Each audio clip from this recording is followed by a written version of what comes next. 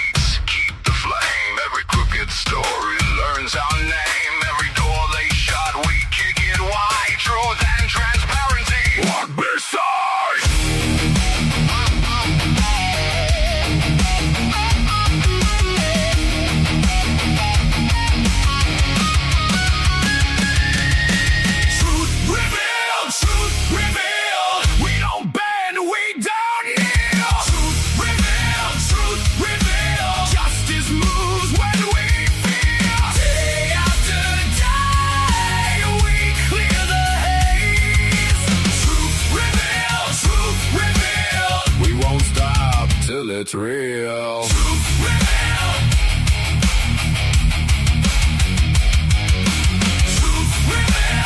Until the whole world knows what's real.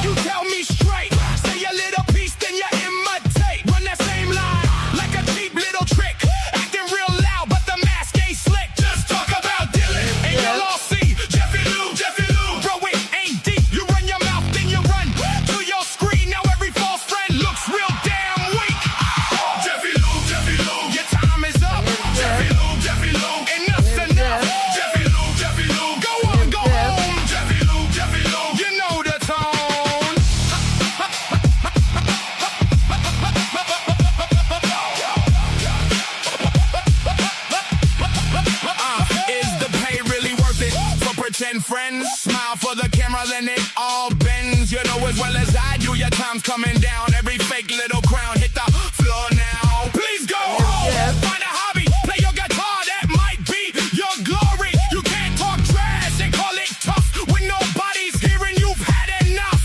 Time to go home, have a nice day. Jeffy Lou, get out the way. Jeffy Lou, stop talking trash, nobody's listening. That same old act got no difference in it. Jeffy Lou, your time is up.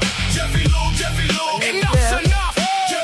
Jeffy Lou, go on, go home. Jeffy Lou, you know the tone.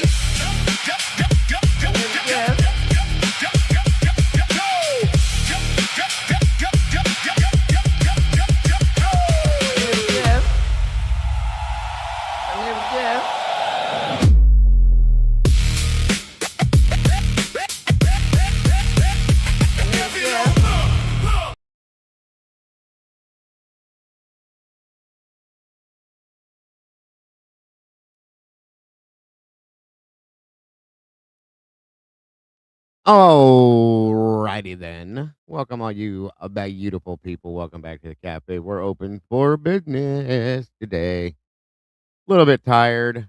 Long night. Wow. Plenty to talk about. We went through I think right around half of the Ray interview and didn't even hit it all. But We're going to finish that up today, break it down, then discuss what we have issues with mostly, which is probably the whole damn thing. So, no way, Ray. I'm sorry, but buddy, you don't get it both ways. That's my biggest issue. And of course, you guys know me. I had to make a song for it because I'm a dork. So there you go.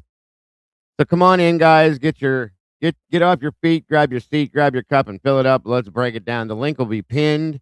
Of course, I want to hear your guys' thoughts, feelings, and opinions on this one because wow. And again, sorry it was so late last night because it was late. We ran till 1 a.m. on this one because I had so much stuff going on. I couldn't start till late. So either way, come on in, grab a seat, get comfortable. We're going to jump into that, break it down, discuss it as an open discussion as well. Point out the problems because there's lots of them. And again, no way, Ray. Let's do this thing, y'all. Here we go. Here we go. Here we go.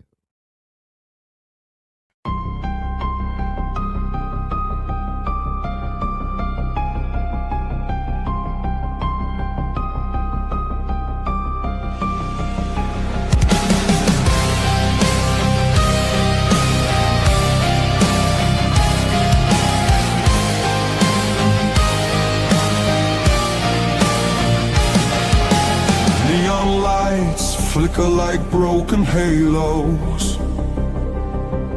Whispers gather in the smoke-filled air. Tables carved with secrets and shadows. Every story's a wound laid bare. The kettle's boiling with a restless rage. Justice written on an unseen page. I sip the silence, bitter taste, waiting for the ghosts to show their face. At the TruCrime Cafe,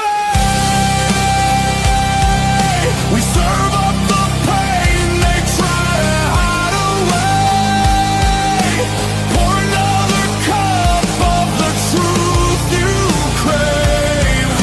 Raise your glass to the names they betrayed.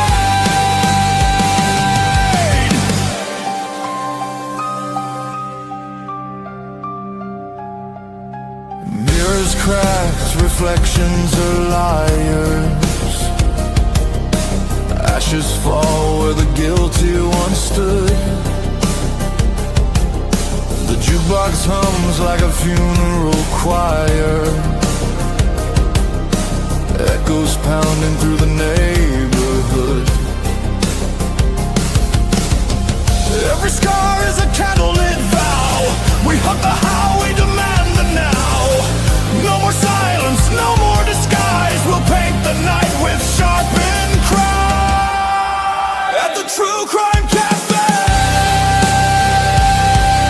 we serve up the pain they try to hide away.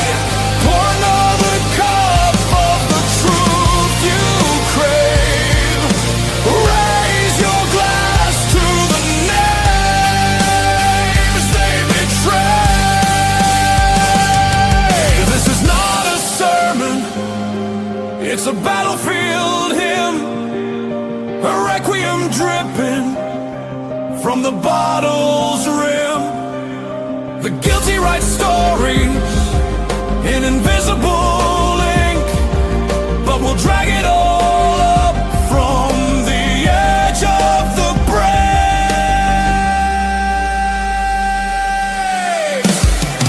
At the TruCrime Cafe,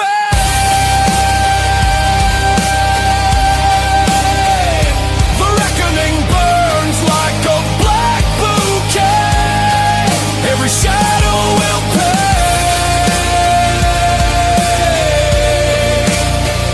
in the truth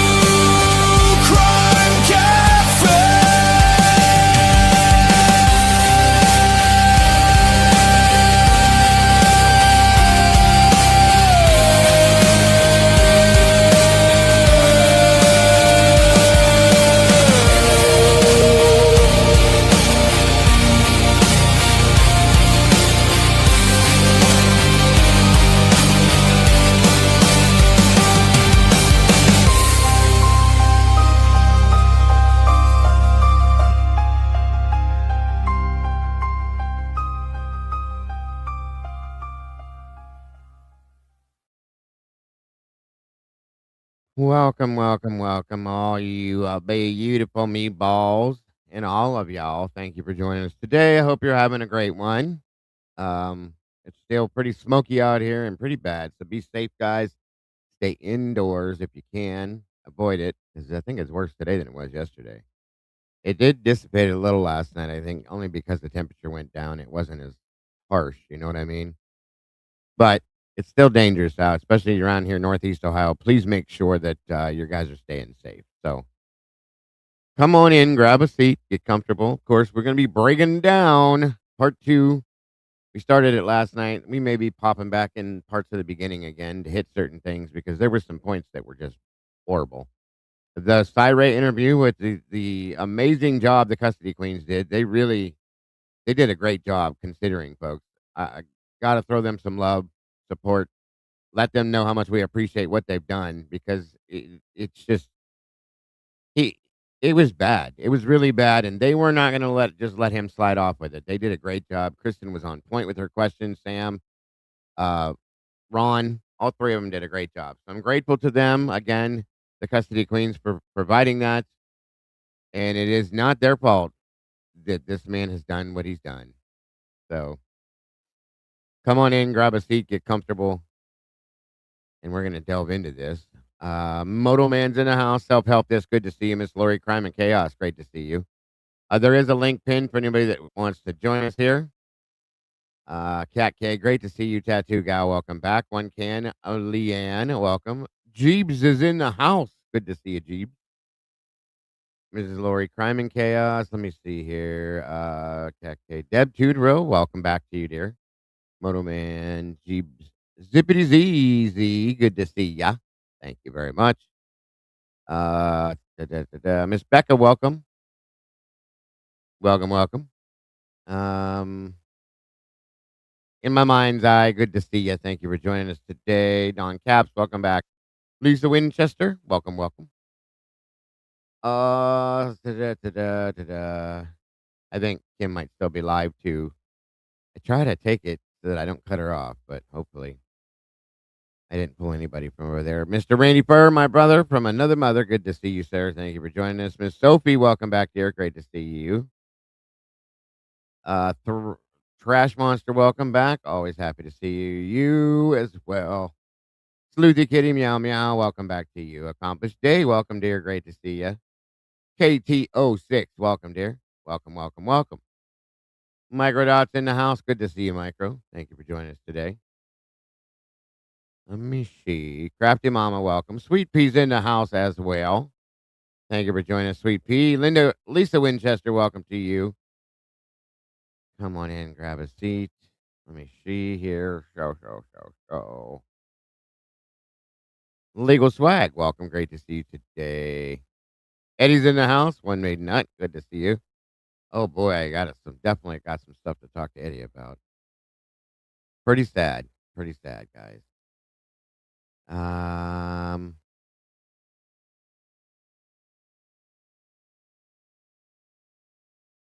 In Stitches, there you are. Good to see you. Thank you for being here. Mountain Mama, welcome back to you. Good to see you, dear. Kaling Prestige, same to you. Welcome. Okay, let me see. Miss Becca, great to see you. Baby Ames. Welcome, Baby Ames. Thank you for joining us again. Everybody, please hit the like button. Share it out if you can. Blue Devil, good to see you. Lost Faith, welcome back. Miss Karmic is in the house. Good to see you, Karmic. Thanks for joining us, dear. Miss Kawanda. Welcome back, Miss Kawanda. Good to see you. Michelle Turner, welcome. Lindsay's Eyes, thank you for joining us. Mystic Sin, welcome, welcome. Fox Rooter, welcome. Great to see ya. Michelle Turner, Mandy Gillian, Realize, Analyze. Come on in, guys. Grab a seat. Get comfortable. Moonlit Baby, welcome to you. Guys, give me a minute here. Waiting on everybody to jump in. No way. Miss Jessie Lynn, welcome, Jessie Lynn. Good to see you. Moving forward, Jessie Lynn. Jessie Lynn. It is Friday. Friday. Yay. Sluther 75. Good to see you, Sluther. Miss Tandy. Welcome, Miss Tandy. Sluther 75. Yeah, yeah.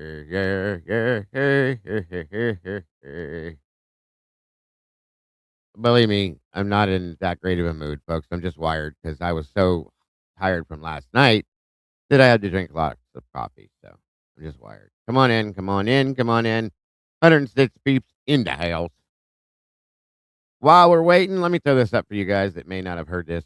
Just popping in here real quick. We got a few more minutes to wait. I want everybody in here when we start this off instead of having to back up through it.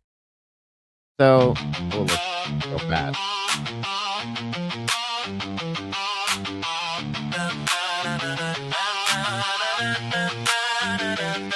No way! Sorry! No way! Sorry! No way! Sorry!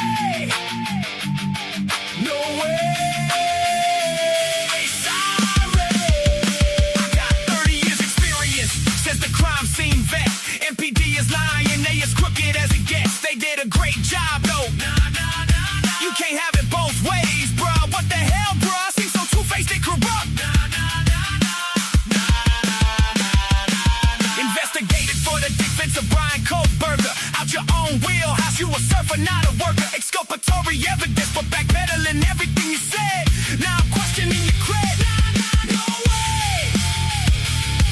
Sorry! No way! Sorry! No way! Sorry! No way! Sorry! No way! Sorry! Sorry! Sorry! No way! Sorry!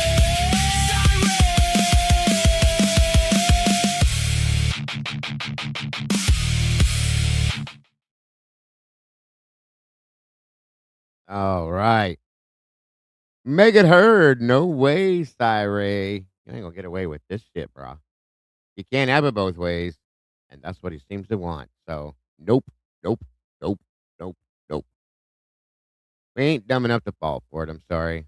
You know, guys, I have to make a song for everything because, again, I'm a dork. So, all right. Welcome, everybody, jumping in here. Thank you very much for joining us. Moto, good to see you, brother. Hope everything's going well for you today. Mackenzie Ray, awesome vintage. Welcome. Zippity doo dah, double Z A. Good to see you today. I think I did get Croft. Welcome. Good to see you. I did get everybody, I think, though. Just a minute here. Just a minute here. Miss Kim did a great show today. For those of you, and there she is. Welcome, Miss Kim. Yeah. There's a link pinned for anybody. Whoop, already. Good lot. People are running down the street. I can see them through my window. Beating my damn door down. They really want to bitch about it today, I bet. Who we got? Who we got? Who we got? Who we got? Miss Lori. Welcome, Miss Lori. Hi, Dago. How are you today? Great to have you here. Thank you for joining us. Thank you for letting me come up. And Of course, always. Oh, shit. join. And another one. Good Lord, have mercy. Sweet Pea, hello. Welcome to you. Thank you for joining us. I guess it's for this and another one. Jesus criminy. You're gonna have a lot of people, I bet. I guess so. What the hell? We're, Good we're had to- Lord. all we're all I had to come sleepless- back. Sleepless Exactly. in Dago's world. I dreamed. Yeah. I think I dreamed about this. I woke up and I was like, oh my gosh, oh my gosh, oh my gosh, stop! Like how Oh, could wow. I need the DBT. I need the therapy to go over to get the gaslighting out of my head. I had 1 minute, everybody, YouTube get on comfortable. I got to pick all something night. real fast, and I will Yeah. be right back. Again, come on up, join us. If you're be on the door, whatever you got to do, I'll let you in as soon as I get back. I'll be only gone for a minute. Dago needs his 5th cup of coffee. For real. Pounding espresso in Starbucks like all day. Oh, that sounds That's why I'm like good. wired. So- Yeah, I'm kind of like wired and weird, but It's the only way I can get through this stuff. I had YouTube on all night. I mean, I normally do that anyway, but and I just normally let it random play, but last night I kept waking up and like replaying it. Like because Jay Ombre, he like had a part 1 and a part 2 of have his rebuttal. Like he was on top of it. And then I also had, because I missed the first. I watched the first like 40 minutes, and then I went to sit with my grandma's girl, and she's almost 6 months old. I adore her. So Aw. obviously that was more important. And so I went to do that, and then I caught the last, I don't know, with you guys. I came back and well, no, I'm sorry. I caught the last 40 minutes of the Custody Queens, and then I got home and joined you guys with Dago and all of you. So I missed a lot of it. So I left it on, like the replay with you guys, and then also then the replay on Custody Queens. But then Jay Ombre was on. So I just had everything on all night. It was insane, and I really didn't Lana's sleep a was lot. good this morning too. Did anybody watch Lana's live this morning? Yes, I had that on too in the morning. Actually, she might still be on. I don't know. She is still on. I Yeah, only stopped watching because Dago came on. me too. All right, I'm back. Sorry about that. I had to fix the TV for my wife. And I would have been on earlier, but I like to wait till Kim gets done with her show. As close to it as I can get. I don't like cutting her off. So here we are, and here we go again. Welcome to Ms. Lori, Sweet Pea, Miss Sophie, and Eddie. Can you all hear me? Okay. Yep. Hi, Dago. Yeah. I can hear you, Dago. Yes, Okay. we hear you. Yes, and I think everybody's kind of going off. Atlanta was pissed. I know that much. Lana was awesome, and Lana Mhm. made so many good points. She noticed a lot of things that, even just within the first 5 minutes, she like went on for like, almost an Yep. hour because there's so much, and she knows it was just crazy. There's His a script, lot. There's a lot he'll, wrong. yeah, his script was like 5 lines. He just like repeated. It felt like a drinking game. It is a problem. It's a big problem. I fully agree. Did I miss Jonah Marks? Welcome. Self help. Good to see you. Miss Margaret, welcome to you. I think I caught everybody else. Have you seen any of this at all, Eddie? I did. I caught it on replay, and it is apparent that this thing is not over. There must be some upcoming. I'm getting a lot of background noise from something. But hold on. Go. Well, everybody, mute yourselves except for Eddie. Go ahead. so it feels like there is too much effort being put into this psyop. It feels like there's some legal action or something just around the corner, because it's easy to see that Cyril does not believe what he's saying. I mean, if we were to ask him and he was obligated to tell the truth, if he believes that, he would say that he's lying. If it was off the record and it was him saying the truth, which of course he won't do. So we have to just be able to identify that using logic. But yeah, if this was done and dusted, then there wouldn't be the need to put all this effort into this psyop. So in the end, no matter what, it has to be one person that did this crime. I feel like they may anticipate that Brian Kohlberger has a chance to win, to come out not guilty. And if that's the case, then they have to have him as the guy who did it. When in reality, There was multiple people that did it, and the state knows this. And the people that really did it are dead because that's a loose end, and they would not. This something is too serious to allow for a loose end. So if he does, if he does win in the end, Brian Kohlberger, then it has to be that everyone perceives him as still being guilty. Yep. Very good way to put it. I mean, it's insane at this point. I mean, like I said, I said it last night. You can't have this both ways. It just you can't. Nobody's gonna let you do this. Nobody's gonna accept it. So, it's one of two things.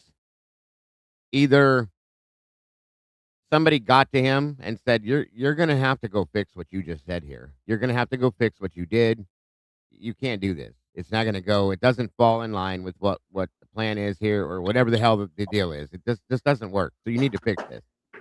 Or somebody shoved money in his pocket to help promote his book and his program or whatever else, or both. Who knows? But it's not none of them, in my opinion. There's no way you're gonna make the detrimental statements you made, put out the affidavit he did, accuse the whole damn county of corruption, and then turn around and say, "Well, they did a good job." I mean, the crime scene wasn't that bad. We got some good stuff. What the fuck are you saying? No way, no. And then I caught him last night. I wrote it down too where I caught it. He completely, I mean, first and foremost, and you'll see more of it as we go through this. He contradicted himself more than once. Okay. He's talking out the left side, the right side, and the back side of his ass. Okay. All sides, period. And it's obvious. And it's just highly disappointing.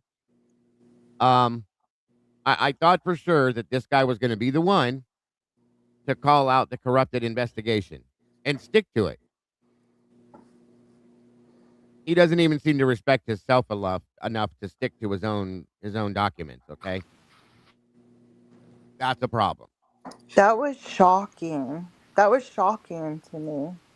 That he that when they asked him about the fog lights, he literally sat there and said, with his body language and everything, said, "Oh, no, I'm not talking about the fog lights." He literally just blew it off like it was, no, I'm not, because he knows that it's proof Yep. in his own evidence, his own screenshots and everything else, that it's proof Yeah. that that was not it. I mean, they can take the video of Brian Koberger at the BMV talking to the woman who he had Yep. no problem talking to, the woman who talked his ear off for 20 minutes straight, saying, "Oh yeah, I wanted the sports model Hyundai Elantra that would have had fog Yes. lights." Yeah. And it is literal proof. And he did not want to talk about it. And I'm No. sorry, isn't that part of Ray's job, or am I incorrect? Well, I What? guess from what we learned last night, everything's part of Cy's job. Cy thinks that everything is his fucking job. He's all over, and Yeah, I'm but gonna forewarn literally, you, that all of is you. part of his job. Yeah, Like, for literally, real yes. though. Yeah. Right. And he did not want, he literally blew it off. You could see with his body language and everything. And I was stunned when he said that. But wasn't it Eddie? Eddie, was that you, or was it Jesse who spoke about how these higher profile lawyers and so on will not get into this case because of this very reason, that they're being warned or paid off or something Or to both. keep their mouths shut. And it must be the same thing with Well, Ray. What I happened to this man? Eddie says it basically like, why is it such a big deal? Why is it so important to not talk down about MPD?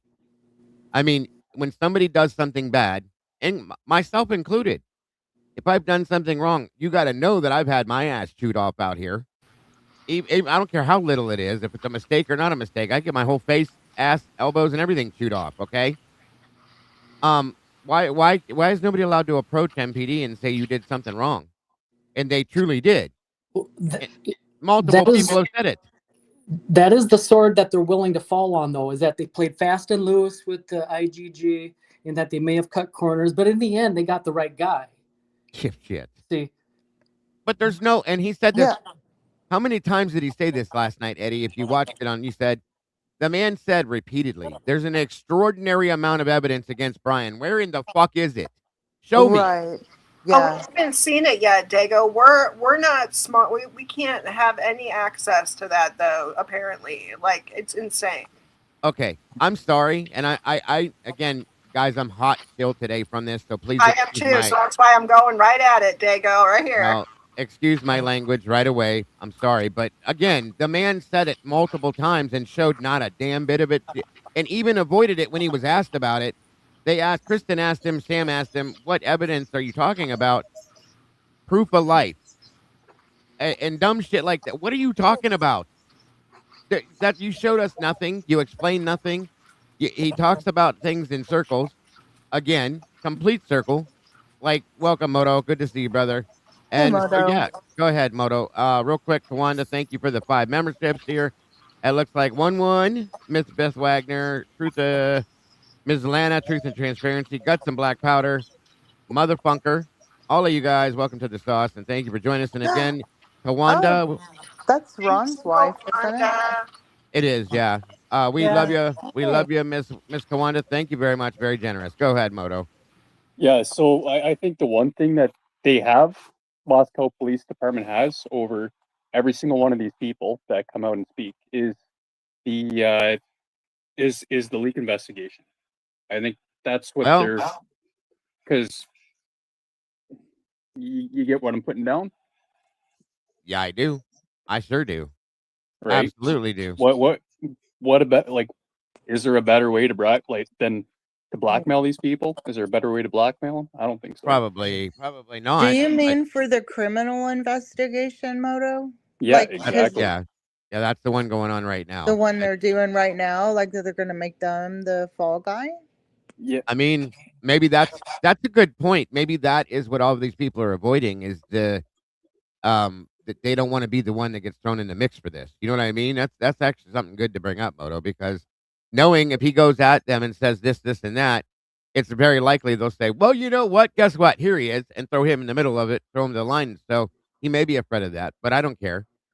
Do what you're going to do to me. Okay, that's how I look at this. I believe in justice so much that if you're going to do this, if there was so much overwhelming facts, I mean, I've said it time and time again, they would have released these overwhelming facts because they would have led with it, right? Exactly. Why keep it in the dark?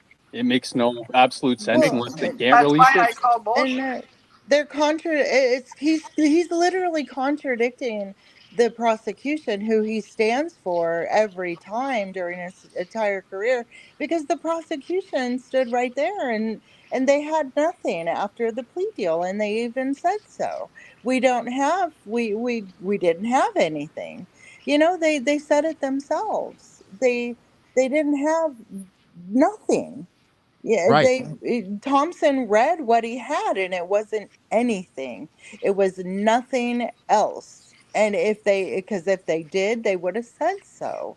So there is no smoking gun. There is no nothing. And even the gnome stood there, the bald-headed gnome even stood there and said, "We looked here, we looked high and low, and we couldn't find anything." They couldn't find the knife. They couldn't find clothing. They couldn't find anything. So what is there is nothing. And so whatever Ray is talking about, I'm sorry, I don't mean to get loud. Whatever Ray is talking about, You're fine. what is this overwhelming amount of, if they can't put him at the crime scene, they can't place him, they have no evidence, no clothing, no nothing. What in the world would they have? I mean, He said something like it was at the end, he said something that had happened something happened right before the plea or something. Didn't you say that? He said that somebody came forward that has nothing to lose or nothing to gain. He's talking about Molly. Um, at least that's all I heard. I didn't get to the end of this. So, Okay. Well, are they they're making this stuff up now, and it's something that they didn't talk about at the plea deal, after the plea deal, or during the plea deal, because it's got to be complete BS, or they would have talked about it already. I don't understand. Why would you have something now, and you didn't have it back then? Well, I don't understand how he can talk about all these things that are not in his wheelhouse. He has no business talking about Turvey when that's Turvey's specialty right there. Like, you're way out of your scope. The blood spatter, all that stuff. The way there was no footprints across the common areas of the crime scene, all those things that he just dismissed as oh, that's normal. Bullshit. agreed.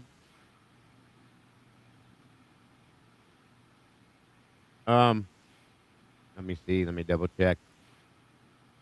Anything to add, Eddie? Not yet. Okay. I know it's coming. Um, Now one of the biggest things he said last night that really burnt the shit out of me. I got scorch marks on my ass from it, folks. I'll tell you that much. Okay. He made a statement that completely and totally contradicted everything he was saying. And it's a big deal. It's a really big deal and a huge statement. He said that when all their phone activity cuts off and shuts down, that means everything's going on. The murders are happening. Well, Oh my God. Oh, right. I don't know if you guys caught it. I'm gonna show it to you Oh, again because yes. I marked it and went nuts last night Yes. I did too. because one said this to me a long time ago. I fully agree with him too that something started at 2:56 a.m. But this man swears up and down that none of that happened until 4 a.m. Well, Mm. you're full of shit, bro. And if you're gonna call out that make that statement, then you need to stand right next to it and be fucking held accountable for what you just said. Amen. Right there. Yep. Yeah. Yeah, because he did. He said that, and he was super firm about it. And it's He a, repeated it. Yes, yeah, he did. He said it a couple of times, and it's unfortunate that Sam and Kristen and Ron had to be. They did awesome. It had to yes, be really hard for them to not say. They didn't say anything. Like, they did. Listen, oh, they and you did. guys, you got no. They did. I was Yeah, gonna say they did the best they could possibly do with what he was giving yeah, them, and yeah. they Cause really deserve like extreme props for this. They did an yeah. amazing job. Oh, yeah.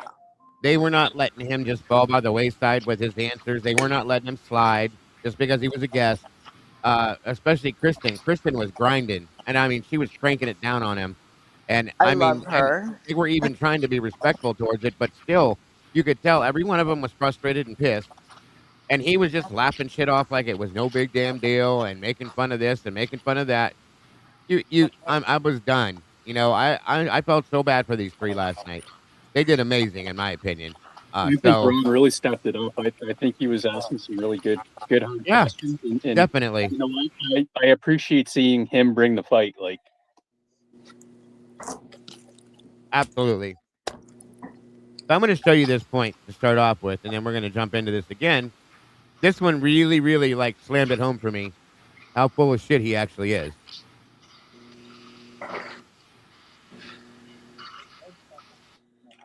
And I know the question's going to be, you guys know it's his car. You can't show that it's his car. Well, what we can show is that Brian Koberger's phone movements, when it's on, especially coming back to Washington State University, are traveling right next side by side. The phone and the car are moving together. This isn't the statement. I missed the timeline. I'll get it to it though, but again, this is a dumb statement as well. So it would be a hard stretch to say that that's not his car. But you do agree that at least when you're looking at the cell phone data, geolocation, all of that information, you can't actually put him in the house during the time period that the crime took place. Nope. And obviously, this would be a very different case and a very different discussion if they could. We can only put a knife sheath that at some point he touched and we can only put a partial description that somewhat fits his build, if you will, and we can only put a vehicle that matches his vehicle, and we can only put his device in the area of the crime scene prior to. That's all we can put physically at the crime scene. Now, does that mean that he committed this crime in of itself? No, it's a lot of evidence. No, it's not. Starts that story for sure. When you put pattern of life over the top of it, that narrative changes very quickly. So with the pattern of life, how do you reconcile that with And this here again is where he contradicts himself, truly. you got in your report, I'm unable to locate any period of time between June 23, 2022 and November 13 where Mr. Koberger's mobile device is in the same specific area as any of the deceased's mobile devices. I'm unable to identify any patterns that would be consistent to Mr. Koberger frequenting locations, also frequenting by that. It's my opinion the geolocation data have been provided as of the writing of this report does not provide any evidence of association. Dago, do you notice his body language when Ron's talking? He's squirming in his seat. He can't, look, his eyes are closed, pierced mouth. He can't take it. Yeah, he definitely shows his emotions on his movement. That's for sure. Can I say something to that? Of course. Yeah, the custody queens did a really good job. And I have to say that Cyree did a really good job. Meaning, he was obligated to do this. This is not genuine or authentic. He doesn't believe what he's saying. I wouldn't be able to do there and sit that calmly under that kind of pressure like he's doing. He ranks up there amongst the pains of the world. He is calm under pressure. And he did a good job. He doesn't, like I said, he doesn't believe what he's saying, but he has to do this for whatever reason. Understand? Yeah, no, I get what you're saying. So he did a good job, is what I'm saying. I mean, it's kind of convincing that he believes it, but he doesn't. He does have that book, though, too, where he's trying to get law enforcement to take this course. That's exactly what I think it is. You're not gonna, like I said, you can't. You can't shit where you eat. You don't shit where you eat. Period. End of story. That's the And- best way to put it. And he kind of confirms all this at the very end. At the very end, he says, "I don't want anything to do with this case. I'm out." Yeah, So and he said he's not doing any other interviews. So yeah, he did his part, and he did a good job at it. And now he's washed his hands. I mean, he can look at the agency and said, "There you go. I pulled through. I call it being on board." Dago, you call it. yeah, he's playing the game. Yep, another one who's playing the game. Well, yeah, he sounds just like every other interview where they talk out of both sides of their mouth and you feel like you've just been gaslighted and you don't know what's up and down. It's wild. He's compromised. Yeah. He is definitely compromised. They probably had someone had something on him, or I would think, and they said, "All right, we need you for our side, and we need you to go out and calm this stuff down, and you need to speak on our behalf, or else." I think I said last night. I said it does look, in a sense, as though they said to him, "Hey, they think you're the savior. You need to fix this. You need to do something about this." Yeah. And they only listen to you. They're not going to listen to us. They haven't. And here's what we're going to do for you. Okay, Yeah, and that's exactly what I believe they did. He's a very powerful and voice of authority that many people believe and hinge on his every word. So they needed him to get this narrative out there, and it's going to carry a lot of weight and take them far. And it's not a coincidence that when he started this interview, he's like, "Oh, well, my report's out now, so I can talk about it." And it's like, so I don't think that was a coincidence that they said to some extent, yeah. Yeah. And now that he has came out and he is showing his pro prosecution side. All the guilters are, now the, what do they call us? Pro burgers are crying. I briefly looked at the Idaho murder group on Facebook. They're, of course, rejoicing this morning.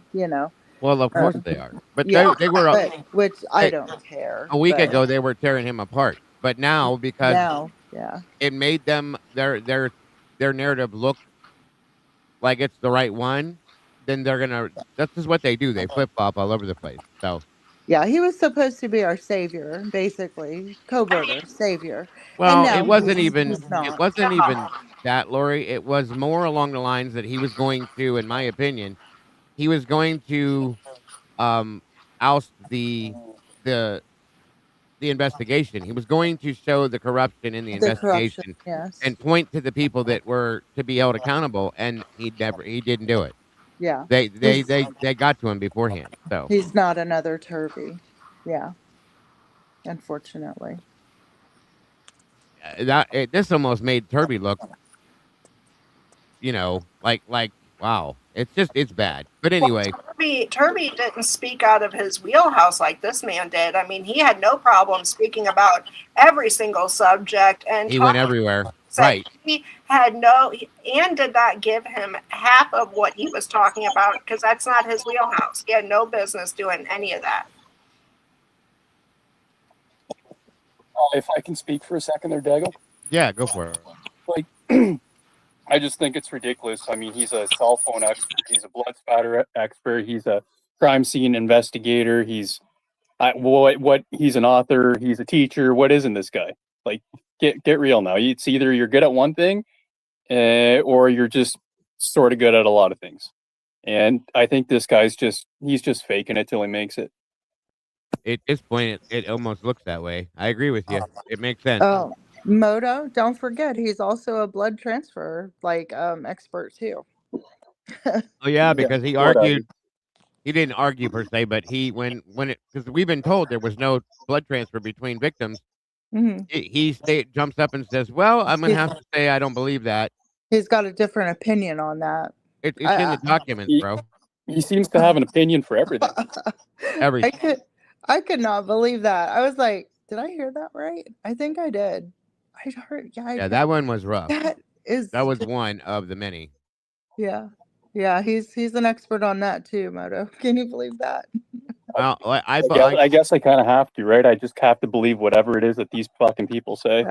Yeah, he's just amazing. I mean, look at he doesn't have as many books back there as Brent Turvey, though. I don't think. Not yet. I'll get there. They're just picture books. It's got a lot of crayons. Right. Moving on. I want to get to this one point because this was a big deal for me last night. If I can find it again, I thought I wrote it down, but I was so frazzled last night. I probably wrote the wrong timeline or timestamp. 1 second.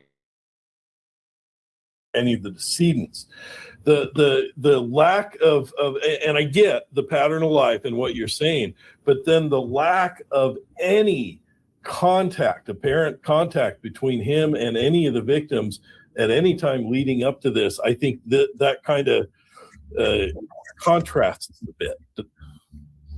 Is there one reason why you might discount that as opposed to the pattern of life?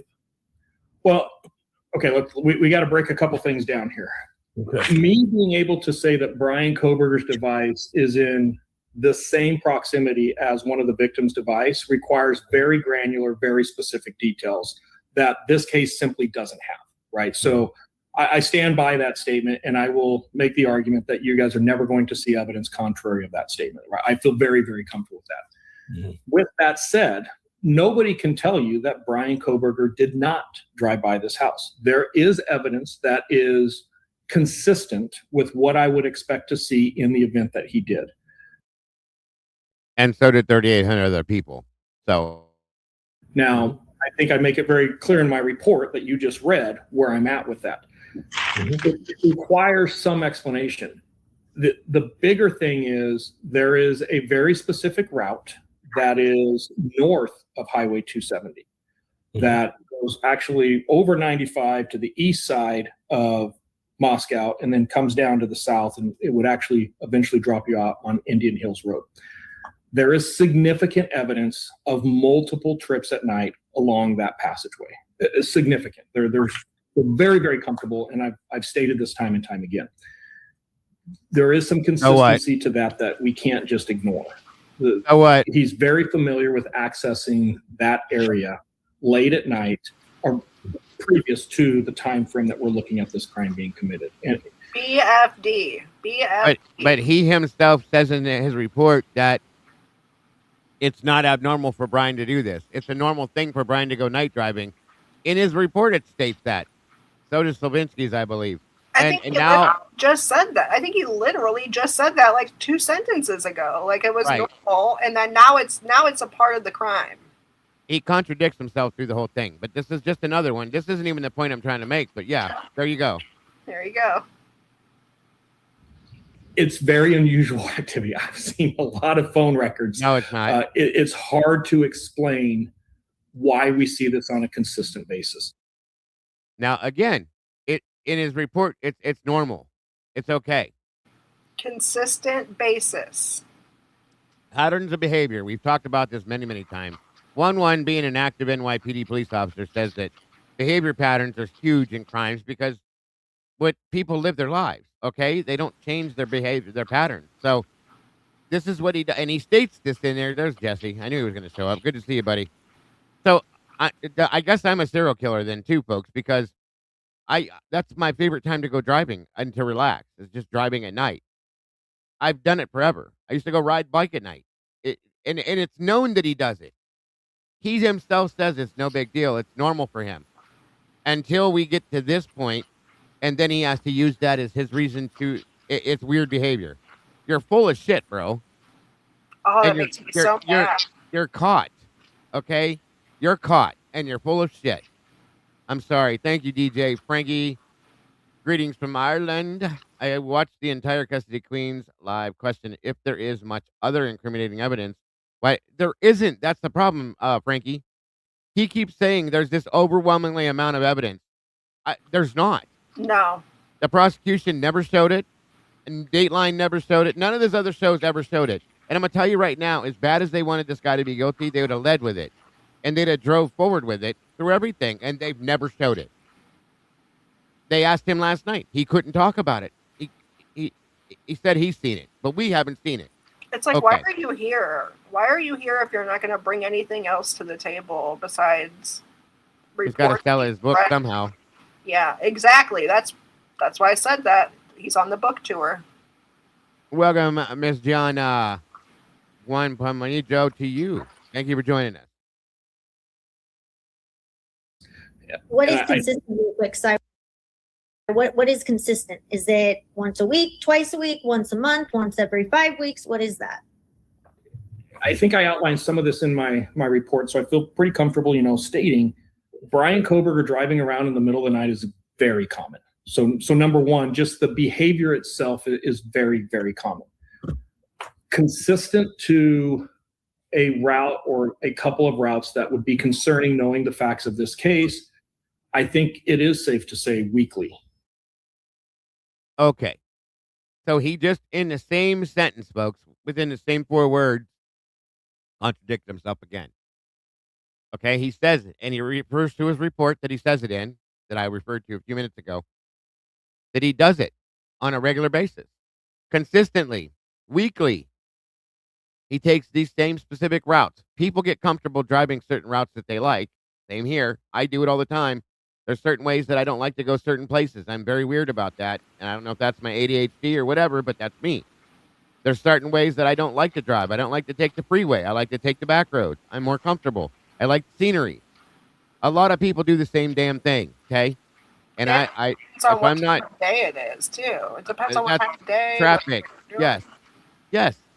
And if you're doing it at night, so fucking what? A lot of people like to do that. And he just says himself, that's normal for Brian. That doesn't change any of his patterns of behavior to make him a killer, okay? Once a week? Oh, does he go to the grocery store? Does he go to the laundromat? Does he go to get his hair cut? Does he go to the No, doctor? I mean, the you know same he shit does everybody that else once does. a week. You know he does. You know he goes to the store once a week, at least probably. And we saw it. He was at Walmart like that day or whatever. And that's the thing. Brian is also autistic, and I'll tell you right now that autistic people like to have a schedule and a Right. routine, okay, that they're comfortable with. That does not take anything away from Brian himself as a person, and it definitely doesn't make him a fucking killer. So stop contradicting yourself and telling the bullshit. Everybody knows what you're doing. Yep. He probably like to shop late at night because there's less people out and about. Agreed. Yeah. I wouldn't doubt it if he went to Walmart because I know our Walmart here. Well, it was 24 hours. They changed it, but it used to be open 24 hours. You could go shop at night, and there's like 5 people in the whole store. I know. I used People, to love going to Walmart in the middle of the night. You know, it's always a different kind of crowd. I loved it. yeah, and a lot of people do like that. That's the thing. And I'm not saying that's what the answer is. All I'm telling you is Right. that could make sense to me, not this. So, welcome, North Carolina Mountain Man. Good to see you. Jason Purcell, welcome. Jesse's in the house, as I said. Good to see you, brother. Tattoo Gal, welcome back. I'm making sure I didn't miss anybody. Thank you guys all very much for joining us today. One Can Leanne, welcome. Good to see ya. Our Bubbles is here. Nanapin, welcome to you. Of course, Miss Gianna. Good to see you. 1-1. Realize. Judy Studios. There you are. Welcome. I knew I saw a couple names pop in here. And of course, DJ Frankie gave us our first of our goal towards our goal today. Thank you for that. Beach Babe, welcome. I think Mackenzie Ray, good to see you. I think I've gotten everybody. Wade Bird, there you are. Good to see you. If I missed you guys, you know better. I'll catch up with you. Thank you for being here. And please make sure that you share it out and make sure you hit that like button, folks. Please and thank you.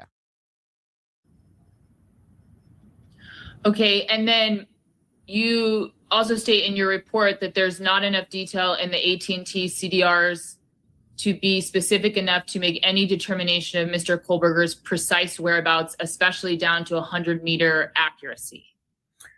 Yeah, I'm speaking specifically to anybody being able to come into court and say they know that Brian Kohlberger's mobile device was inside the crime scene or on the property, and I will continue to stand by this. There is no evidence that surveillance or stalking-like behavior of somebody sitting at the house and watching for extended periods of time, there is no evidence of that in this case. None. I've been very clear with that from the beginning. Once again, then I want you, welcome Aunt Clara, explain to me, you're saying within the same sentence, basically, that there's no evidence whatsoever that Brian was in that house. But at the same time saying he's the one that did it. Somebody please tell me how the fuck you can do that. I know. He does it the entire 3 hours. It's insane. Thank you so much, Moto, for that. And I'm at this point, I'm same place you are, bro. Truly and honestly, I'm at that point. Thank you for that. Very much appreciated, brother. It is so aggravating. There's a lot of people who have gotten me to this point now. Just hearing their voice now pisses me off. But Yep. thank you. I appreciate you, bro. Very much appreciated. And God bless, brother. Unbelievable, you guys. He just did it again. Like, no, there's absolutely no proof that he was there, that he was stalking. No stalking activity, no nothing, no this. But he did it. What? Come on. Enough is enough already. It's obviously evident, and I got to go along with Eddie. Like that. I want to know: do you believe what you're saying? Do you believe what you're saying, or did you just need toilet paper when you wrote that affidavit? Because honest to God, if he does believe what he's saying, that this dude needs locked up somewhere. He needs some kind of mental help. Because though as often as he contradicts himself, it's like he's got two personalities here that he's talking back and forth to himself with. It's ridiculous. What is the actual date? Sir, go ahead, Ron. So you've got evidence, and I did see that in your report, that he would drive around that route, similar route. So if he's doing that weekly, is it really that unusual or that much of a coincidence that he would have done that route happened to the night of the murders? Also Exactly, considering Mountain. his disabilities too. Could it just, I mean, does that speak to it potentially being more of a coincidence than necessarily some sort of planning or behavior? Yeah, and I get where you're coming from, and I will agree with you. When we isolate one piece of anything that I'm talking about, of course there's other alternative theories we can talk about. Of course we can say, isn't it possible? Well, yeah, of course it's possible. But for me, it is hard for me to look at the totality. And that's a whole different thing. When we start getting in conspiracy theories, we have to eliminate the totality of all the other evidence we're seeing in this case. What do you mean? What the hell does that even mean? That's just a way to talk over people. It's so dumb. It makes no sense, Eddie. It You know it sounds makes like no sense. it sounds like Fry during those press conferences. Yes, it does. It's very It does. big. It's very complicated. Hard to understand. When you isolate specific things, of course you can do this and you can do that. But the totality of it, that makes zero sense. Because the totality of everything, when you combine the little things all together, is the same fucking thing, folks. He's talking in a circle. That's all he's doing. I don't understand how he can think I agree, Wanda. Yeah, I don't see how he can think that and notice all the mistakes that were made when he did his report and then think that everybody else did their job. That's what I'm saying. I have to agree to an extent with Eddie that he doesn't believe himself. Somebody got to this man, or something got to him. So much, Wanda. Not real. Who talks like that? Like, it's so bizarre. Everybody on this case. Everybody on this case. And like I said, and yeah, Bubbles is right. I fully understand it. Don't get me wrong, but it's a contradiction in itself. Okay, we've never seen the totality of the case. We've never seen the totality of anything. So if you're going to make these statements, then show it. And if it goes beyond anything we've seen, then it doesn't exist. There is no more to it. You know what I mean? If we've seen the totality of everything, which I'm sure we haven't seen it all, but we've seen a good hunk of it. But if we haven't seen it, what the hell is there? Because I promise you the prosecution doesn't have anything else. Or again, I believe they would have led with it, and they didn't. So, well, he said it himself. He said the knife sheath, the DNA on the knife sheath, and then he goes and talks about how terrible the IgG is. It's like, okay, and then the car, but he shut his phone off. It's like, right.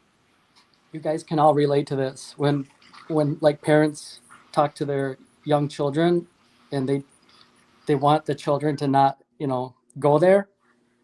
They gaslight them. They go hot, hot, hot. Don't touch hot. Yeah, right. Even though it's not hot. Absolutely. Stay away. Don't touch. Hot, hot, hot. That's what he's saying. Like we're children. Hot, hot. Don't go here. Stay away. It's just very big, very complicated. Hot, hot. Don't touch. Yeah, we're not smart enough to understand. Yes, that's what he thinks. He's definitely talking out both sides of his mouth, without a doubt. And yeah, he thinks that we have no clue. We have no idea what we're looking at, what's going on.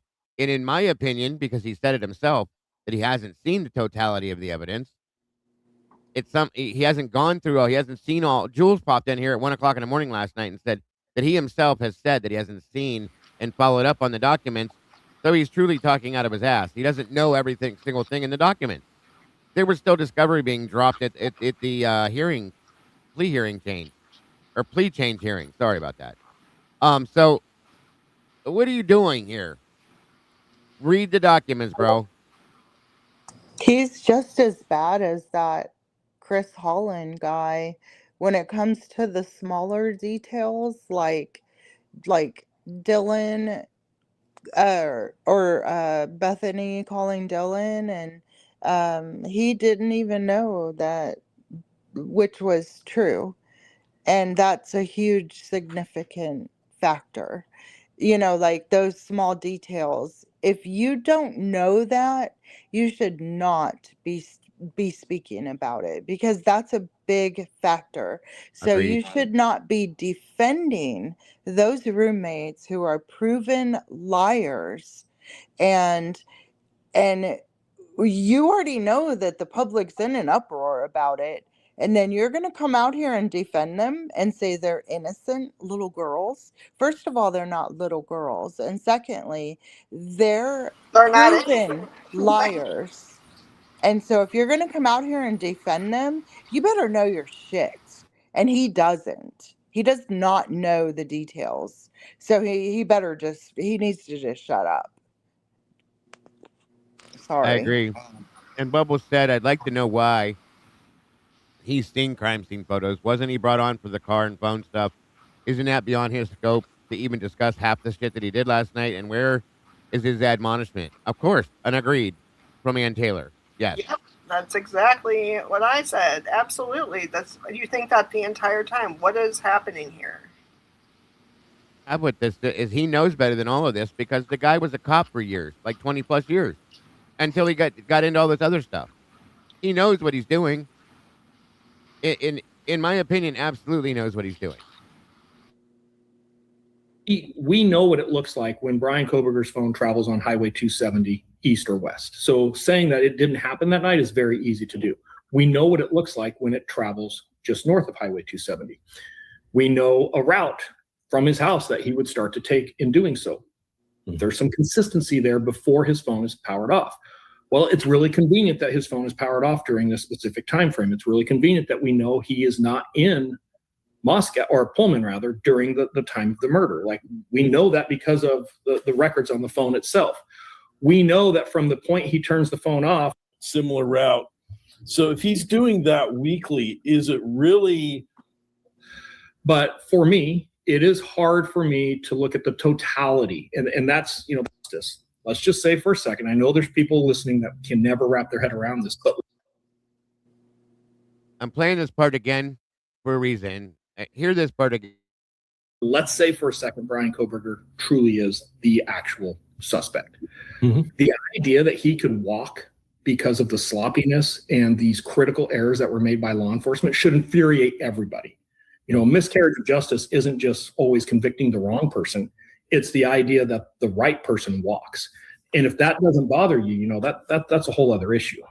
That's something that's brought up a lot when you talk about when law enforcement conducts an investigation that violates, some of the constitutional limitations and so forth. Those instances probably far more often result in guilty people being free, avoiding the consequences because of the mistakes made by law enforcement that may violate the rights of people. And that's something that I've had to have discussions and have had discussions with people over the years because it does seem unjust. But in the long run, those constitutional protections really do protect everyone who's innocent as well. And so, yeah, that's kind of, and so I get it from that. And it's a tough thing to deal with. I know, especially for people. I get it. Let's not forget, I'm the cop who's saying, hey, cops, you can't do this, right? I get it. Yeah. Oh, absolutely. So from your perspective, you probably would in private with these cops who have not gone by the book and don't want to seem to skirt around the constitutional issues. I would expect you're pretty harsh on them in private because it might let somebody go free who committed a crime. I'm pretty harsh on them in public. So yeah, in private I am too. And I want to make something clear. Yeah, I did. So being harsh on law enforcement is telling Moscow PD they did a good job. They did it right. Where? Huh? No. Sorry, bud. Nope. You don't get to get away with that one either. Yeah, let's not forget I'm the cop the defense discussed. Yes, good point, Kathy. Good point. Welcome again, Kathy. Great to see you today, dear. So ridiculous. Release a book. I published a book, but I'll make it really clear. This book is not a tell-all to Brian Koberger. This book is not something most of your listeners would probably enjoy reading. The book is a methodology. It's an investigative methodology written. Bear with me, guys. I thought I was back far enough. I'm trying to find that point I wanted to make to you guys, so just bear with me for a minute. pretty accurate. So, I think that we have to look at this from two sides. Number one, we're dealing with somebody who is young, I think, and more frequently when we look at DNA comparisons, I think we have to come back to the DNA. They were provided to rely on, and we're giving them terrible information. And, that this is the result of it. Now, did you analyze only Brian's cell records? No. So you analyzed others as well? Yeah, and in my report, so we can just keep this on the record, I outline all of the records that I actually analyzed. There's 6 months of records that were obtained on all 4 victims, as well as Mr. Kohberger. And, another disturbing or another problem with this case is, to this day, I have never seen a mapping file produced by any investigator that shows that has been brought out that him and another potential person have been anything other than victims. And my personal opinion is, any social media, podcast, news, reporters, or anybody else that tries to spin some type of conspiracy theory that these 2 girls somehow pulled off, provide her some corroboration to what she's reporting. So, I think she saw somebody 100%. I think that her description is more similar to Brian Kohberger than it is. So Dr. Turvey said that in his opinion, the lack of things in the bathroom is what about the lack of footprints? Well, what happened after, or was there something? Because you would think, with the amount of blood that was on the floor, and there are some clear marks indicating somebody moved, and we know Xana did. How is it that whoever did this, if it is Brian or if it is somebody else, escaped any trace of blood between those rooms or between either of those rooms and the exits?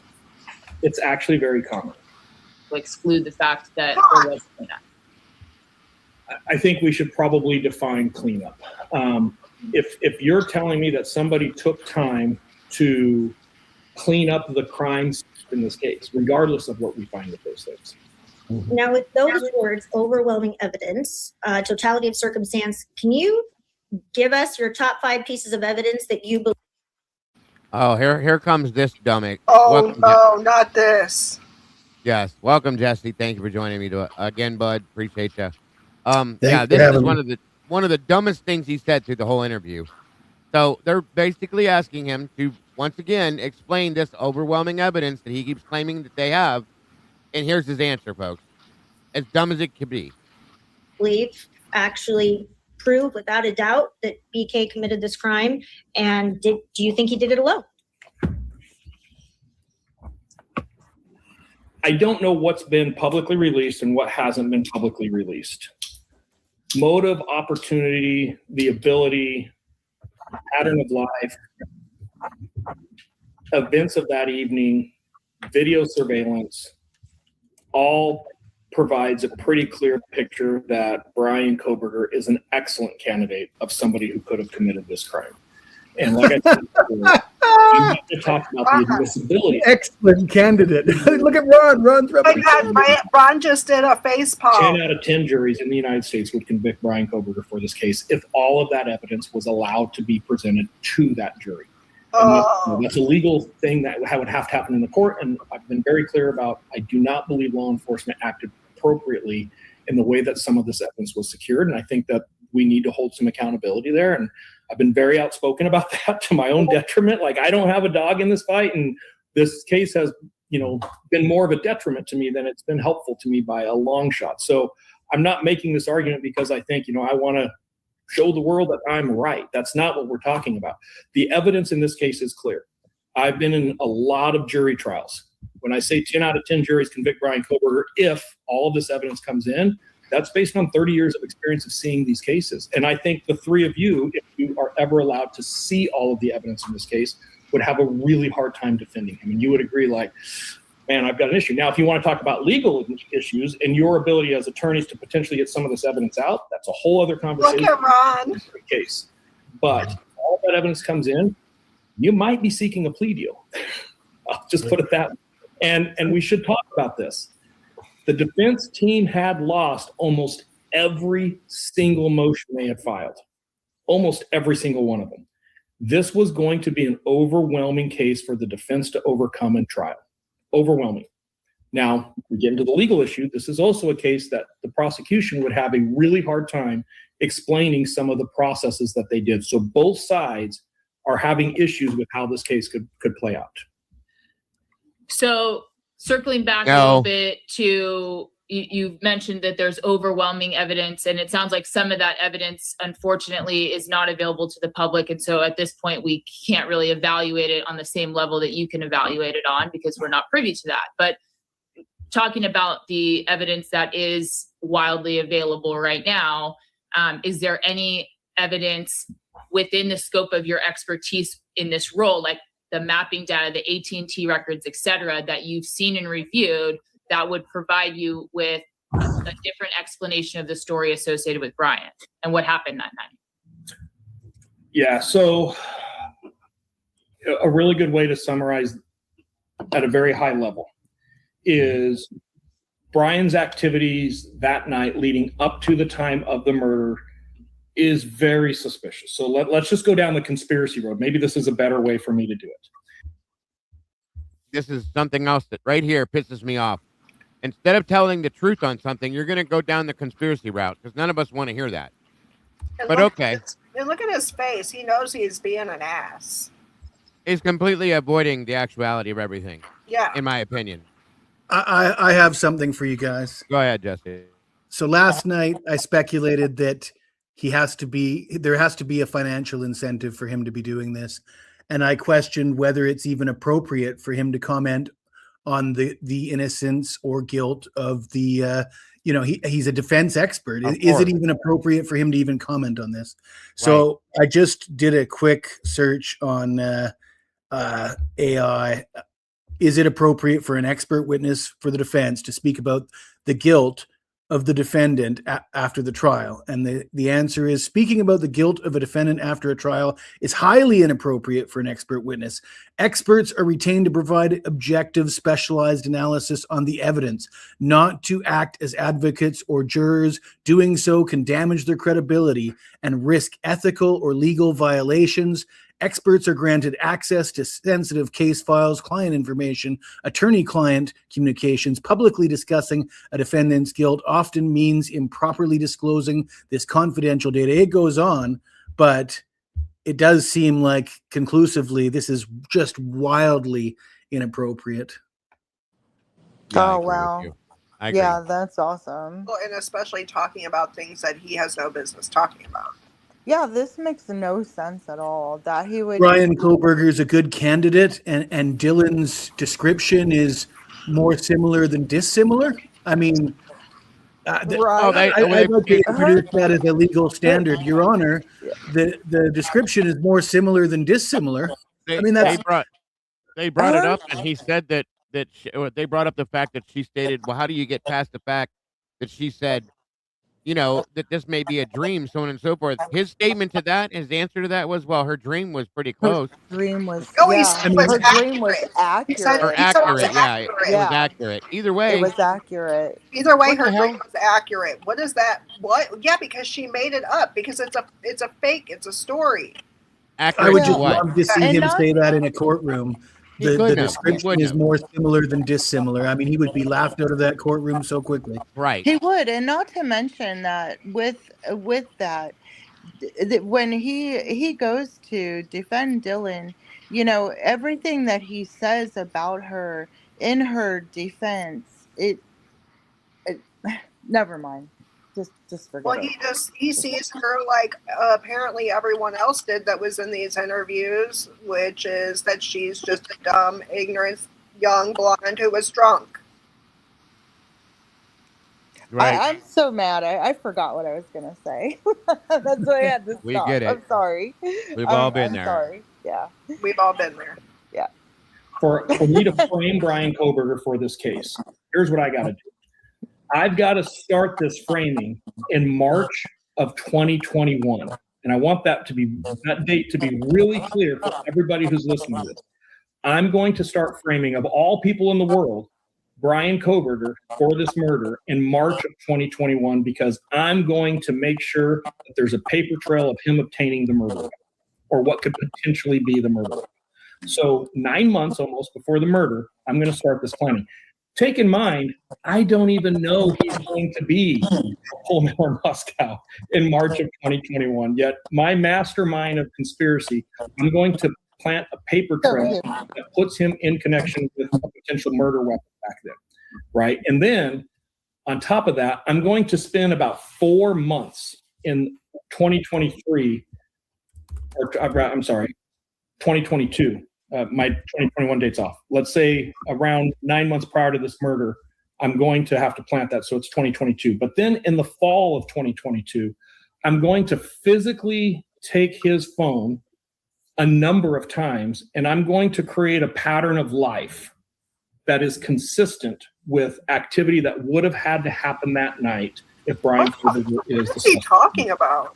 So I'm going to create this pattern of life that starts to mirror what would have actually happened in this crime.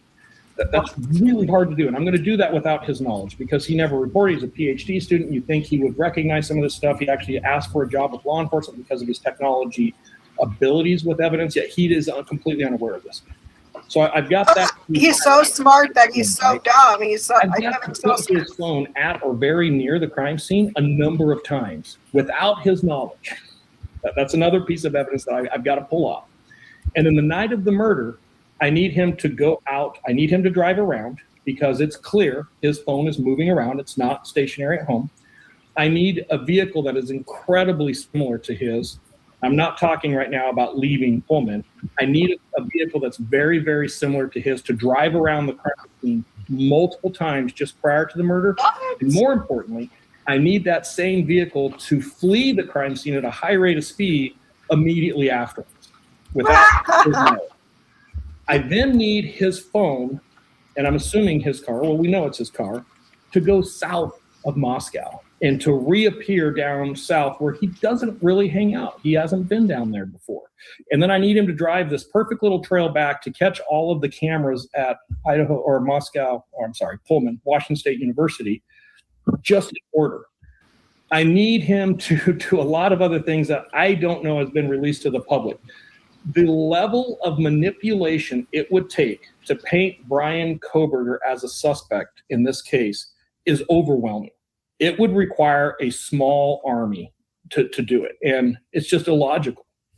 Okay, so if we sort of take your fact pattern, and we know that in your report, your summary, you specifically say that, and so no, this portion's at least public, that he routinely drives in random locations late at night and early in the morning, that he's constantly cycling the power on his phone for different periods of time, and that his daily geolocation patterns are chaotic, random travel patterns are normal. So if we accept all Dago, that, can we pause right there? Yes, Thank sir. you. Sorry. So right before she leads in with that question, what Cyree said last was an argument that's been out there for a long time. Is it's kind of like it doesn't make sense. It would take a lot of people to manipulate all of this. They'd all have to be Right. on board. And that doesn't make sense because that's just too many people. Well, that's been a very frustrating argument to overcome because that's the only way it does work. This agency needs a favor. So someone's going to do their part. Just like the witnesses did their part, like Cyree is doing his part. They're all doing their little part. You can tell that some are good at it, some are not so good. You can see through their shenanigans. Chief Fry, right? He wasn't comfortable doing his part, but Brett Payne is very good at doing his part. Yeah, a large army is behind all of this manipulation, and that is the only way it can work. Because can you imagine, like, if just one person was doing this, like, how would, say, let's just say it's the lead investigator, just for discussion. How would he get his shenanigans past, the ones who are above him? That wouldn't fly, right? So they're all aiming towards a common goal, and they're all doing their part, and it is a small army. Make sense? I agree. And like I said, there are understand because I understand how it's hard to understand that 4 or 5 different agencies, that everybody that works for these agencies are all on board playing the game. Okay. No. And I've explained this before. You don't need that many people. Yeah, Okay. well, And it's easier to keep people in the dark, to be honest with you. Okay. Because they don't ask, a lot of people don't ask questions. They come in, they're clock punchers, they do their job, that they don't ask questions, they do what they're told, and they move forward through the day. There's a lot of those people, okay? A lot of those people involved in this that, in my opinion, are just doing what they're told. They don't question it. They move forward. They don't have any reason to question it. Because if you let everybody in on everything, there's somebody's going to slip.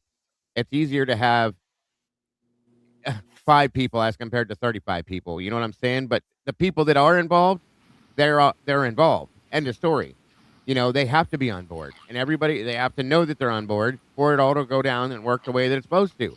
And I think part of it again is keeping some of those low totem pole people in the dark so that they don't make a mistake or judge it or say something or do something that would screw it up. So that's important to know too, in my opinion.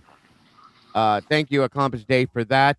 Um, this has been bugging me since last night. Is it possible this is a tactic and Cy is publicly contradicting his own sworn declaration on purpose so BK can file an appeal in sight? I don't think so because I don't think it would affect him. I don't think it would affect Brian's counsel. It's a good thought, for sure, but I don't think that it would have to come from something that Ann said or did, or the defense team would said or did. So I don't think that's the case. It is a good thought though. Now, if it can be proven that Cy did something, what is the word I'm looking for? Something nefarious on purpose to purposely screw up the defense's case, that's a different story. If that's what you're meaning, then yeah, that's a tactic, I'm sure. But I don't think that's what's going on at this point. But that is a really good thought accomplished. Really good thought.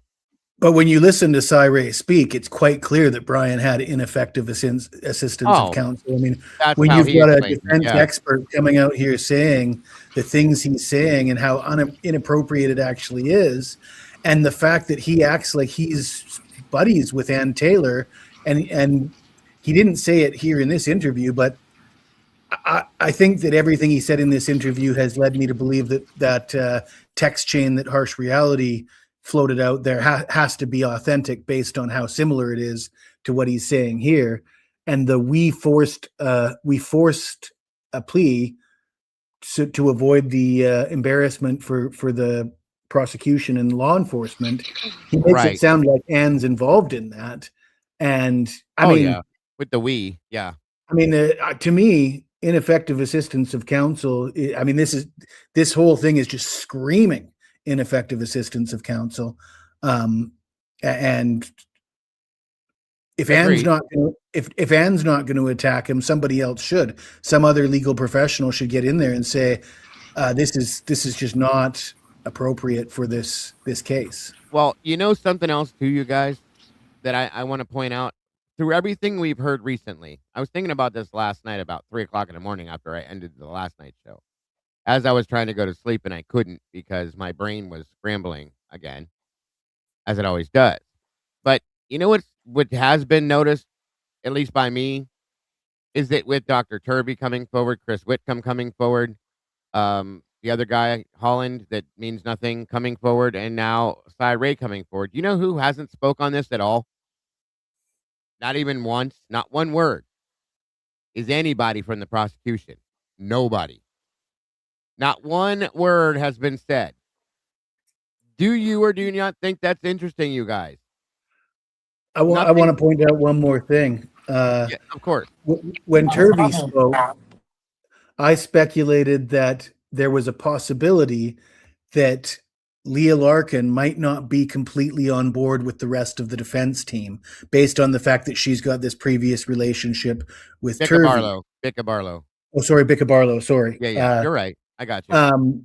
But based on what we're hearing from Cy Ray and the contrast to what we're hearing from Cy Ray and the head-to-head sort of infighting between him and Brent Turvey, I think that becomes a little bit more plausible in my mind.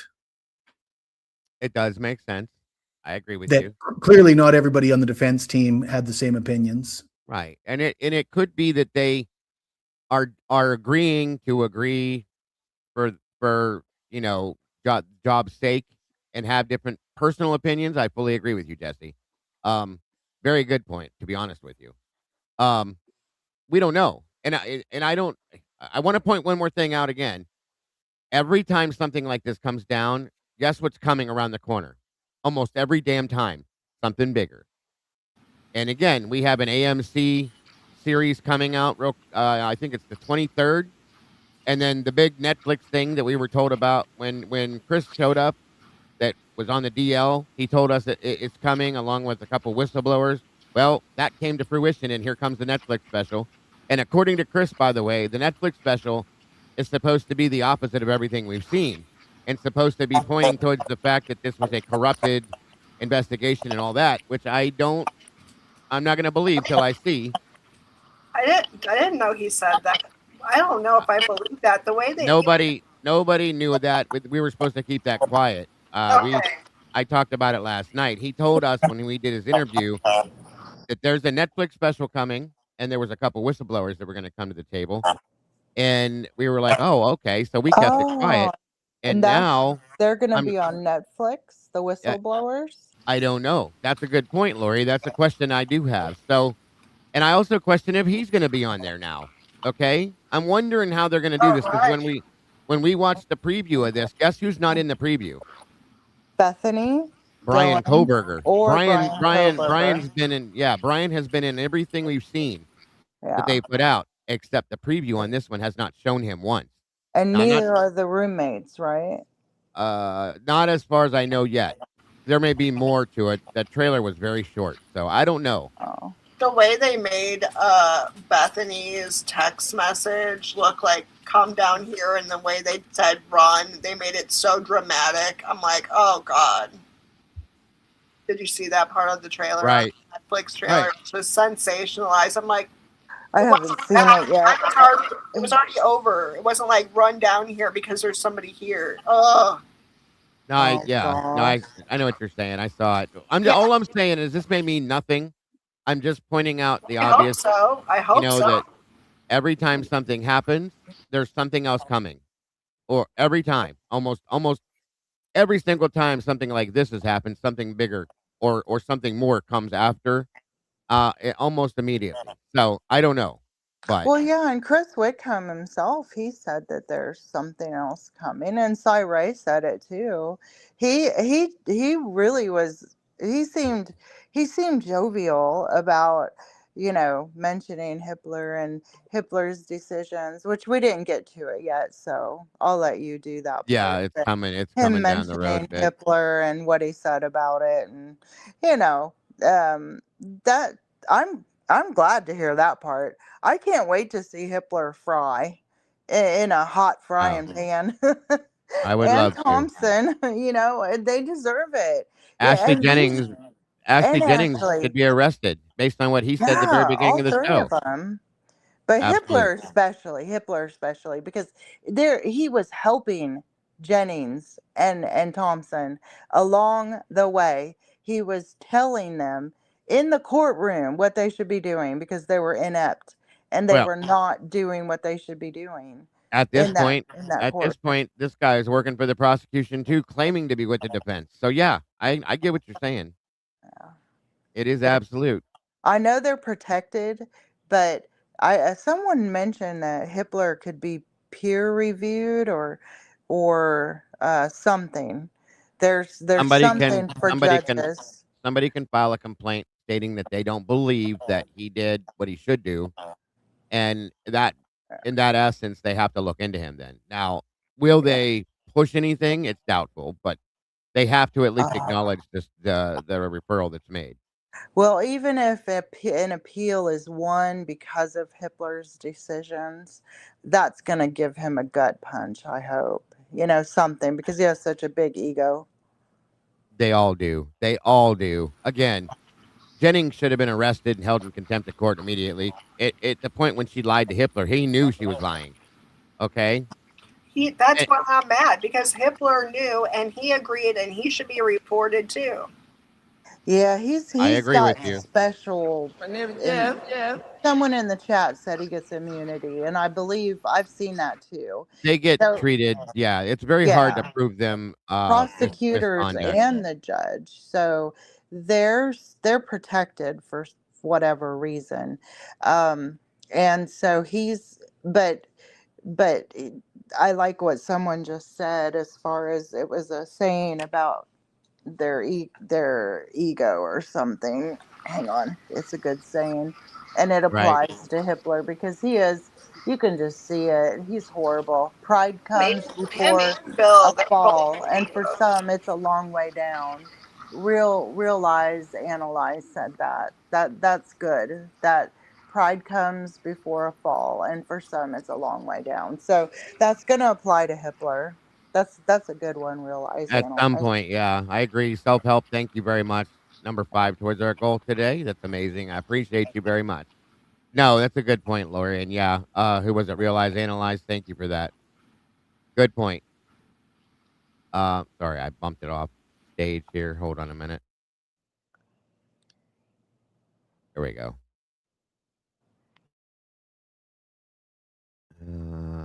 Okay. Yes, here we go. Sorry.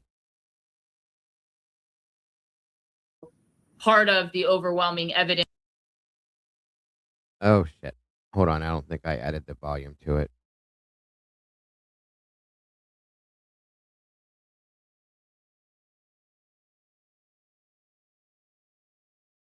All right, we should be good now. Is that would make him the person that committed this crime because he did that as a pattern of life for the 6 months prior to the murder, because we can't actually put him in the house, right? Well, you can put something in the house that's pretty critical that, I understand touch DNA. I understand, all of the arguments around. And as part of the defense team, when I say I understand it, trust me, I understand. But there is a piece we all have to accept. A knife sheath actually next to one of the murder victims who was killed with a knife similar that knife sheath was pulled is pretty crazy evidence, right? And having DNA around the snap button, and not a little bit, this isn't trace DNA, it is a significant amount of DNA. It was on the strap, and it was not significant. That was a blatant lie. Yeah, another lie. Unless we were lied to once again about how much DNA they had, but they told us from get it can't be that it was much trace because it's in document. It's trace, yeah. And he just said I know what trace means, but ignore what trace means and listen to me. That's basically what he says. That was a lie. That was a blatant lie. Is pretty significant. It's hard to talk, outside of that. And I know the question is going to be, well, how do you guys know it's his car? You can't show that it's his car. Well, what we can show is that Brian Koberger's phone movements, when it's on, especially coming back to Washington State University, are traveling right next side by side. The phone and the car are moving together. So it would be a hard stretch to say that that's not his car. But you do agree that at least when you're looking at the cell phone data, geolocation, all of that information, you can't actually put him in the house during the time period that the crime took place. Nope. And obviously, this would be a very different case and a very different discussion if they could. We can only put a knife sheath that at some point he touched, and we can only put a partial description that somewhat fits his build, if you will, and we can only put a vehicle that matches his vehicle, and we can only put his device in the area of the crime scene prior to. That's all we can put physically at the crime scene. Now, does that mean that he committed this crime in of itself? No, it's a lot of evidence. It starts that story for sure.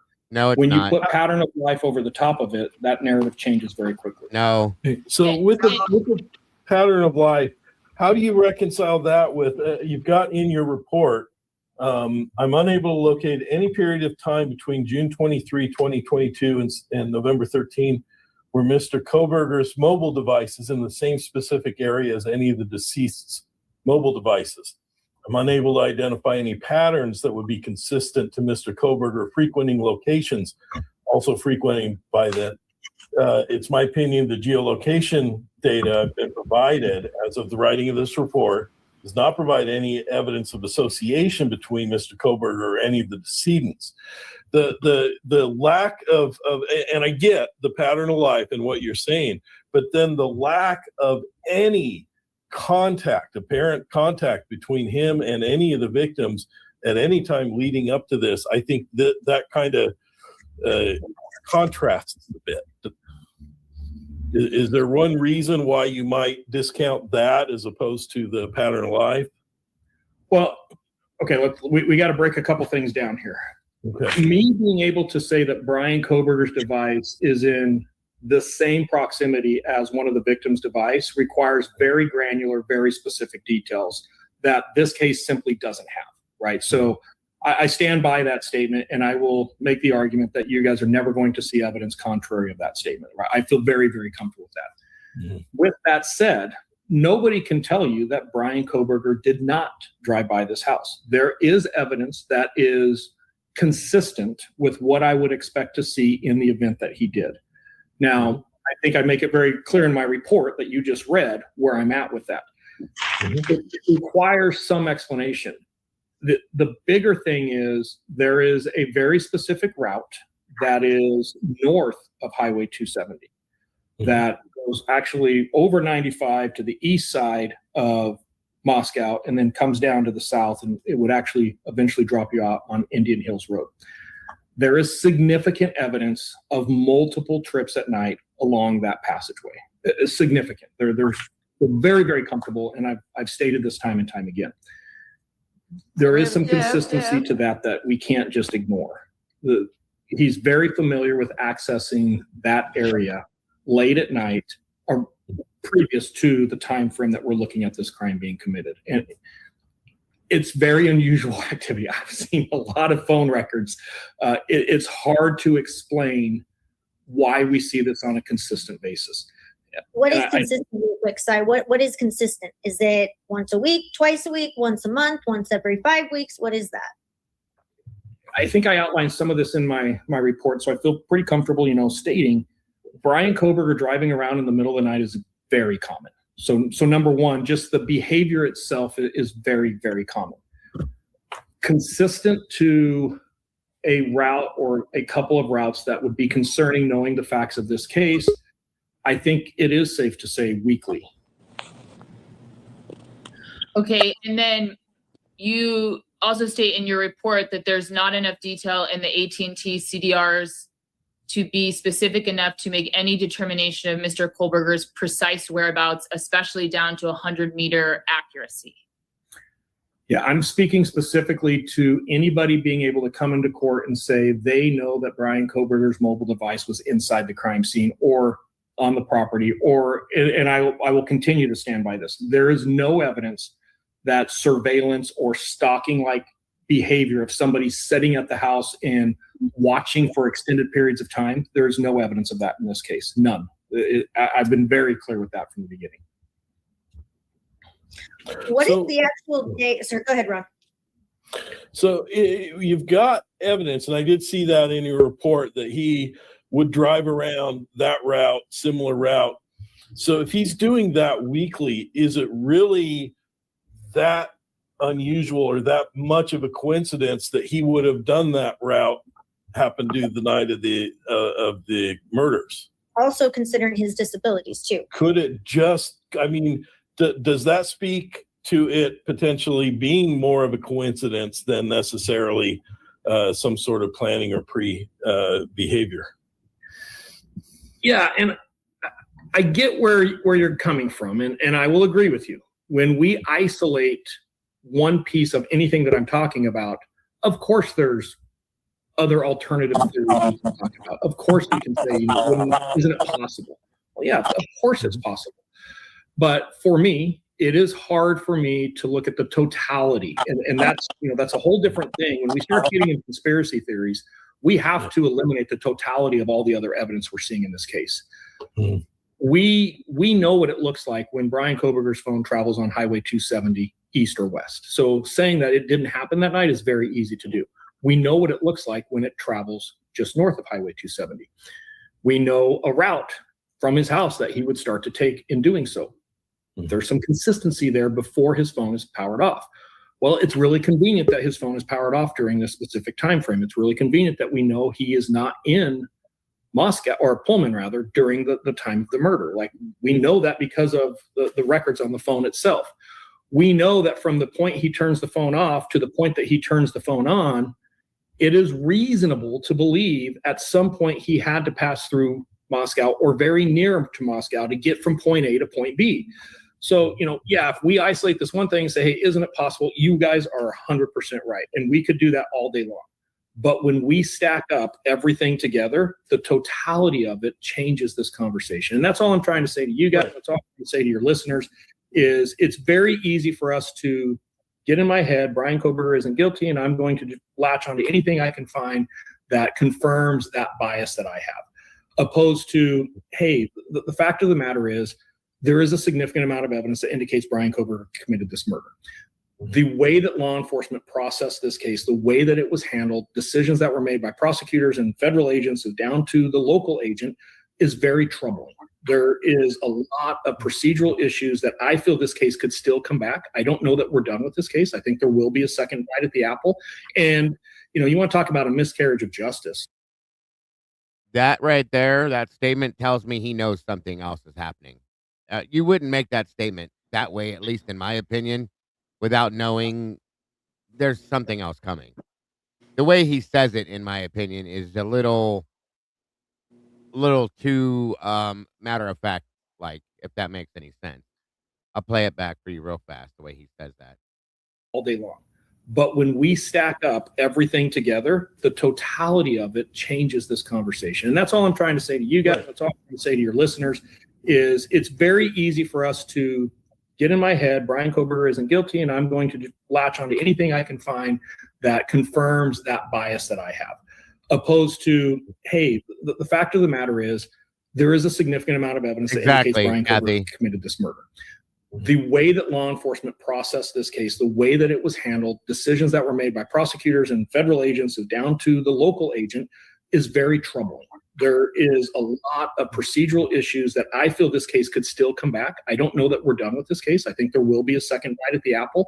And, you want to talk about a miscarriage of justice. Let's just say for a second, I know there's people listening that can never wrap their head around this, but let's say for a second Bryan Kohberger truly is the actual suspect.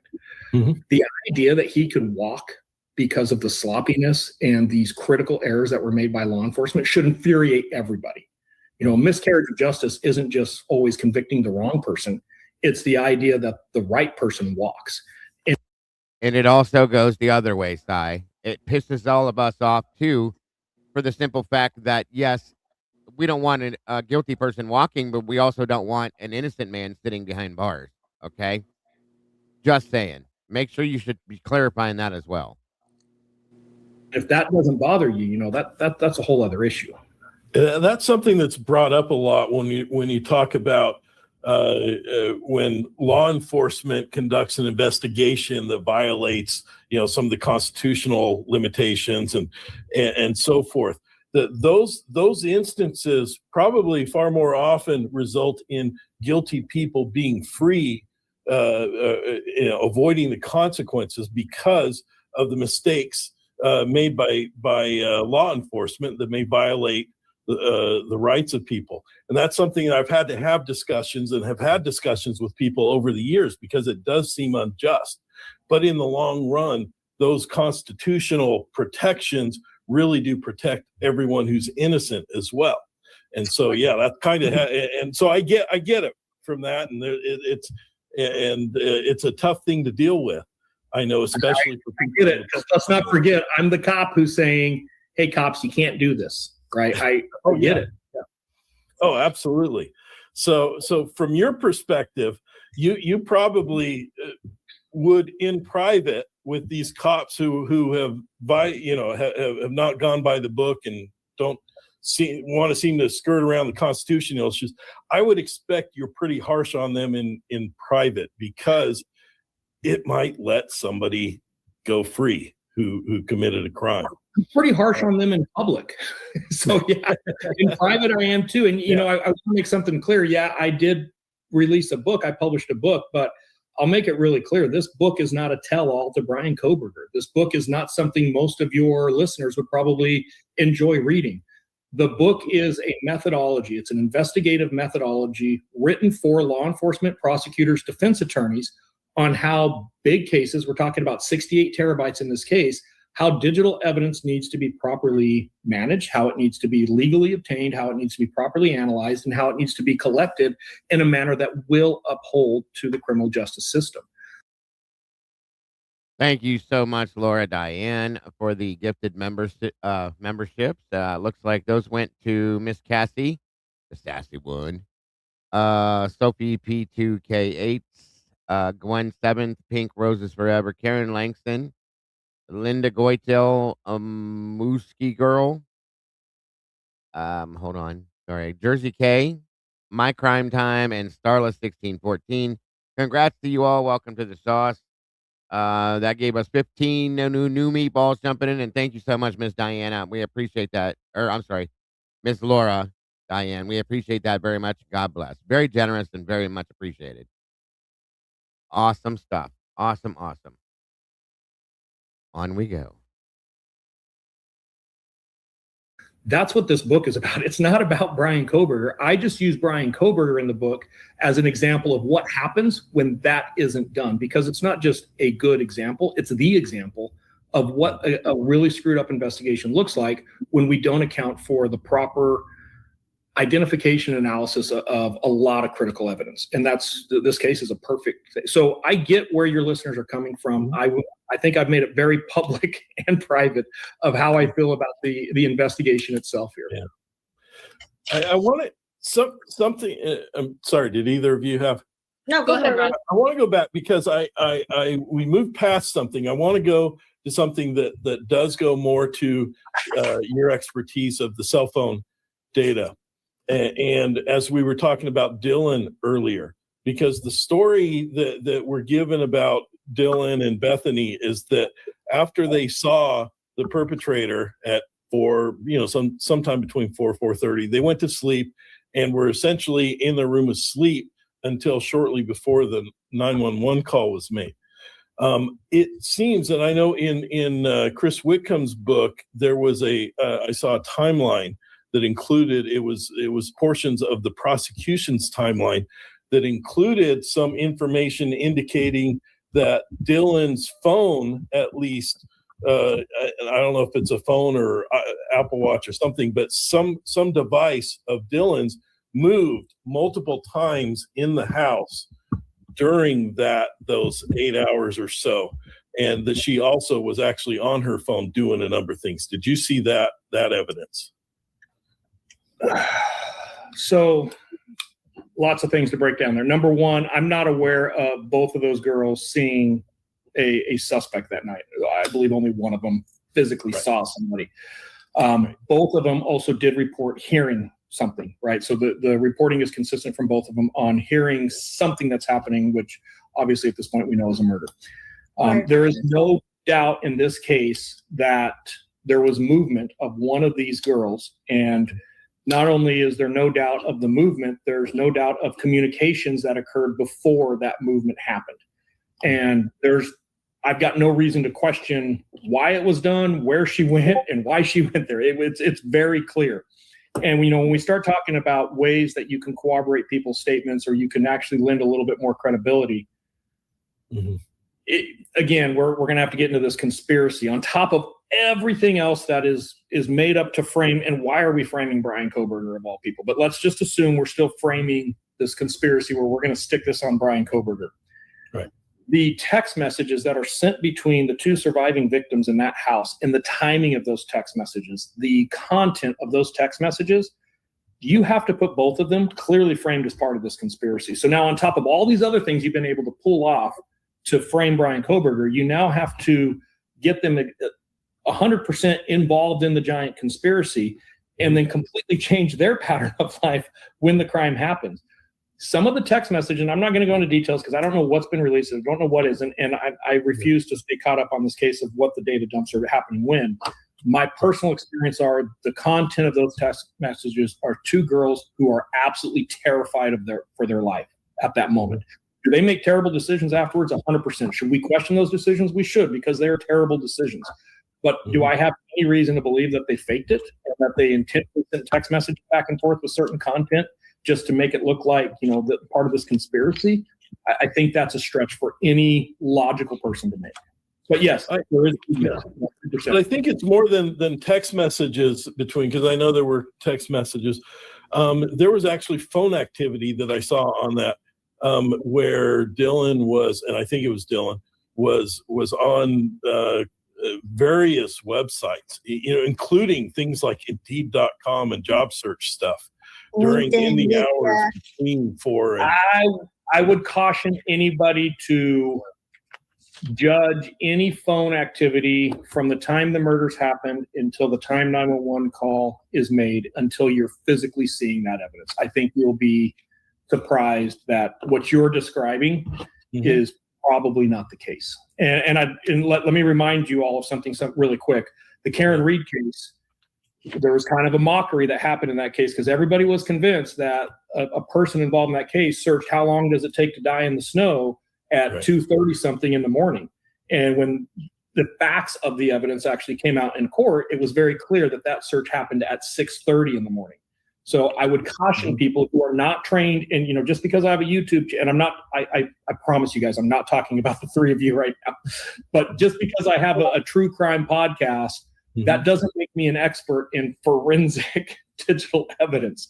So when I start hearing things like that and we start seeing things being circulated around, I would caution everybody from making any statements about what those two girls were doing on their phones until they see the physical.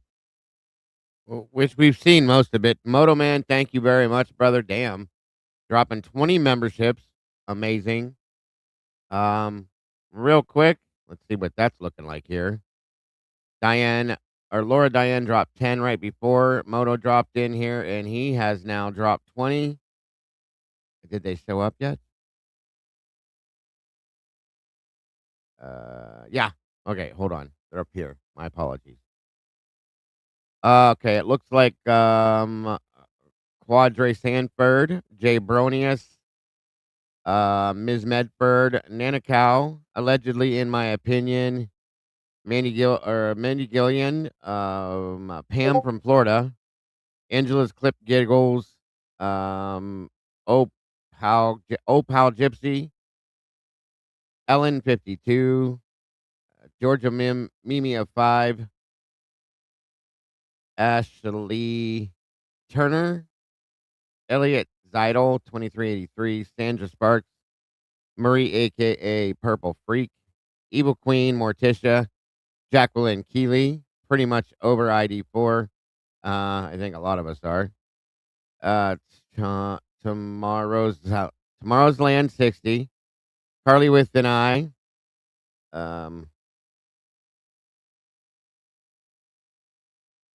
Sorry guys. I think that's it. All of you guys, welcome to the sauce. 35 new members jumping in today. 35 new meatballs. That's amazing. And Moto, thank you again, brother. You are the man. God bless, bro. Appreciate your generosity. So very much appreciated. And welcome to the sauce, everybody. All you new meatballs. That's awesome. Well, it's good to see you today. Terry Weed, thank you for joining us. Amazing stuff again, Moto. Absolutely amazing. Thank you, brother.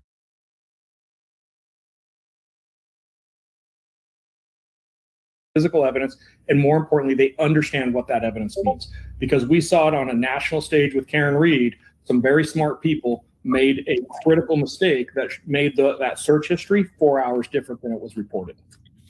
What physical evidence have you seen that would help us wrap our head around what you're saying right now? Because the evidence that we're seeing is different. The physical evidence that I feel very comfortable with is the text message content, who they're calling at a critical time, who's answering and who's not answering, and then are you referring up to the murders or following the murders or right around the time? Right around the time of the murders. I'm going to say right after the murders because it's very consistent. If you read the text messages, it's very clear. And, and I will push back. I heard it on a previous guest that you guys had that, well, we don't really know when these crimes happened. And that is absolute nonsense. That is a statement from somebody or somebody who's trying to either weave a story or just doesn't understand the evidence. This is a case where at 4 a.m., there's actually a lot of activity going on in that house. And we can look at history, and this is where pattern of life is so important. And I hope people are understanding when I start talking about pattern of life, why it's so important. We can see what normal behavioral patterns look like for everybody involved in this case. And then we can see some things happening that you can't ignore. You can't ignore the white car driving by the house 3 times and then speeding away. We can't ignore hearing a dog bark. We can't ignore hearing certain things or seeing certain text messages. Like there's clear something happens right around a few minute time period, and we see a dramatic change in pattern of life on all of the devices, all 4 of them. So, for us to sit here and say, well, we really don't know when the crime is. It could have been the next morning. It could have been as early as 1:30. That's absolute nonsense. That's somebody who's crafting a story that just doesn't match the evidence. Can you describe what some of those pattern of life changes were? Somebody looking or accessing things they normally access right up to a very specific time frame, and then that phone never being used again. Matching text message content of somebody saying, oh my God, what's happening here, to that effect. There's clearly a change where a lot of activity stops on 4 phones and there's an absolute panic on the other 2 phones. That's probably the best way that I can frame it. And are you talking about text messages? Is that what you're referring to? I'm talking about phone use entirely, whether you're browsing, you're doom scrolling or death scrolling through something, whether you're receiving food, whether you're eating food. There is a lot of evidence in this case of when this crime occurred. Sorry, hold on, Sam. I just have one more. Do you think it was normal for Dylan and Bethany to wait 8 hours to contact the police based on anything that they had on their phones, their behavior? Is there anything that would help justify why 8 hours was waited before they called law enforcement? I think it was a terrible decision. That's his answer. It was a terrible decision. That's why they didn't call 911. Wow. You're something else, bro. Welcome back, Lori. Can you hear me okay? Yeah, sorry about that. I That's had okay. to reboot my phone. Hopefully that fixed the issue. Yeah, I don't hear any weird noises now. I think you're good. Okay. I agree with you, 1-1. I fully agree with you. You know what else he's not taking into account? The fact that the pattern of life he mentions is Kaylee and Maddie's phones go dark at 2:53 a.m. But he won't. That's They the weren't point I wanted you asleep. to see. That's the Yeah. point I wanted you guys to see, is which is something that 1-1 and I have spoke about many, many times, that 1-1 himself said is a problem. It's a big problem. Kaylee and Maddie's phones go dark at 2:56, period. They were on their phones all damn night, okay? Yeah. And then all of a sudden their phone shut down. So he says that is when you need to start looking at the crime scene. Right, when that happens, but he will not acknowledge it before 4 a.m. Yeah, You none can't of have it them both will. ways, bro. You can't have it both ways. Yeah, and he won't even mention it. Like, I really wish one of them could have asked him about it, because he's saying it definitely, like, don't even think about the murders occurring at any other time. It was 4 a.m. Like, he's just abruptly, like, he's literally making it seem as if you ask or say any other time, you're an idiot. But yet, in the same sentence, he's saying the phone, the pattern of life, but yet you're a phone expert, and Maddie and Kaylee's phones stopped forever I keep saying 2:53. It was Yes. 2:56, right? I'm Yep. sorry. No, Okay. you're fine. You are At, right. at 2:56, and they were glued, especially Maddie or Kaylee, to her phone. Now, come on. That And is just unreal. Does he really think everybody is that stupid? It's just sure unbelievable. does. Sure does. Or he What wants if to he? believe that we are. Hi guys, so I'm back. What Welcome if back. he? Thanks. What if he What if he like knows that the crime happened later and that the girls were like tied up or whatever, showed up then? Like you were talking about before, like what Well, you he think it does was a seem to long. think he says or makes a couple statements that if you only knew what I knew, well, I'm pretty sure we do, but if there's stuff that we don't know that you're holding out on, well, you probably should explain that. But again, whatever. That Honestly, it seems like we know more than him based on his reasons why he believes Brian's guilty. it sounds But that way. I agree. but then he Take care. doesn't. But we can dispute all those things. Right. He just Agreed. contradicts himself constantly. This is bizarre. Like I It's missed the beginning of you guys' capital thing, B. obviously. But Yes. why is he always just like everything? He just like back everything. Even this morning, all of this is insane. He's like, well, it's not necessarily Brian, and he says they a lot, as in not like as in he, her, that she. Right. He's Right. saying they as in multiple people. Yes, ma'am. Absolutely. I fully agree. And it's all again a massive word salad with bullshit dressing is what he's doing again, like the rest of them have. And he's got a smirk on his face right now, again. Agreed. Mm-hmm. Agreed. He's like, As always. kind of reminds me of Steve G, too. Yeah, I get it. I see why you're saying it. Makes Some sense. of his mannerisms, especially when he kind of like, when he does the smirking thing. It's the arrogance. Oh, yeah, it's there. You're right. That's what it is. Yep, that's it. Absolutely. Welcome, Virginia. Good to see you, brother. It's been a while. Great to have you here. On we go. I can tell you that's one of the things that the three of us got into this case. A friend of mine had a channel. I watched it. I listened to it. And I don't think any of us could get logically past how anybody in college, drunk, not drunk, wearing blurry goggles, watching a show. I don't know realistically how somebody waits 8 hours to call 911. And obviously, I cannot explain to you why that may or may not occur and why they did or did not do the things that they may have done during that time period. I have no explanation for you. For me to say that that's evidence of them committing this crime, those two totally different things. Agreed. Do you think there's any flexibility with the time frame of when the crime was actually committed? Because isn't there some evidence out there that Ethan picked up a Snapchat call at 4:24 a.m. after he was apparently deceased? Again, I would encourage everybody on the timeline when it comes to device activity to make sure that they have the full data sets and they understand how these individual systems report and capture time. Mm-hmm. I do not believe any of the 4 devices were actively used after the proposed time frame of these murders. I think there's overwhelming evidence that supports, for lack of a better term, let's just say roughly a 15-minute. And I'm not saying it's 15 minutes. I'm saying roughly a 15-minute period.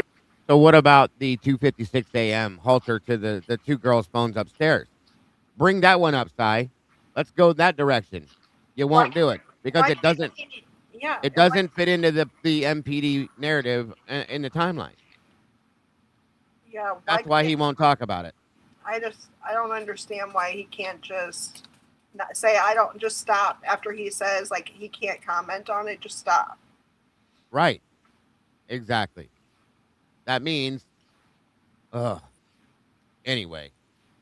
It's just so unprofessional. It's so weird because I expect this man to be professional in his answers. If he's going to be going in front of a group of people to sell his thing, he's got to be like a professional person. But he comes across as like Kim said last night. Like if this is the truth, you should have just left it in your writings, in your report, and never said another fucking word to the world. Well, too late. Yep. Here we are. I think if he would have stuck with only the things that he knows, which is what we know in his report, he has nothing to say that Brian is guilty. So he was not going to sit up there for none of them do and talk about all those mistakes, which is what he should have done. He should have stuck with his report and showed us, exactly what he meant when he said this and what he thinks should have been done. Good I point. think he should have told the custody queens before he went on their show that they couldn't. I can't talk about this thing. Like if we butt up against whatever, that's something I won't be able to talk about. That way they could have had more time for what they actually could talk about. So instead of him like trying to swirl around whatever they were trying to ask him. Yeah, I see what you're saying. I get it. I get it. Well, initially, my understanding was they weren't supposed to talk about any of this stuff, but because his report was released, of course, they wanted this conversation. I don't blame them. But at But the same time, he's directing the interview completely. He's got full control over it. Sadly, exactly. they've Exactly. jumped in and tried to take control back, and I gotta give 'em they did a great job. But he's not playing into it. He won't allow for it because there's obviously a strong force over him that is keeping control of this. That's how I see 100%. it, at least. Mm-hmm. So on we go. Period. I think there is overwhelming evidence that that's when this crime was committed. And anybody who's telling you, oh, no, it could have been here, it could have been there, they have to eliminate so much other things that are happening at that. My personal experience are the content of those text messages are two girls who are absolutely terrified for their life at that moment. There's no exigency. There's no reason to hurry. So there again, his reasoning behind this is because when everything stops happening on those phones, it's on. But he does not refer back to 2:56 a.m. It only happens at 4 a.m.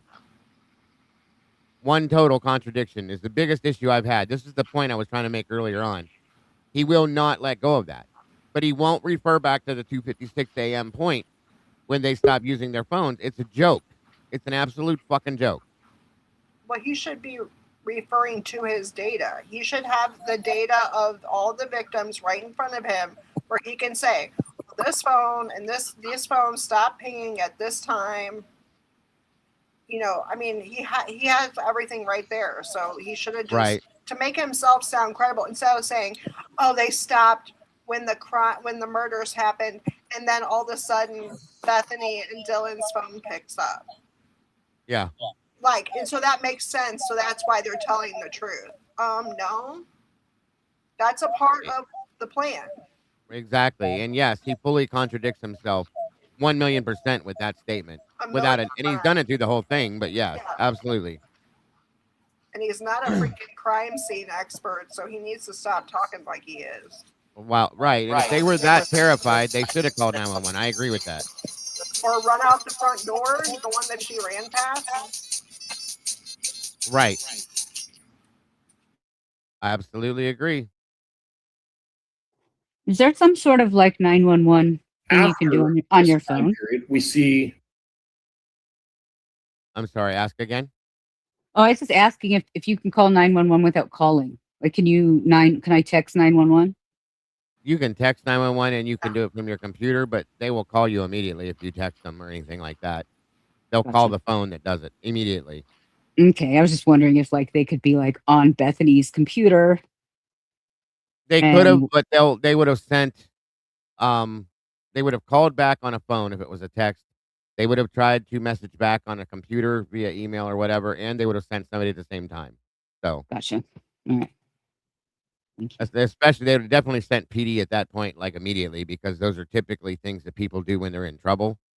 So, or if somebody were to call and say that, like, for instance, I know you guys probably know this, like, call 911 and say, I want to order a pizza. That's reference to I'm in big shit trouble right now. I need help. And they will send somebody immediately. So, what appears to be that same white car flee the neighborhood at a high rate of speed. We can actually hear the wheels squealing as it goes around corners. So what? That doesn't even happen though. Yeah, No, that car doesn't squeal wheels, okay? And it wasn't his car that they're talking about. But go ahead. Who's saying so what? One? How many hours we would have listened to tires squealing if there was any tire sound at all? I know. There wasn't. There was none. So, it's a lie. The only thing that you can hear is at one point on the 112 video, car? you hear it pick up like speed a little bit. That's it. Like it accelerates, but it's That's not. yeah, that's all. Yeah, it's It not accelerates. squealing. It's not squealing. It's just accelerating around the turn.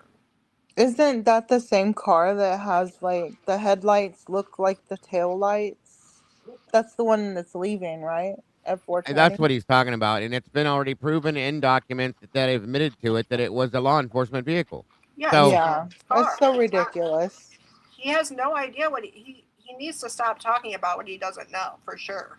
well, he's definitely talking out of his ass because if he hasn't been keeping up with this stuff, yeah, you don't know that now, and now you're making a statement that's so far out of turn. Yeah. Your credibility has been flushed down the toilet 3 times now. Yep. This guy does nothing but bury himself every single time he opens Yes. his mouth. He contradicts himself. He's just a hypocrite. Like, That's all it's becoming. honestly, 100%. I don't know why the custody queens just didn't hang up on him. Like, I you know, thought about it for a minute. I would have been like, okay, well, I'm done here because you're not being honest. There's a couple times Absolutely. that I looked like they wanted to, I think, but I you know. know, he treated them like they were a fucking joke. Like We're they all didn't. a joke. We're all a joke to him. We Yeah, all apparently. understand we're not smart enough. We don't understand. We're just a But- bunch of YouTube people. It's not that Ellen? we're not smart. It's like, okay, well, if this evidence is so legitimate and so overwhelming, then just show us the fucking shit. Yep. right? There's no right. reason to hide it. Nope. Especially Right? at this point. At this The point, case is we closed. And then the problem is he Right. admits it himself. He says, listen, they fucked up, they did this wrong, they bumbled. Okay, well, you know what? That's not our problem. That's their problem. That's not Brian's problem. That's the prosecution's problem. Right. Just because you guys fuck up doesn't mean that you guys get to play God and just turn everything around and cover everything up and you get a second go around. That's not how And- justice works. Right, and once And again, it's- remember the roles in the court, you guys. It is not up to the defense to prove that Brian didn't do this. It's up to the prosecution to prove that he did. End of Sure story. doesn't feel that way. Yeah, it doesn't feel that way, does it? No, it doesn't at all because it didn't work that way. But that's what it's supposed to be like here. That's how these cases are supposed to go. That's how the court system is supposed to work. And it did not even remotely get close to going that way in this case. Well, I'm surprised like a larger governing body didn't step in and just say this is ridiculous. Like, Well, that's what what's needs going to on here? happen. That's exactly what needs to happen. I don't understand why it's not. That's I just do what we were talking agree. about before. Like, there's nobody watching the watchers type thing. Like, well, we it sounds to me. How about you guys? That the FBI stuff is a little skewed, also. So, like, who goes above that? Agreed. Well, that's the problem. But now that because it's at, I don't know. You know what? One would probably be a better guy to talk to about this. But Definitely. I mean, Definitely. from what I can see across the lake or whatever, to tell you the honest truth, it's like as soon as it hits the FBI level, everything just gets blacked out. Everything's forgiven, and they're just like everything. They're allowed to do what they want. They're cloaked in secrecy. That is why I reached out to the Department of Justice to see, hey, look at this. You got to look at this. There's a problem here. I don't know if they're above the FBI, but somebody needs to look at this, and nobody is. And there's my biggest problem right there. So It really reminds me on a very much smaller level of everything that was happening with Karen Reed, because we saw so much the cops and that and the judge and the prosecution and Right. everybody was like, it was wild. It was wild to watch how everybody wink and wink type thing. he again, I believe, if I'm correct, thinks that Karen's guilty just as much as he thinks Richard Allen is guilty, and Delphi as well. I So heard him say that. that'll- I heard him say that. That'll tell you, right? And yes, Jesse, he says that himself here not too long ago. His actions proved to me that Brian had no chance with his representation. Brian had no chance in Idaho, period, of anything Agreed. happening, period. And he knew that, and so did everybody else on the defense team as well as the prosecution team, in my opinion, that Brian was never going to get a fair trial. He was never going to go to trial as far as the prosecution was concerned. This was always going to be a plea deal, and it was always going to be Brian no matter what. Those are the facts. And nobody can deny that at this point. So I fully agree.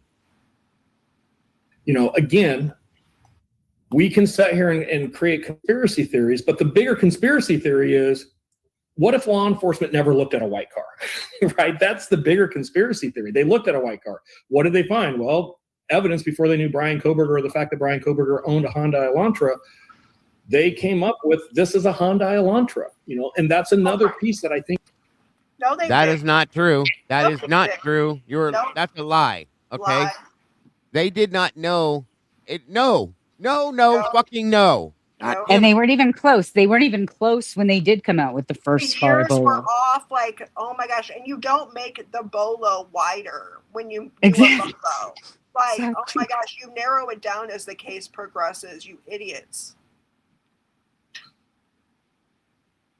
Yep.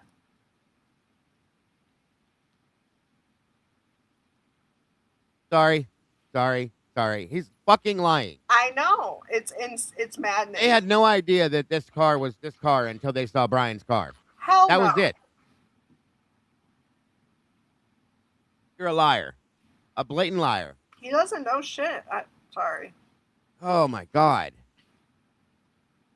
People will have a hard time explaining, and I don't even want to get in the conversation of fog lights right now. Ha!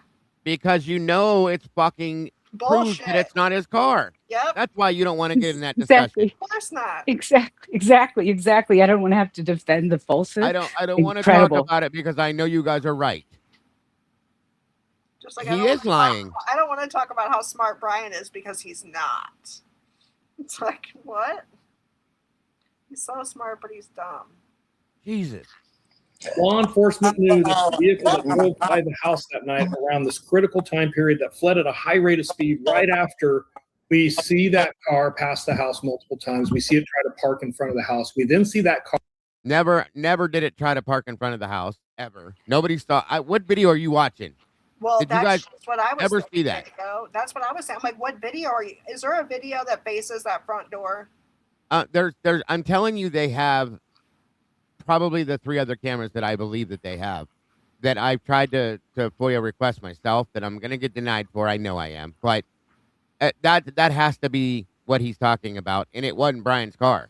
There's Well, the the difference. best is no, the best camera we have, which would say like somebody's pulling up, whatever, would be that the house, right? The 1121, whatever's right in front of it. 1112. Yeah, 1112. Yeah, sorry, thanks. It's the 1112 camera would be the only one, and it literally does not pick up. Do we even see an Elantra? Is there? No, I don't believe we do. Car No, that's an Elantra. Yeah, I didn't think no. so. I believe we see the unmarked police car. Mhm. And a couple other Molly's car, and I think there's a couple other vehicles that may flow back and forth, but nothing that has to do anything with this car. Brian's car was not there, and he himself knows that. Okay, he said it already that it wasn't there, and now he's coming back and saying now that it was. And we all Make live up in the your same mind, bro. place. We all live in the same country, right? Like we all know the cop cars are always going to be like a Ford, whatever, or a Chevy, whatever. Like it's not going to be some they're not going to like all over the place. The cop cars aren't going to be whatever. It's like that's probably a Hyundai whatever because it's some used car deal. But like it's just, most of the vehicles that we have in Idaho that have anything to do with the police are Fords. Right. That's what I've been learning too. Mm-hmm. Yeah, it could be a little focus. That might be a little focus. I kind of thought that when they said it was the cop car, but I don't. It's think not it's the one thing I'm going to tell you. I don't believe that it is, and I want you to show me a very clear video of it before I will even think about talking about it. It is not a Hyundai Elantra. Agreed. It's definitely not a Hyundai Elantra. That we know for sure.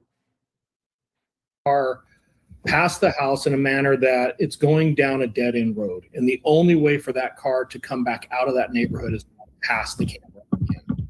And all of this activity that is indicative of something happening inside the house is between the last time we see the car going down that dead end road that could potentially park somewhere down that road to the time that car is leaving. And we also see a dramatic difference in what that car is doing. The first 3 times it's slow travel. Somebody's trying to park. They do a very poor job of parallel parking. They do a 3-point turn in an intersection. There's no exigency. There's no reason to hurry. Mm-hmm. After this time period, we see what appears to be that same white car flee the neighborhood at a high rate of speed. We can actually hear the wheels squealing as it goes around corners. Again, we can sit here and create conspiracy theories, but the bigger conspiracy theory is What if law enforcement never looked at a white car, right? That's the bigger conspiracy theory. They looked at a white car. What did they find? Well, evidence before they knew Bryan Kohberger or the fact that Bryan Kohberger owned a Hyundai Elantra. They came up with, this is a Hyundai Elantra. No. And that's another piece that I think people will have a hard time explaining. And I don't even want to get in the conversation of fog lights right now. Law enforcement knew that the vehicle that drove by the house that night around this critical time period that fled at a high rate of speed right after we believe somebody inside saw a suspect who potentially committed these crimes matches Bryan Kohberger's vehicle perfectly, to the point that they actually put in reports and a bolo, hey, we're looking for a white Honda Elantra. That's a really hard thing to get over. My question is that where you're getting that that's the time the crime ended, is because you're lining it up with that piece of evidence solely being that car? I'm lining up that we are fortunate in today's world to have a lot of video cameras around. And when we take the video camera evidence and we look at what we see over the course of that night, and then we take text message activity, and we take food delivery, and we take when people are coming home, and we take statements about when people heard different things inside of the house, and then we take audio clips that were captured from outside of the house, and we look at, let's just say, a 12-hour period of when this crime could occur. This is really important. All of those things come together at a 15-minute window, all of them. And it's really hard for me to look at that evidence as an investigator and logically say, this isn't the time, right? And we also have a independent third party with nothing to gain, nothing to lose, who actually makes contact with one of the residents of this house. That's a lie. He has Molly. everything to gain and everything to lose. Absolutely. Total Jesus. bullshit. That's crazy. What are you talking about? You don't even know who Molly is, dude. No. Thank you, Laura Diane. Again, it has been said before, but again, shout out to Custody Queens and Ron. This would no, I couldn't have done it. I'd have been like, motherfucker, I want to fight. Let's go right now. We're gonna catch me in the waiting room. That's it, right? I'd have been all over that shit, and God bless them because they did great. You can tell that it was hard. Every one of their faces tells their story, but they were amazing. So yes. House minutes before this whole thing goes down. And there's no reason to believe anything has happened inside of the house at that time. So we get very fortunate with another piece of evidence that actually says, hey, around 4 a.m., everything's probably all right inside of that house. So, yeah, I want to be really clear. Again, it's the totality. It's when you stack all these things on top and then say, well, it's not around that 15-minute window shortly after 4 a.m. You have to ignore an overwhelming amount of evidence to make that statement. Okay, we're going to get to Molly McMichaels. I don't want to lose my train of thought, but we're going to get to her because her credibility is a little sketchy. But it sounds like... No, you don't. Because there is not overwhelming evidence. I'm going to say this one last fucking time. There is not any overwhelming evidence that they have on him. So stop saying this and stop snickering and being arrogant, bro. You're wrong. Look at that smirk. Look at him down there smiling. I know. It irks just the bullshit. shit out of me. I mean, like, I want to slap him, like, for doing that smirk. He to thinks this is all a big joke, that we're all just a bunch of idiots on YouTube. I mean, Kristen, look at her face. I know, that's what I'm saying. The three, every time he laughs, they're not laughing. No one ever laughs. What he fails to realize is that there's a lot of really intelligent people on YouTube, and that we may not be lawyers like the three on the panel that, he chose to interview with, but there's a lot of other people that are very intelligent and have scoured through these documents, have watched the preliminary hearings, have watched before, all the documents came out. We have watched, me personally, I would watch Andrea Burkhart. I would watch any lawyer that went over the preliminary hearings to listen to her analysis, and then watch the preliminary hearing again, just so I fully understood everything. Because I'm not a lawyer. I don't have a lawyer background. But well, that should tell you something too, though, the lawyer, because they're on the same page that we are, and they are attorneys. There's the difference. You see what I'm saying? So, Right, but I'm just saying we're not dummies, right, that's what I mean. So, and he thinks that we are, yes, we've looked over the document. Yes, we've scoured this, but we're still stupid. We are not as smart as him because we didn't invent the cell phone tower shit that he did, So he just thinks we're dumb. And They look at all him smirking they down there. they all And look It's down at us. yeah, Duper's delight. It's Duper's delight. yeah, and Yeah, he just right. that is his entire demeanor through this whole thing, and I find him a joke. I really do. Um Well, I I may not agree, and I have a would not allow him. company like he does, I and wouldn't that's trust him to fine. investigate his bathroom at this But point. yeah, I know this case better than he does. And I would never go as far as to say I'm more intelligent than him, but I definitely know this case better than he does. And he's making me mad. I think we all do. Yeah.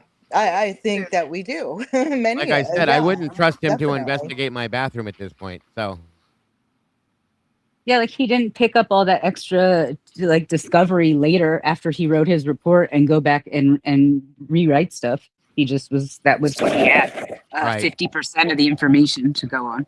Well, he hasn't even Agreed. cared enough to look at anything that's been released since he was given documents, which actually shows why he still is given the same bullshit narrative that they've been given since the beginning.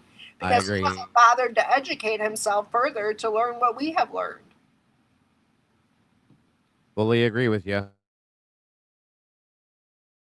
Everything you're just describing right now is all circumstantial evidence. We cannot affirmatively put him in the house, right? We cannot affirmatively put him in that car. We cannot affirmatively, absolutely, beyond a reasonable doubt, say that was his car. And there are a lot of issues with that car that I think are worthy of conversation and investigation. The problem is, you keep saying that there's this overwhelming evidence, and I do believe that there is, but we haven't seen it. And what we have seen has been altered, redacted. And then we have your report that's saying this is so not an error, this was intentional. And it's like, how are we supposed to trust anything they've done in this investigation? Because it's been the worst investigation in your entire 30-year career. So everything that I'm hearing is all circumstantial. And there's a reason that I made the conscious decision to be a defense expert in this case, having never done that before in my career. And it's because, Kristen, you're hitting it right on the head. When and I'm saying we as law enforcement, when we as law enforcement investigators make the errors that were made in this case, we have completely corrupted the public trust that is necessary and required to actually be effective at enforcing the laws. He's not law enforcement. The criminal justice system. Like we've ruined that credibility. And this is why I've been so outspoken on this issue is I want to make it really clear. You're right. And if this case was done properly, we wouldn't be having this conversation. If things were followed up on properly, if things were investigated properly, we wouldn't be having this conversation because that overwhelming evidence would be known, because I suspect there would have been a trial. We wouldn't be questioning the way that some of this evidence was obtained and the manner that some of it was concealed, right? So you're 100% right, but that doesn't change the fact that Brian Kohberger is still our best candidate for this crime. And I do believe a proper investigation would overwhelmingly show that. I wish I could put a PowerPoint together and walk you through from the very beginning to the end, because I think it would dramatically change. You would not want him as a client, I'll just put.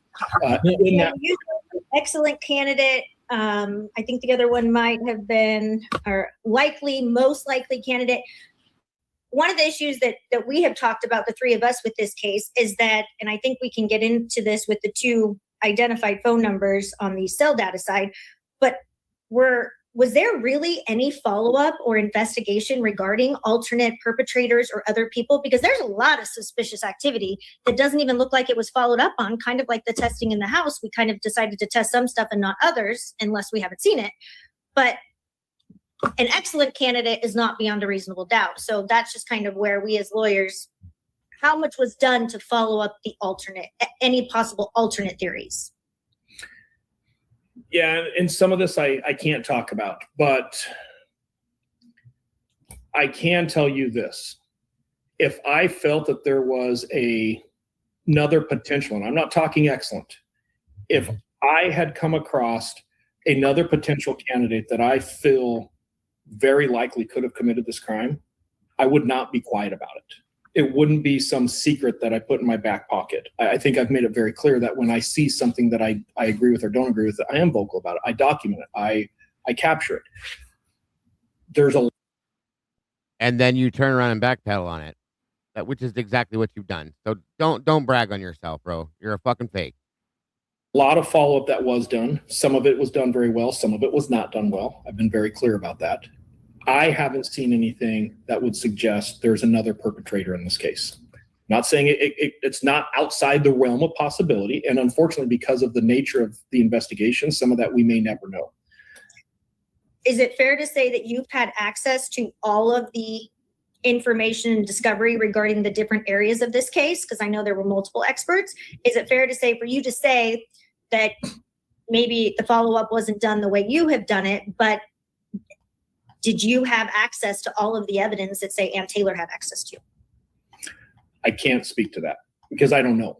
I only had the evidence that I was provided. I don't have a master sheet of everything that was seized, to everything that was provided in discovery, to everything that was given to me. What? No, I know you.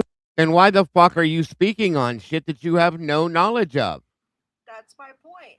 Get back in your lane, bro. Yep, he should have answered, like, he should have answered her question with strictly stuff that has to do with cell phones. So did you look at other people's phones? What did their phones show? Like, I mean, he really needs to say, what time did Ethan and Xana come home?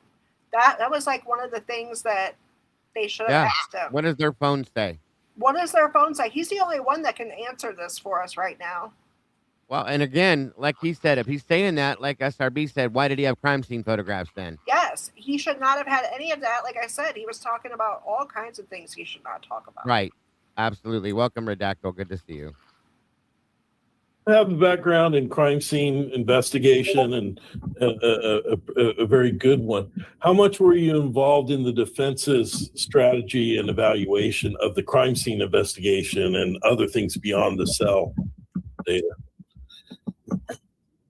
You know, with the crime scene itself, a crime scene, and, you know, I think people who have never worked in a crime scene like this, and I have, there was a statement by one of your guest speakers the other day that, you know, nobody else on this case had ever worked a mass homicide and nobody's ever worked a K-bar related murder. And that, I got to run to the little boy's room. I'll be right back. I'm going to let it play. That's just absolute nonsense. I can tell you right now, he cannot support that in any way, shape, or form. Anybody who has not physically processed a crime scene like this, you know, it's very headspace that we walk.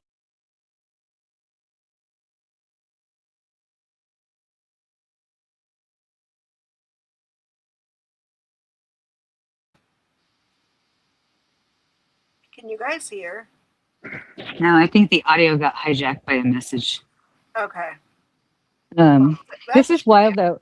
Listening to him is so funny. Having him like say how it would any word he uses that has any like substance, or he's just like lying, and then he tries to say that he knows that he's telling the truth, and he is completely saying the complete opposite of everything he wrote in his report. And how could you believe a word out of his mouth? I feel horrible for Krista in that face. Well, he's not even really talking about his report. If he was talking about his report, he would be like, well, it does show that it went towards. Well, you're 100% right. And then, I mean, he wouldn't be inferring all this stuff. It's not his job to infer that stuff. At all. He should go back to saying, well, through what I have for time, he's not the CAS report. What's his thing called?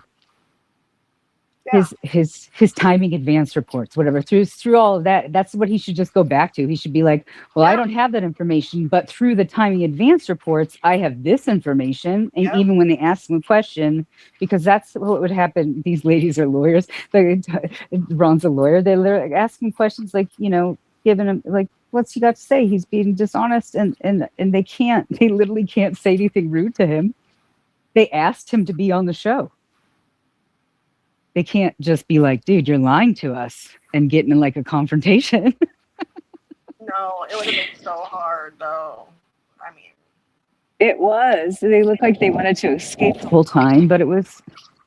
I wish it was paused. Is it paused? No. no, it's still going. I feel bad. So the I don't want to.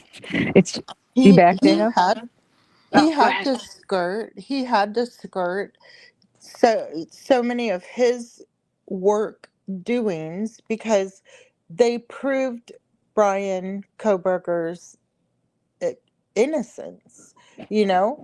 And so that's why he is literally like talking BS about, things that he really doesn't know about the case, you Because know. yeah, you're right. Because everything that he says makes Brian look Uh, innocent. yeah, like he's talking about things that we know because, we followed the case so closely. We know we're like, no, Sai, that's not right. And that's why we're able to pick this apart and say, well, you're full of shit. Yeah. And but then, with him, I mean, literally with the it's unreal with the fog lights that he's just like, I'm not going to talk about this fog lights. You know why? Because it points to Brian Koberger's innocence. And if And then they're he lying about that being his car. they really are, and he knows that, and he's the one who did the report, I It's know. it's just as bad as Dateline. Is that him saying that right now? If they found his car, the bolo is for his car, bullshittery. Hey, that's just as bad as the Dateline nonsense of like, this is definitely who did it. He Yeah, I hasn't. mean, it's incredible. And that you, Sweet Pea, I think, or I don't remember. I'm so sorry. It might have been you, Sophie. One of you two had watched Lana's presentation earlier. Yeah, that was It was Sweet Pea. It was Sweet Pea. yeah. Okay, about and she was showing I think it's the Indian Trace Yeah. where the FBI and Cyre got it wrong about the time frame because they were both too lazy to do the math. And so they had the math wrong at the 3:28 a.m. hour to where it, I'm pretty sure, yeah, it's 3:28, and so it's wrong in their examples to where they then can't go and say that Brian's car was also spotted. I'm so sorry. It's on another road that's leading to the crime scene. So it's Indian Trace, and they're saying it was here, and like they're literally plotting the route to the crime scene. And do you remember seeing that part, Sweet Pea? Yes, I do. Yeah. Okay. It was crazy. Yeah. Yeah, so I know the one is Indian Trace, and they have the time completely wrong.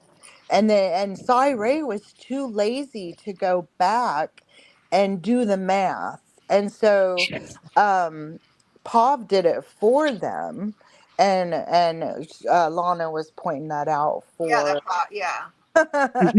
she Mm-hmm. was pointing it out for everybody, and it's just incredible that you have these streamers doing this for Ray. And I hope he gets to see it. I really do, because his ego is just way too big for his britches. It really is.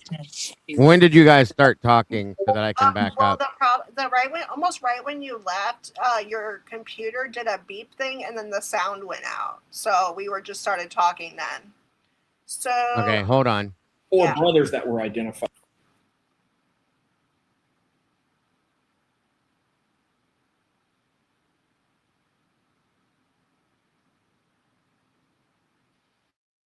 Sorry about that. I don't know why that happened.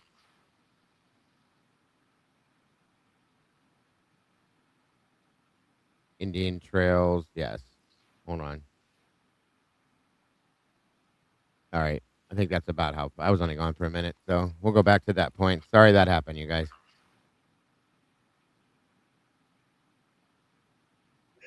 this isn't a terrible crime scene either. There are some questions, but we have some pretty good stuff that did come out of this crime scene. That was one of the dumbest comments I've heard him make the entire interview. This wasn't a terrible crime scene either. We had good things that came out of it. What does that even mean? He was circling back around to when he said it was the worst crime scene. I know. What? You know that he has to contradict everything he says at least once. It's like Dylan. It's like, or was I dreaming? Like, you always have to, like, every time. Well, no, yeah, like, I locked my door, but I wasn't sure because I usually do, but I didn't that night because I thought I did. I think mostly because I wanted to, but I almost thought I was sleeping. I think that I was going to lock it and forgot because I always lock it, but that's, then I turned my light on and stared at my doorknob. That's basically the same fucking shit that he's saying. He's doing the same thing. He's doing the same thing. Yes. It's something that you think might actually be something, and then just totally wipes it out. It's why he was defending her so much at the beginning. That he was like, "Oh no." Yeah, These that's people what are- happened to me earlier. It kept happening, so I rebooted my phone. So it took the sound out completely. Oh, and of course, thanks, 1-1. Of course, the Gonsalves made statements on this. Oh, I'm sure they were. Oh no, did they really? Because I'm sure. Let's talk about Cyree. He was actually an expert defense witness, and he let the cat out of the bag. A few of my favorite statements. 10 out of 10 juries would have found him guilty. Dylan is a victim. Ethan did not have a fistful of hair. No, there was no cleanup. BK had been in the house at least once a week. By the house, I'm sorry. And every one of those statements is wrong. It's wrong. It's not okay? true. Whoa. Now, the hair is not wrong. They are correct on that. No, they did find it. I don't know if it was a clump. There is a hair. There is at least a hair. The whole thing that I've been talking about, and I know this is taking a left turn and probably not the show for it, but it stinks to high heaven. There's something wrong in Denmark concerning that hair, and I've been saying that, and it's going to turn out that Turvey has been misleading. I don't know. It's hard. I mean, well, here's what I have to say about it, and it'll be quick.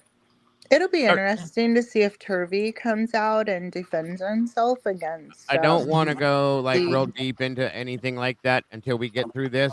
But if you're gonna make whatever you're gonna say short, that's fine. Well, we now know that. Okay, that was short. The reference hair was morphologically dissimilar to the defendant's, but it was morphologically consistent with the decedent Chapin. I know it's a big word, but we all know what that word means, I believe. Correct? What? Decedent or morphologically? Morphologically. Yes. I know what those both mean, yeah. Basically they're stating that it was Ethan's hair. That's right. And but I have to say something since that's been brought up now. Why does that make any sense to anybody that it would be Ethan's hair? Well, he pulled his own hair out? Whoa. Right. Who says? Right. Because look at the wounds, and it makes perfect sense. That would have cut Ethan's hair, certainly. Well, okay. You know what? That's actually a good point. Let me say that.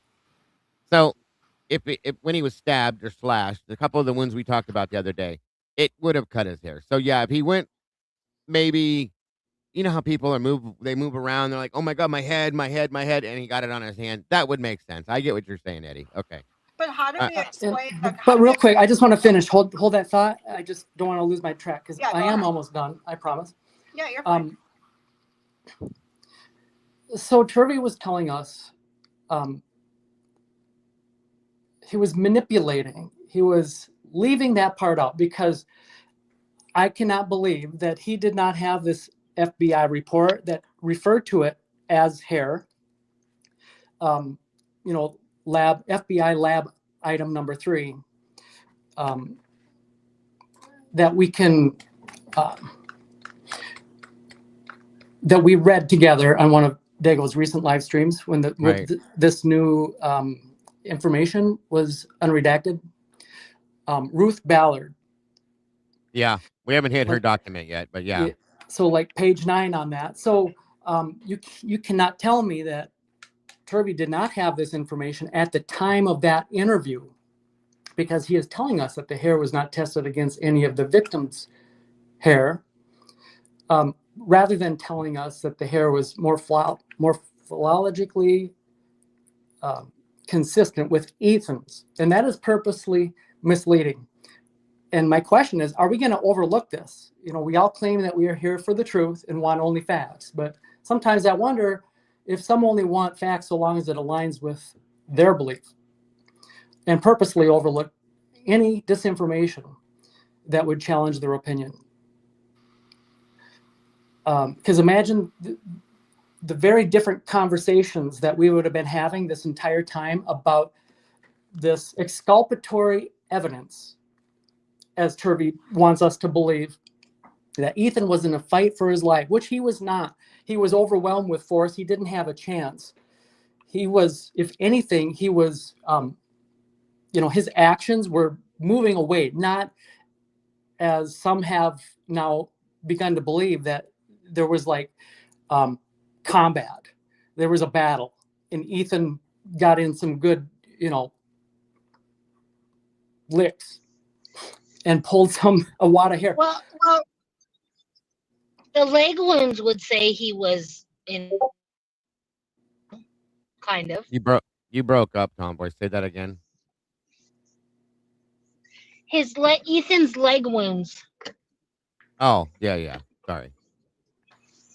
Would say that he was in battle, or unless they were done post-mortem, like that was told to us in the beginning. Remember that? Yeah, but it wasn't. They were. But he also had defensive wounds, too, on his arms. So that's what I don't understand. Yeah. And Turvey also said that hair was 6 to 7 inches in length and light blonde. That's what I keep trying to say. Every Yeah, time and I'm trying to say something, that's what I keep wanting to say, is that the color is different than Ethan's, and so is the length. So where do you get that? So that's what I'm saying. I want, if that's a different report than what Nitwick here is reading, or even that the FBI produced, or I want to see why the reports are different. Right, because this FBI report, it doesn't label it as debris. It's calling it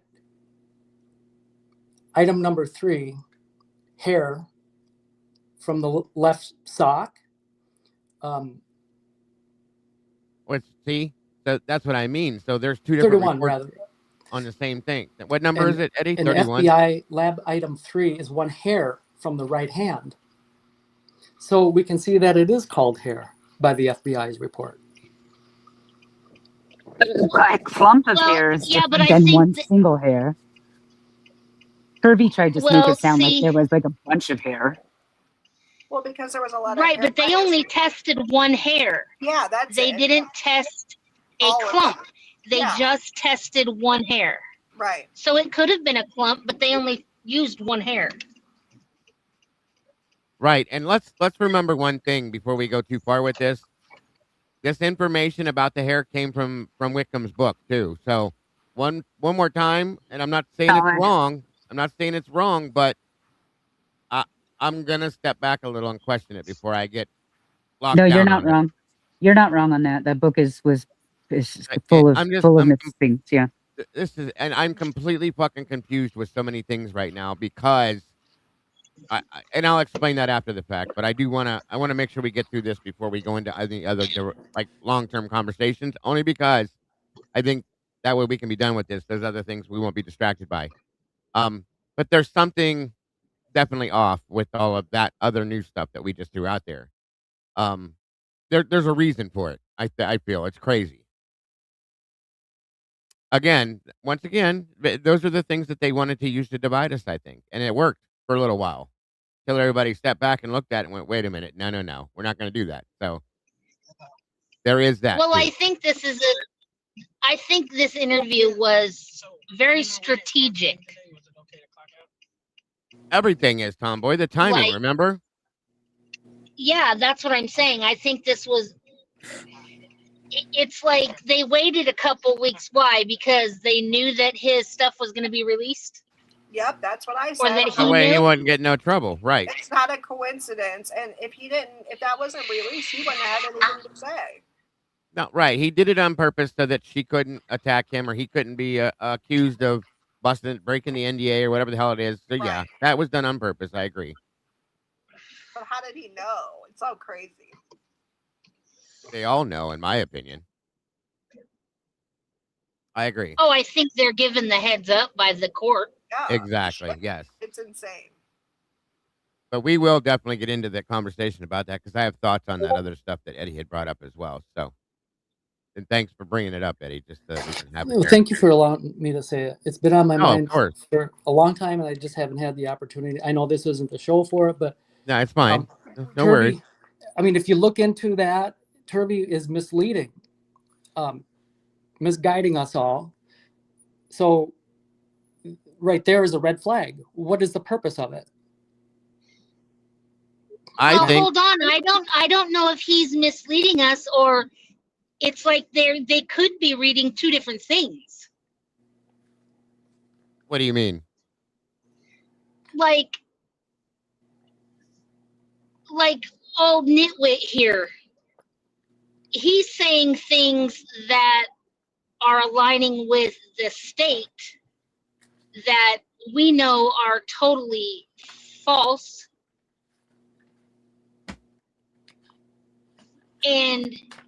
But he's saying he saw a report. Okay.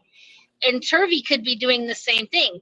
He may have saw a different report about this hair, but the FBI had to put it in something different. Are you saying during his investigation or at the time of that interview? Who, Turvey? Yes. It could very well be that too. It sounds to me like they're truly trying My point being is there's no way he could not have known that the FBI report is referring to it as hair that is morphologically consistent with Ethan's own hair. He could have said that during the interview, but he chose to manipulate us. That's my point. I think he just referred back to his expert report. But I also think that some of the stuff that is coming out now, Ann Taylor didn't have when he did his report. I believe that too. Because remember, she just got a whole dump right before the right. plea. I was going to say there was any of that. There was discovery dropped right after I think right before and right after the plea change hearing. So that's very plausible. That it could be that just wasn't released at that point. But again, and we all know it's the FBI and they take their sweet ass time doing all sorts of shit. What they did through the whole case too. That does make well. Then how did Ruth Ballard have it written up in her report? When were their reports written?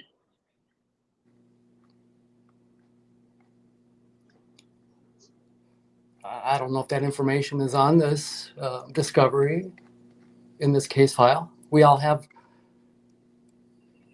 access Eddie, to it. I'm not knocking you. I'm not knocking Ann Taylor. I'm just, to me, I think both of these experts are. Is it January 23rd, 2025? I don't know.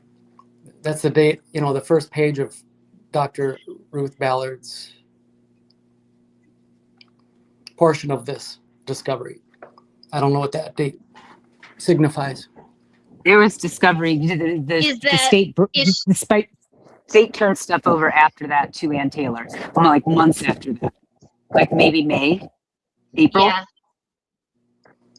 Yeah, so it wasn't very long before the plea hearing. Nobody had all of the information. Nobody had all of it before they wrote any of these reports. And then if they're saying, like Turvey said before, they all were sanctioned and they're all in their separate compartment. And they all had different things that they didn't have. They didn't talk to each other. They didn't share things, even though it looks like Slavinsky shared things with Cyree on paper. So like people did share things. So I don't understand. I mean, I get what you're saying, Eddie, too. Like I understand. So Turvey is reading this discovery and learning about it in real time as we are, and he didn't have that at the time of that interview. Neither of them did. None of those reports that we're reading. If you're looking at January report, it did not have the information that Anne was handed, or that was the state released in April. I think I could be really wrong on when they got it, where but are I you know getting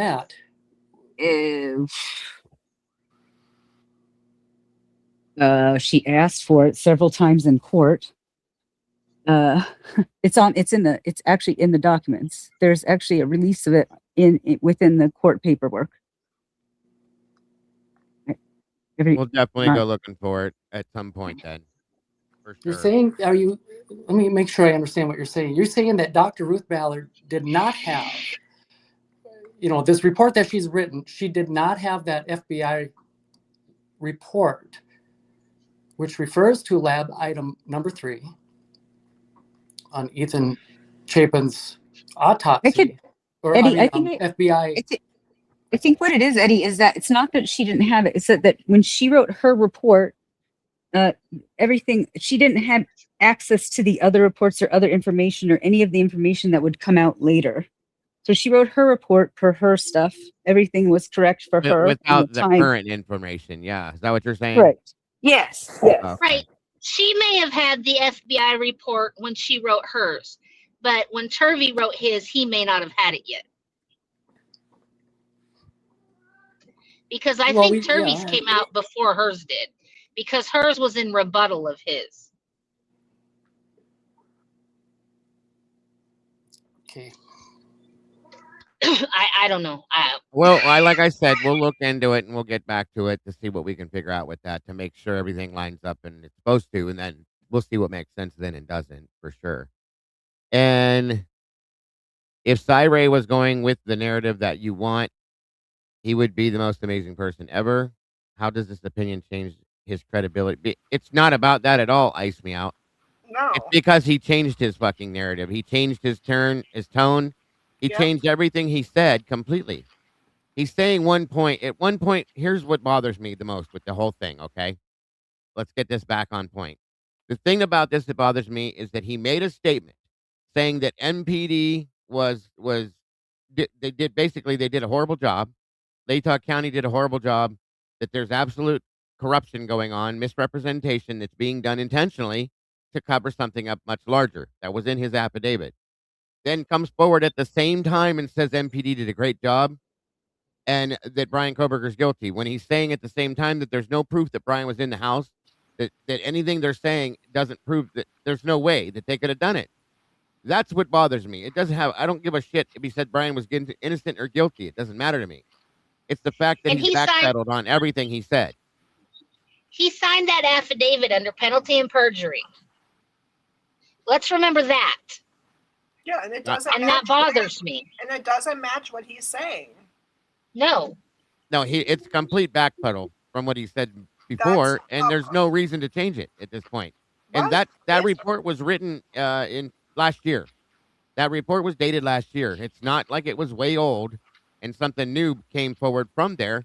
There are some of these things here that are newer that he may not have, but the fact is that he's backpedaled on everything that he said now. That is what my biggest problem is.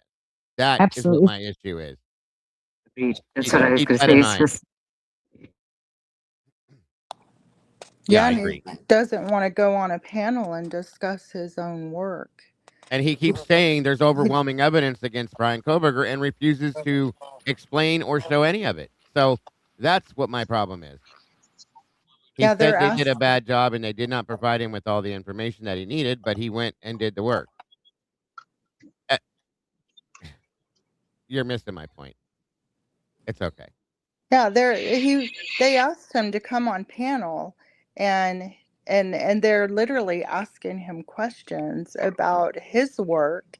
And before they even ask him a question about it, he's saying, and I don't want to discuss this or I don't want to discuss that. And it's the work that he did. So, there is no, it's not that. You Were you don't want done? to discuss your work, but you want to discuss what all the other experts got wrong or missed or misinterpreted or whatever. No, you don't get to do that. That's not your area of Yeah. expertise. He's trying to Stay in say your lane, bro. Exactly. Stay he's in your trying lane, bro. he's trying to Yeah. have things both ways, like I said, and you can't do that. Like Bubbles said, he's saying Brian's car wasn't there. Now he's saying it is. You can't do that back and forth like that. But were you done with what you were saying, Eddie? Yeah, I'm I ready to know. move. Okay. Yep. I just wanted to make sure that I know we kind of interrupted and we're talking around it, but all right. Like I said, we'll get back to those other points that were brought up at some point to make sure that everybody has understanding of them all. We know the dates on everything and when people had what, when, and how. So that's important. I'm just saying that. So anyway, on we go. When you talk about, sorry, I'm gonna swerve left. The Google geofence, I know that they were, I think it was mentioned in Tom Slavinsky's report where he says that Mallory states on November 20th, Google was asked for 2 identifiers. And it sounds like of the 2, we can identify that Molly McMichaels was one of them by the last 4 of her cell phone. But who was the other identifier? I do not know. I can't tell you that. And it's not that I can't tell you because I can't tell you. It's because I don't know. That's a great question. I have a good so idea who it was. here's my problem then. If you don't know, that's your job. That's why he was actually hired. How does he not know who that is? Dago, we know who that is. Because I think they hid it. It's Malwich. That's who the other I think identifier is. Oh, it I'm is. probably, yeah, I agree. It's Malwich. It's Molly. Yeah, I think it's Lena Black. I think it's her number, but Malwich had the phone. Yes. Yeah, it's Molly McMichael, and it is Malwich. And I agree with that, but here's my problem. They may have hit it, but his job is to find that out. He has the ability to do that. He should know that. Is what Because the paperwork says they only got back one of the identifiers. There was never any follow-up on that second one. And I think because once they got the name, they just either burned it, shredded it. Yeah, that's probably what ate they it. do. I don't know. Yeah. So yeah, I agree. It comes up under Lena Black, but it was for Malwich because it was Malwich's that goes back to the dog ate my homework. Look, I did my work, but the dog ate it. Right. It could be. Yeah. 100% best way to. It's his girlfriend's phone, though. Lena's his girlfriend, so it's not right. Unless the only other person that I'll throw out there and say that it could have been was Janelle Braun, maybe. That's just another thought I had. But anyway, on we go. Yeah, it could be. Those are the 2 that I think would be that secondary identifier. Truly, I don't see it being anybody else. So, buena noche. Take care, Gianna. Thank you for joining us here. Or are you familiar at all with the procedure that would have gone into determining who those 2 identifiers were going to be? I am intimately familiar with that process, and there's something that for you and your listeners that need to take this into consideration. Those devices may not be cell phones, and that's what a lot of people make a mistake of when they're looking at a case like this. There are devices in your house, potentially appliances that could potentially have some type of cellular activity that would result in looking like a device in the area. A lot of our vehicles are now equipped with that. So the idea that there's 2 phones that the Google geofence produced, that in of itself is a faulty statement. We know Molly McDaniels because that one was provided. We don't know the other one because we don't know what the other device was at this time. It could have been a car. There's a lot of things it could have been. My God, you either don't know. That is a typical Gilter statement. Idiot.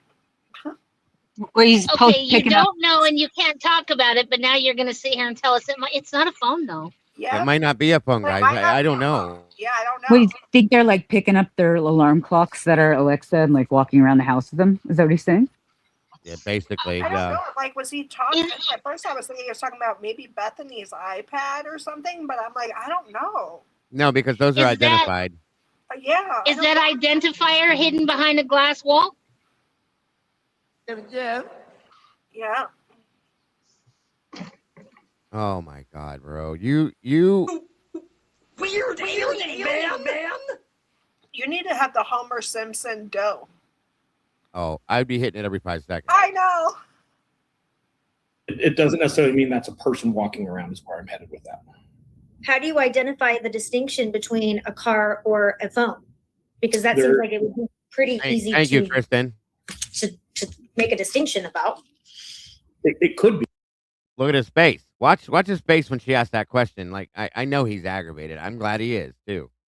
The idea that there's two phones that the Google geofence produced, that in of itself is a faulty statement. We know Molly McDaniels because that one was provided.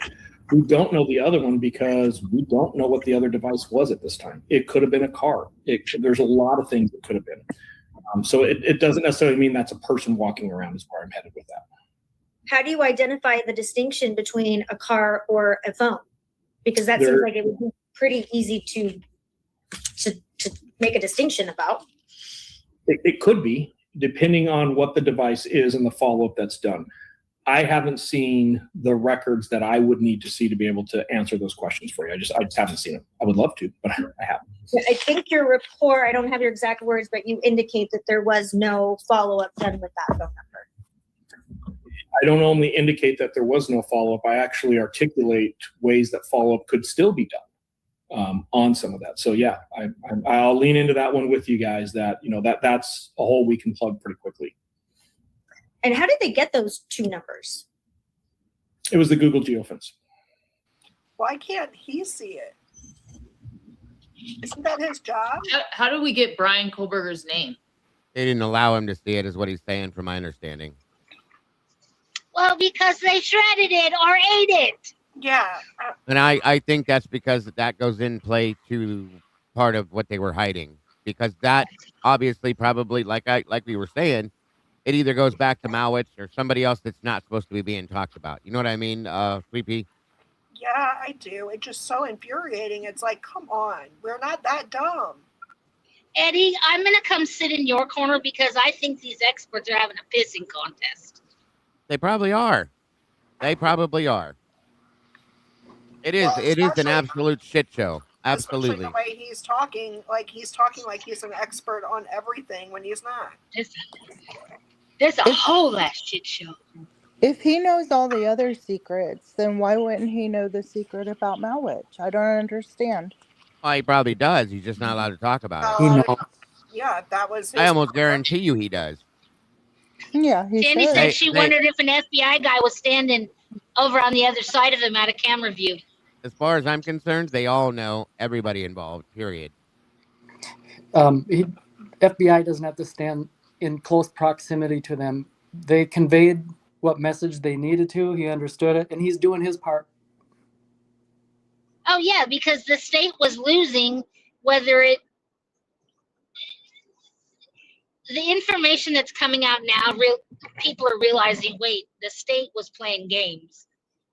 And they needed somebody to come in and say, hey, you need to help get people back on our side. Why do you think this interview is happening right now to begin with? It's because of that reason, in my opinion, alone. Everybody, right, and he did a shitty job. We have many people that have gone from Brian did this to our side of the fence saying, I don't know why I ever believed that. And there's many people that are leaning in this direction. They're leaning away from Brian's guilty, and they're like, oh shit, we're losing control, folks. We need to get this under control. So they took, like I said last night, they took the people's savior, Ty Ray, and said, you need to handle this. Let's get this together. Bring them back on board. They're going to believe you, so on and so forth. I know that sounds like a reach, you guys, but honestly, No, does it? not Does a it? reach. And No, I believe it. Further I think to that's why that he's out point there. is he knows that Brian was framed. I think he does too. I agree with because that. he made a very big point in saying, why would they go through all this trouble? Right. Yeah, he also said, why pick Brian? That doesn't make any sense. Because he's the right candidate. He's clearly the I'm best paraphrasing, candidate. but It was Well, a couple didn't he times. call him a candidate once? No, he called him a candidate 3 times. A couple times, At least. yeah. At least. And He's then a he great- makes a he was a statement great also. candidate.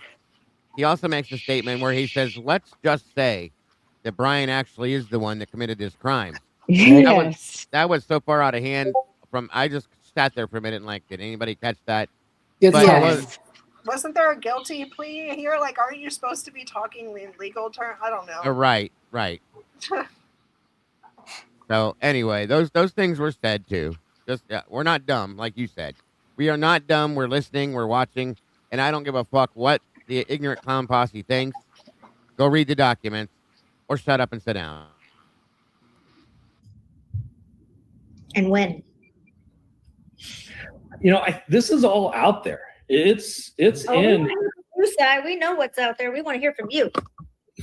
Oh yeah, that's I love her for that statement right Thank there. you, Kristen. Yes, that was a banger. That was great. Thank you, Chris. That was awesome. And every one of them. Look at Ron and her both. Like, yeah, get him, girl, get him. Yep. I've got to be just brutally honest with you guys really quick here. Some of the accounting of this case through other people who worked on the case and other experts on this case is so incredibly faltered. It's surprising to me. Really, because recently he's an expert. Podcast where someone was saying, well, there was these 4 brothers that were identified, and they just gave up on them. And it is clear to me that expert took no time to educate themselves on the hearings that happened with this case, how DNA, genealogy actually works. All of that has come out. It's all in hearings. What? Yes, there's 4 brothers. Those 4 brothers are extremely distant relatives of Brian Koberger's. So that's what people don't understand is when we start IGG, we're looking at a family tree, and I can find branches of that tree that is so far removed from the actual individual I'm looking for, there's no way these 2 people could know each other. Well, when I'm putting IGG together and I find one of these people, it doesn't mean I'm going to immediately find my suspect, but by contacting that individual and trying to obtain their DNA to help build out more branches of the tree can give me a clearer picture. The 4 brothers have nothing to do. They're not alternative suspects. They're not in any way connected to this crime. The 4 brothers, very simply, are a very distant relative of the person who left their DNA on the knife sheath, right? So they make contact with one of their brothers. That brother says, no, I don't want anything to do with this. And that's when offering starts and the FBI takes over. At that point, the FBI, and I'm not going to get into the background of that piece, they have a process where they can take an S&P profile and they can enhance it, if you will. They go through that process. They didn't send it. They never sent the S&P profile to the FBI. Nope. He's so ignorant about this. What is he talking about? This is beyond ridiculous, but whatever. Just let him talk. Yeah. Process, they load that into a couple of genealogy databases, and very quickly, because of the data that's in those genealogy databases, they're able to determine the most probable candidate DNA left on the knife sheath, specifically the button, is Brian Koberger. At which point they contact law enforcement and the prosecutors, and they explain very clearly, we believe Brian Koberger is your suspect. It's a tip. You can't use this in court. You can't use this as probable cause. You can only use this as a tip, but now it's your job to go build a case against Brian Koberger.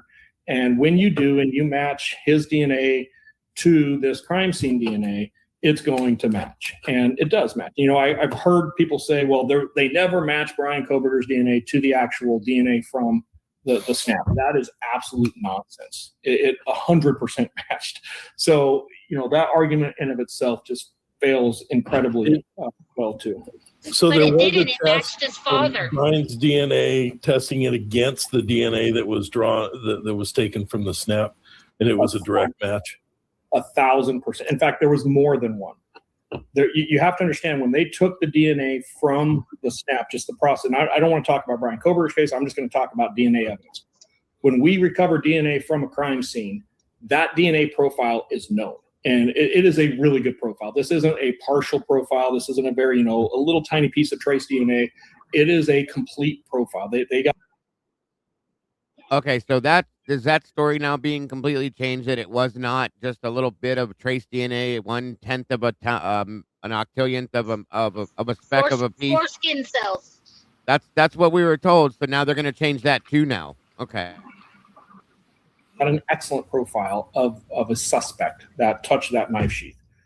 When they very first decided, hey, Brian Koberger looks like a really good suspect based on the IgG. No. He got it right. He got it right the way he said it, the first part of that. Hey, Brian looks like a really good suspect for this. Let's get him. That's what they did. You're right on that part, Si. And they do a trash pull where they actually obtain trash from the family's house. There is items of trash in that house that match family members of Brian Koberger's DNA. Like that match happens.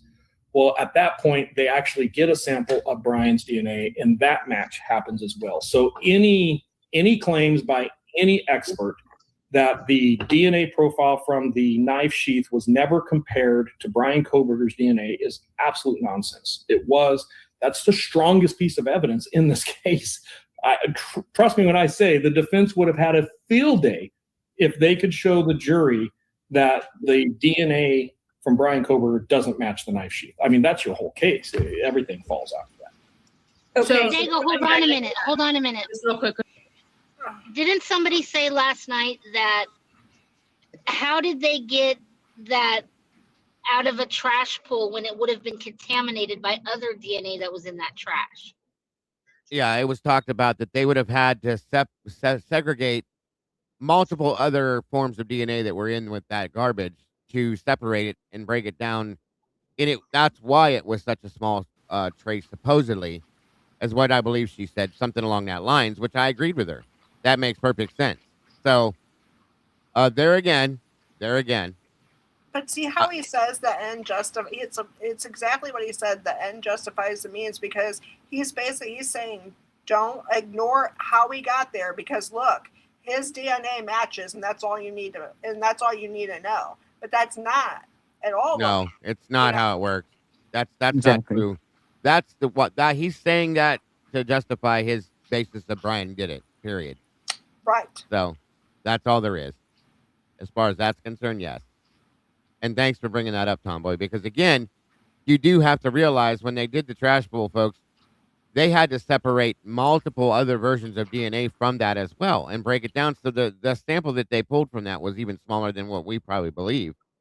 Yeah, but my question, my whole point with that was, I don't think they actually here's my thoughts. I don't think so either. That's the point I was making too.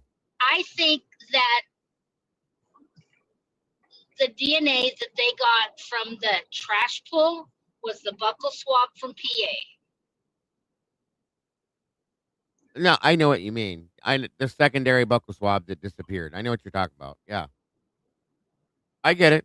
And I fully agree with you. It doesn't make any sense. I don't believe, you guys know my feelings. I said this before. Exactly what I believe happened is they chose, like Ann said, they chose Brian Christopher Koberger to be the person that committed this crime and built a fucking case around him, including the DNA that they created. If you listen to what Glitches explained and other reports that we've read, they created the fucking DNA. It didn't exist beforehand, in my opinion. I know my thoughts are a little different than some people's. That's what I think happened, but I could be wrong. Tomboy could be right, and it was the secondary swab that they had. It absolutely makes perfect sense both ways to me. So that was the dad's Q-tip, right? That's how that's what they told us, allegedly. Michael Yes. Koberger. Yeah. Allegedly. That's how they got the dad's DNA, and then they tested that, and then they said, yes, this is a match. This is the dad's DNA. So then they used the buccal swab. They arrested Koberger, and then that's when they then took Koberger's cheek DNA and said, okay, yes, here's our guy. This is him. But hold on, they took a buccal swab twice. They took a buccal swab in PA, and they took a buccal swab when he got back to Idaho.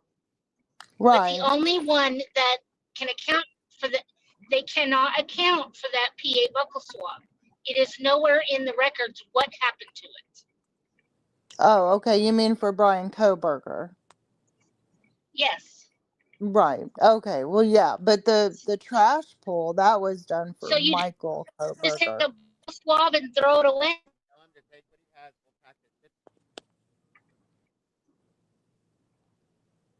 I can't hear you, Dago. Did I fall off again? No, go ahead. See, I'm sorry, guys. Keep. Oh. I didn't. I don't know any. I don't know about the buckle swab in PA. I didn't know that was lost. I don't doubt it though. Yeah, they took his fingerprints in a buccal swab when he was arrested at the barracks in Pennsylvania. They sent the And they lost it. fingerprints to Moscow to match against that L5. Oh, okay. Gotcha. They That never it doesn't match. did the buccal Yeah. swab. Did you Ah. to Idaho too? Because they didn't get it. Yeah. Well, and then they also lost the interview. They lost all of that. Liars. It must be in that trash bowl. It must be. It That's must funny be. that you say that. It's kind of like it's like they didn't have the chain of custody stuff either. Yeah, they must have just forgot where Right. to put it. Exactly. There is down. no chain of custody for that buccal swab for PA. Nothing. It makes no sense to me.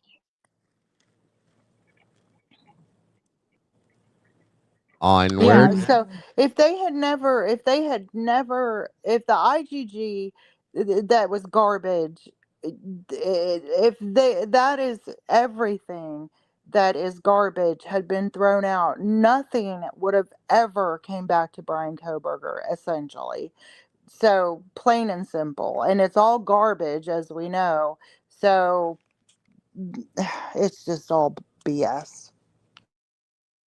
What I want to understand with all of that being said, okay, there was a statement made via the prosecution, if I'm correct. Somebody will correct me, I'm sure, that they were leaning towards the fact that they were not even going to use the fucking knife sheath, folks.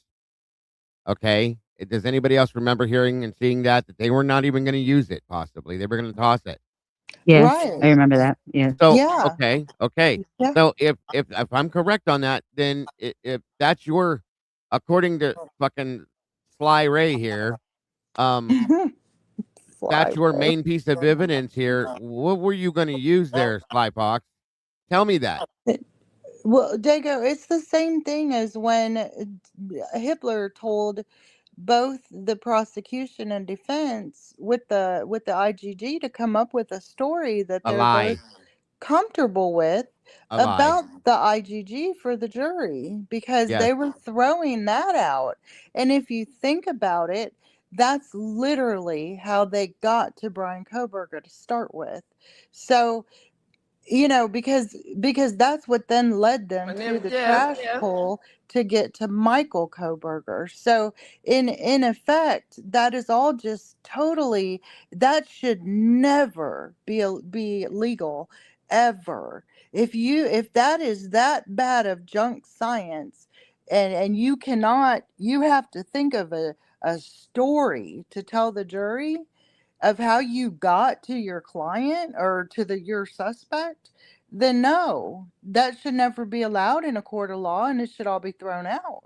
No, and they should have also subpoenaed hometown DNA or whatever the hell it was called to explain all of how that went down, to show the records that where the FBI used them to run this. All of that should have been brought into question, but it never was. So there again, All it's illegal. it's absolute with a capital F fuckery. Period. So moving on. So Good point, Lori. it's like the Yes, Richard Tomboy. it's like the Richard Allen case. It's like the Richard Allen case. There was trace DNA on the girls, but that expert said, I'm not even testing it because it's junk science. So now how come all states don't rely on that same concept? It's the worst, like Glitch Audrey said from Glitch. It's the worst type of DNA that nobody ever wants to use, but they used it here. It's beneath and less than it's way. How can I say what I'm trying to say? What the You would hell? rather test touch DNA as opposed to blood DNA that is on the same sheath. No, right, and that's the point right there. Okay, that is the point right there. They refuse to do the real DNA, as we'll call it, and they used this bullshit that doesn't even exist truly instead. And that was the only way they were going to get to him. And it So still doesn't I even, it's guess still not even solid. Mm-hmm. maybe that's a Exactly. question that this Slick Sly should have been asked: is why did they choose to go with the touch DNA as opposed to the blood DNA? He knows why. And you know he knows why, because that's the only way they were going to get him. That is the only way. And it's not even strong enough to hold fucking water, folks. Not even remotely. It's a joke. This is disgusting to me. It makes me fucking want to fight somebody. I'm telling you. Thank you, SRB. Anyway, I'm sorry, you guys. I'm so. Ugh. I'm just gonna call him because he reminds me of that prosecutor for the state of Indiana. Who is it? Oh, from Nick the Delphi, Prick. Nick the Prick. Yeah, Nick the Prick. yeah. Slick Lyray. That's his new name, Lyray. Anyway, Let's not let you go. But so you would agree. I mean, there's a lot of other evidence that you're saying is overwhelming, but you would agree. oh wait, and best and most important, and lastly, don't forget that they slapped the national security tag on top of this whole thing at the end. Don't forget that either. Okay. That if that knife sheath, for whatever reason, you're going to make my own conspiracy theory that sheath can't be tied to Brian's DNA, that the case falls apart. 100%. And any defense attorney who isn't able to show that through, because let's be honest, with that part, it's very transparent testing. When we go to a DNA lab, it's not like we take a couple handwritten notes and we just call it a day.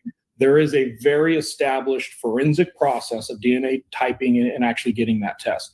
So any competent defense attorney who wouldn't be able to show that if that existed should not be practicing criminal law. Like, that's kind of criminal defense attorney 101.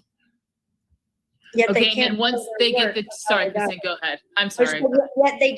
Yet they weren't able to show their work on how they got it. I disagree with that. They didn't show their work on the IgG, and I would agree with you with that, but that's a problem. And it's a problem because it was intentionally withheld. It was actually destroyed. So intentional and destroyed. This just adds to the amazing transparency of this amazing investigation. Yeah, but we're talking about two separate things. So if he's saying it was intentionally destroyed, and I don't have any evidence in front of me to question that piece of evidence. That's everything looks good to me. And if there's something there that you guys are aware of, I'm not aware of it. I haven't seen anything that makes me think that initial profile, that DNA profile developed from the knife sheath is problematic. I don't. I have a ton of issues about the IgG, and I've been very publicly, I have articulated those. So you and I are on the same page there. But the idea that after the IgG and they discover Brian Kohberger and they physically take Brian Kohberger's sample and they get that DNA and they look at the knife sheath, that those two don't match, that's just inconceivable to me. I don't believe that anybody has evidence that those two things don't match and that there's any reason to believe they don't match. Is it of your opinion, based on your training, expertise, all of this, that when they got Brian's name through the IgG, which is questionable, that other evidence in this case was forced to try to fit that it matched BK? For instance, the car. We talked about the car for a second. The model of that car, or the description of that car, was changed 3 times over a period of time. So it looks like, based on, again, the information that we have, is that we got Brian's name, and now we're trying to force all of these pieces of evidence to make it look like it fits BK, rather than taking each piece of individual evidence and then that leading us to the actual perpetrator. Yeah, and to some extent, I agree with you. On the car, I disagree, because there's clear documentation before, and I'm just going to throw a date out there so we're all talking about the same date. To me, the significant point in this case where things changed is December 19th. The car was nailed down before December 19th. Brian Koberger owning that. So he conveniently just threw December 19th out there, just throwing a date out there like it's non-circumstantial. Okay. Also, Right, because Dago, that came directly from Payne's mouth. Right. Yes. What's that, Lori? also, he's calling it touch DNA.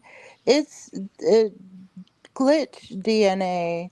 That wonderful, wonderful young lady has made it very, very clear that that literally is dust. It Right. is transfer. It could have that is a movable object. It is transferable. That his DNA could have gotten on that sheath at any time, anywhere, and we do not know. It is transfer DNA, and it that does not prove in any way, shape, or form that he was in that house that night. Right. I agree. Right, You are but the whole this case, they always call it. They're the only case that calls it touch DNA instead of transfer DNA, which is what it really is. I don't know. They've put that narrative in people's heads on purpose. right. What were you saying, Tomboy? Good point, sweet pea. but yet if it's a dust amount, how did that size double when it got to the FBI? But yet again, the dog ate my fucking homework, and I don't have to show you how we got to it. Exactly. How it doubled. That's your answer. You answered it yourself right there. Yep. Absolutely. But yet they want us to jump on board and give them our DNA and then trust the government. Nah, fuck that. Make and model of that car was nailed down before December 19th. The fact that Brian Koberger matched the description, his vehicle matched what they were looking for, was known before December 19th. Brian Koberger matched the description. Nobody saw him.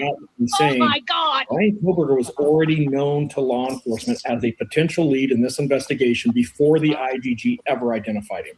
And that, in my opinion, is one of the biggest errors. That's because they chose him. Because they chose him. That's what he's not saying there. November 16th. I will stick by that the day I die. Yeah, and that came from a very high let me say this. The November 16th date that we are kind of stuck on over here came from a source that I have absolute trust in that is part of the government. I'll put it that way, okay? I have no doubt in my mind that they knew who Brian was on or before November 16th, and that was when he was chosen. That is what Sai is not telling you, which is because he can't. It would break the narrative in half. Let me explain that a little further. November 16th and 17th are also the 2 days that the ISP forensics lab finally got to go in the house. Say that again. You kind of broke up there. Yeah, you're breaking up. You must be in a bad area. November 6th and 17th. Those are the 2 days that ISP forensics were allowed in the house. Uh-huh. What do you? There's a little more credence to they got his name the 16th.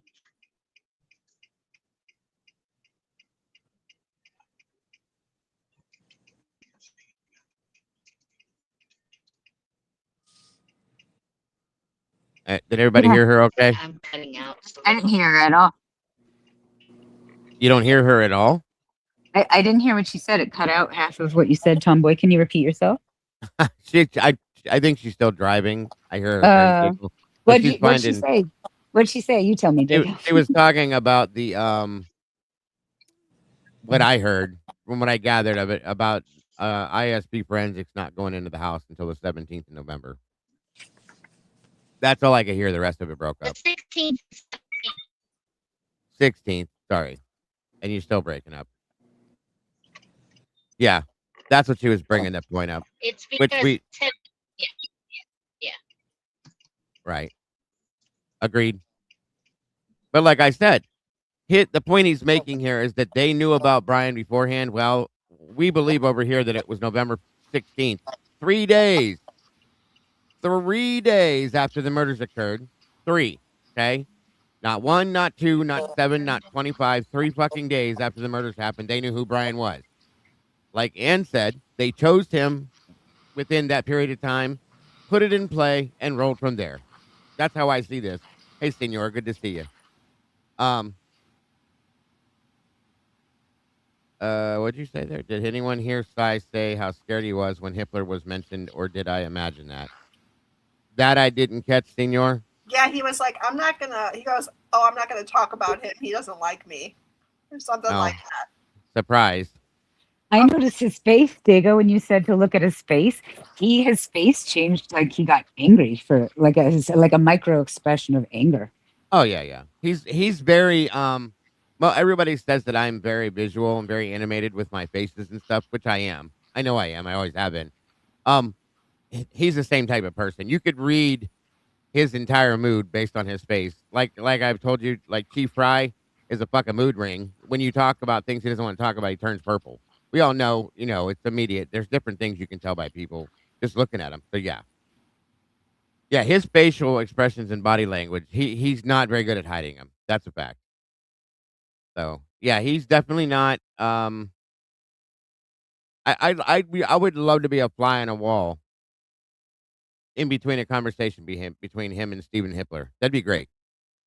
So. Oh my god! 'Cause Hitler would talk to him like he's talking to us. Oh, I'm sure. Same way he talked to the Gonsalves too. Yep, I agree. And yes, Kathleen, you're correct. It's very hard for Italians to hide their emotions. That's a fact. Remember your face when you did the DJ night for us. You were fed up and shook. That's that. Oh yeah. I agree. Fully agree. Can you hear us, Lori? Whoops. Yeah. Okay. Can you hear me, Eddie? Yes, I can hear you. Okay. I just want to make sure everybody's good. Onward. That we're ever going to see in our lifetimes. Like, this is the colossal error of don't do IGG, just work the case and you will get to Brian Koberger. And I think that's really important to say. Now, to your point, Kristen, I couldn't agree with you more. And I've been very vocal. Read the book. The book is very clear. I 100% believe that a narrative was formed around Brian Koberger after December 19th. And that was done by cherry picking things that really helped that narrative and omitting things that in any way contradicted that narrative. And I've been incredibly outspoken about that from day one. So I agree with you there. But unfortunately, that doesn't mean Brian Koberger couldn't be the suspect. It just means this was a terrible investigation and that there's potential legal consequences to that. I would agree with you 100% on that. Do you recall, and I know the information's out there, but do you happen to recall when they actually took the DNA from the sheath? I mean, how long after it was discovered? It was pretty quick. It was, here's what I can tell you, that the Washington State University police are the ones who identified the vehicle as a potential lead. The DNA was already at Othram being worked when that happened. So, if we look at that order, it was pretty quickly done, which it should be in a case like this. Like, you're going to put every resource you have into that. Yeah. And to your knowledge, was the chain of custody regarding the DNA always documented and everybody knew exactly where it was at any point? Because I know there is information that tends to infer that there was a 3-day period that nobody could verify exactly where the DNA was. Yeah, I don't know enough about the chain of custody issue on the DNA to speak to it at all. I would love to weigh in on that. I just don't know. Yeah, you don't know. And so why are you Well, weighing? you know about everything else, though. And he's weighing everything. He believes that that is what makes Brian guilty. You can't. That's insane. He likes it both ways, ladies and gents. He likes it both ways. Can we go back to the sheath for just a second? I know this is something I wrote down, and I know the three of us have talked a lot about this. So the initial reporting of the sheath said that it was on the floor, and then it was on the bed. Can you give us your opinion on that, or why There there we would be a go. discrepancy, because that's kind of a big piece of information to us. Why was it changed? Are we guessing? Did Nunes not first see it when he walked in and did the walkthrough? Why is there not more confirmation of exactly where that sheath was lying?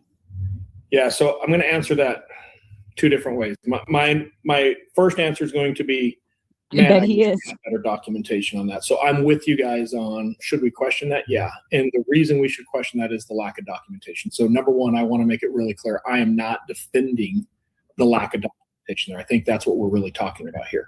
As somebody who has worked very dynamic crime scenes like this, it is very easy to stumble across something and it gets moved or it gets somehow altered from its original position, and everybody realizes, oh crap, look at that, and a photograph is taken. And then later on it's like, okay, well, where did you see it, or what happened beforehand? And it's moved back in there just to capture, hey, it was right here when I first saw it. It's important to understand that the knife sheath, I don't know that it would have been in view. Let's just assume, and again, I'm not defending anything within the law enforcement investigation, so I don't want people saying, he's full of crap on this. I'm just saying, let's assume the knife sheath was where it was alleged to be, and it's either wrapped up or somehow combined with that sheet. The first officer, second officer, third officer may not see it. They're not looking for specific evidence like that. They're clearing the house for people. They're not searching it. So now later on, different officers come in. Maybe somebody goes to move the sheet, and as they're uncurling the sheet or they're pulling the sheet back, that knife sheath falls on the floor. I'm not saying that's what happened. I'm saying, if we look at other crime scenes, that is very possible. Well, now the knife sheath is on the floor. We can't change that. That happened. I would expect somebody to photograph that and say, okay, this is where we first realized. This is unbelievable that he's doing this right now, because do you guys realize what he's doing? He's filling in the blanks with hypotheticals. Thank you. And he's creating a whole new fucking narrative by saying this. So do you know how many people are going to take that and run with that now and say that's what happened? Absolutely. And he's allowing what allowance to say, oh, and sometimes stuff just picked up and then it gets moved and then we put it back. What? Right. And he's making it okay that it happened, you guys, by making Exactly. these statements. And people now, like Eddie just said, he's filling in the blanks with what ifs or whatever. You know what I mean? You could not be allowed to do that. But he did. He just did it. And now all these people that believe in this are going to take that statement right there, and that is going to be the official narrative going forward. Watch. I will almost bet my life on it. He just can't say, I don't know. It's like his ego doesn't allow him. He has to answer, and it's wrong. And he keeps saying he's not defending Ellie, but what did he just do right there, you guys? Absolutely. He made excuses for them. He justified them screwing everything up by saying it. Thank you. Trust me, bro. Welcome to the club, guy. I'm done with the trust me, bro shit. Guys, but notice the consistent theme of all these quote unquote experts. So Turvey is doing the same thing with, they responded emotionally. They were traumatized, referring to the investigators. Yeah. Excited. Agreed. They were upset, Totally. making snap decisions. Remember, they're not experienced homicide detectives. No experience. They didn't know what they were doing. Too Remember much that? adrenaline. Someone got excited and distracted. Uh-huh.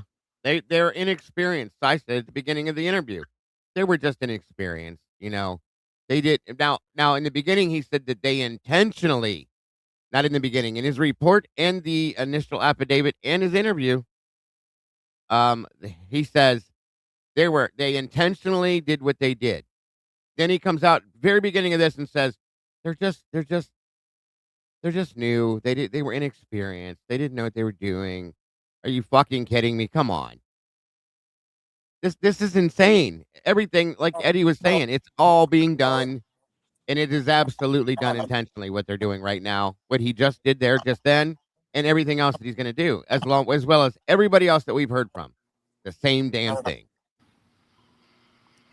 And that's the key word, intentionally. Yes, intentionally. In the words of Sarah Boone, intentional.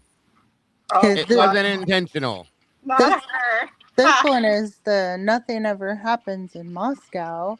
And he's the one who is just defending the Barney Fife team. Systemic failure, folks. Remember that statement he made? Yeah, right. Just silly, sloppy, messy work. What a Just joke. dumb, good old Oh, boys. It's a bunch that of is dumb, good old boys. That's so ridiculous. Oh, that comment is disgusting. Like, It is. It is. Just silly, messy, sloppy work. No, none of this is okay. None no, of it's okay. this is a man's life here. Hello. Exactly. That's what I was just gonna say. I'm like, could you? How is anybody in our entire country okay with this? This is like, just go ahead. This is his man's life on the line, and they're like, oh, and like there's some things they just misplaced.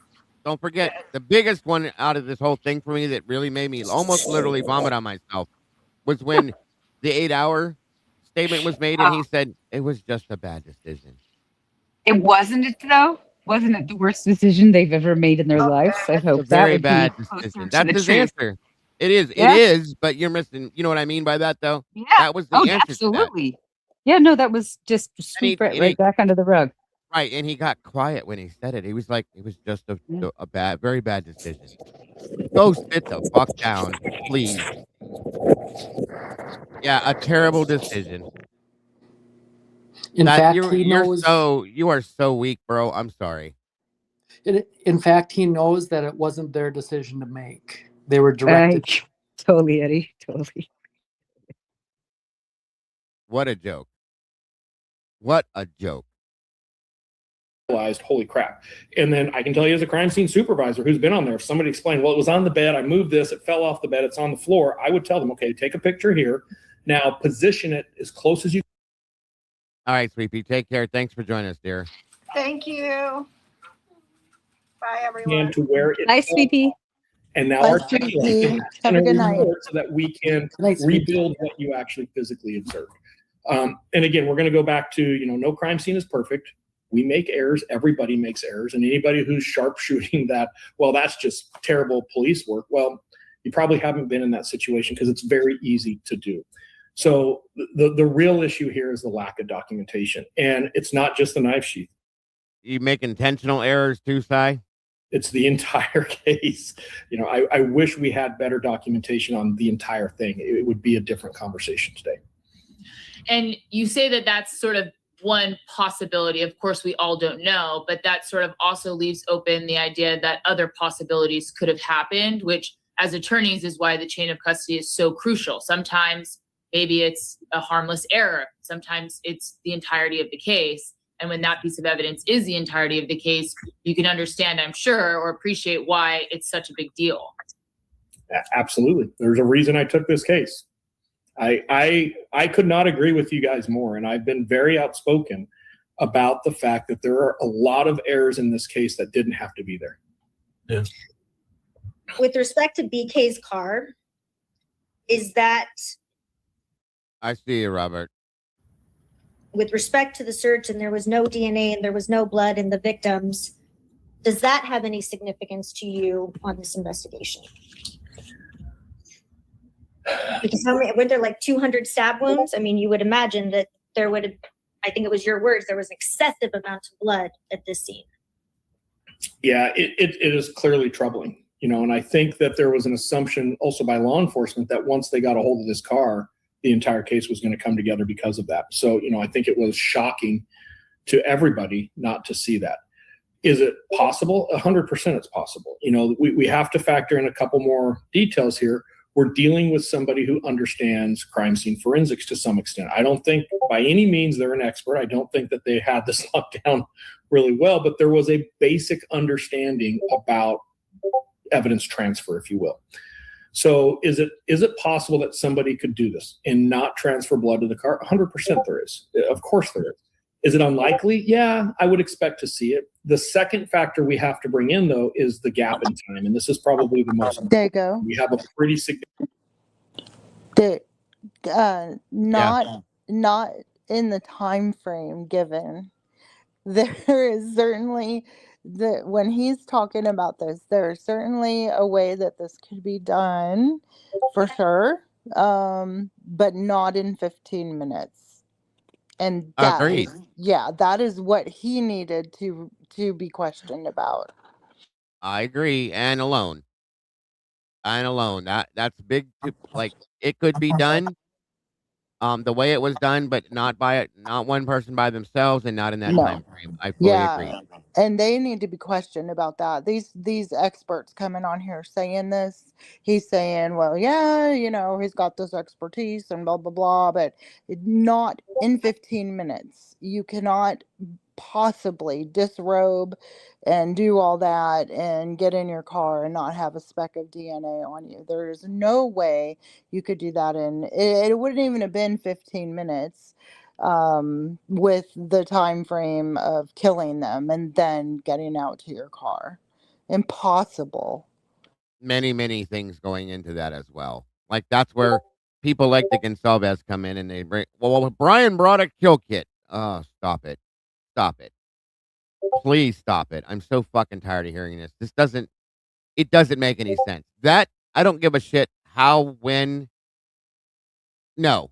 That car should have been, and absolutely, in my opinion, would have been, if it was involved, a Petri dish, period. It was stated that way before many times, and it should have been, and it wasn't. And that's because it wasn't there. It was not there. The person that was driving it wasn't there. And in turn, there was no transfer from house to vehicle to anywhere else, in my opinion, and that's why. So, no doubt. Oh, God. He said the house was not clean because there was no evidence of a cleanup. Yes, there was. But BK must have cleaned up his car, but there was no evidence. No, none of that's true. You are absolutely right. Heather, absolutely right. Welcome, Addie Martinez.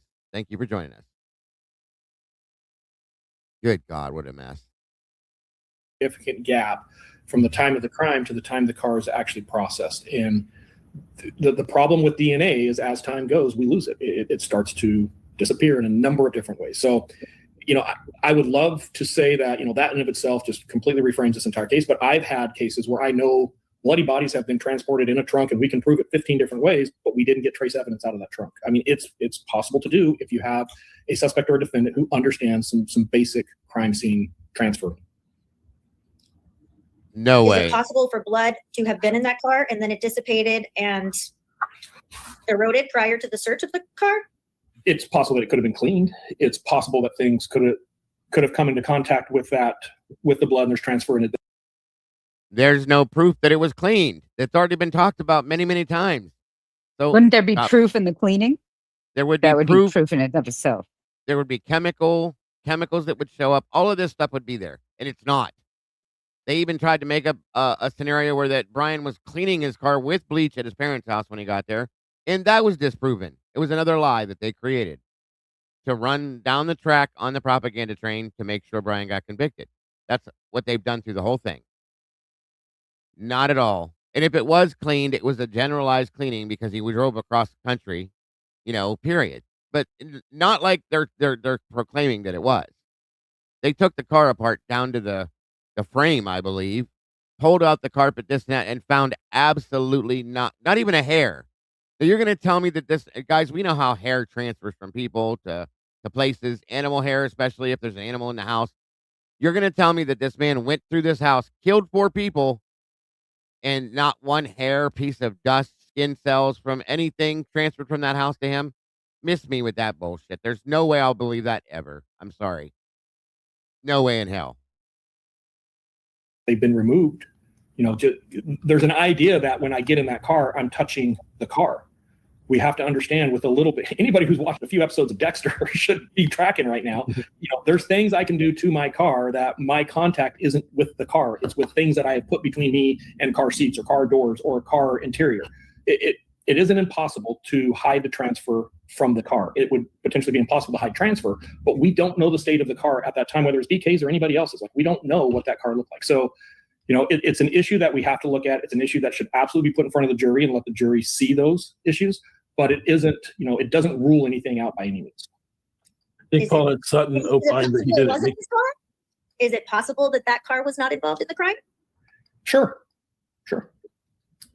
What? Whoa! Hold on now, because now, Sai, What? now you're Now you're What? saying that it's possible the car wasn't involved in the crime, but 20 minutes or probably an hour ago now, and you said that it was Brian's car that was there. That was how 100%. you know. That's one of the reasons why you know he was there. That was a lot. That was a lot to say right there. That was a lot for him to say. That was ignorant.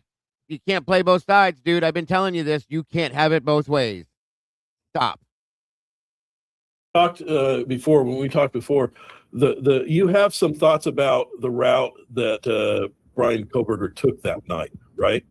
That he took a more northerly around Moscow, correct?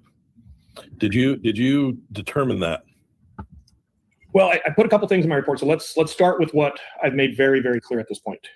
I do not believe Brian Koberger ever traveled on or Which has been off nothing. Highway 270 that night. I think there is significant physical evidence that shows a vehicle even similar to Brian Koberger's vehicle never traveled on or along Highway 270 during this critical time period. So, I've been very vocal about that. I think I've cleared that up as well as I can. I think all of the video referencing a white car on WSU campus prior to the murders is not Brian Koberger's car. And in fact, there's significant evidence, the phone itself, the movements of the phone during that time to show Brian Koberger's phone is not in that vehicle. So the car at WSU isn't his.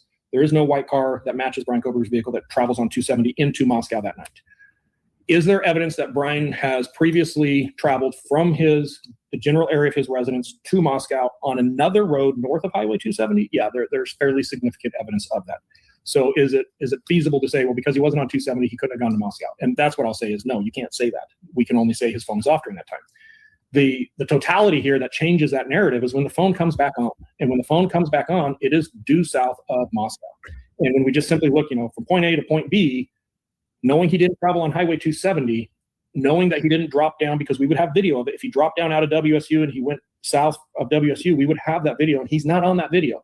So when we look at all the video camera, how do you get from his house to south of Moscow?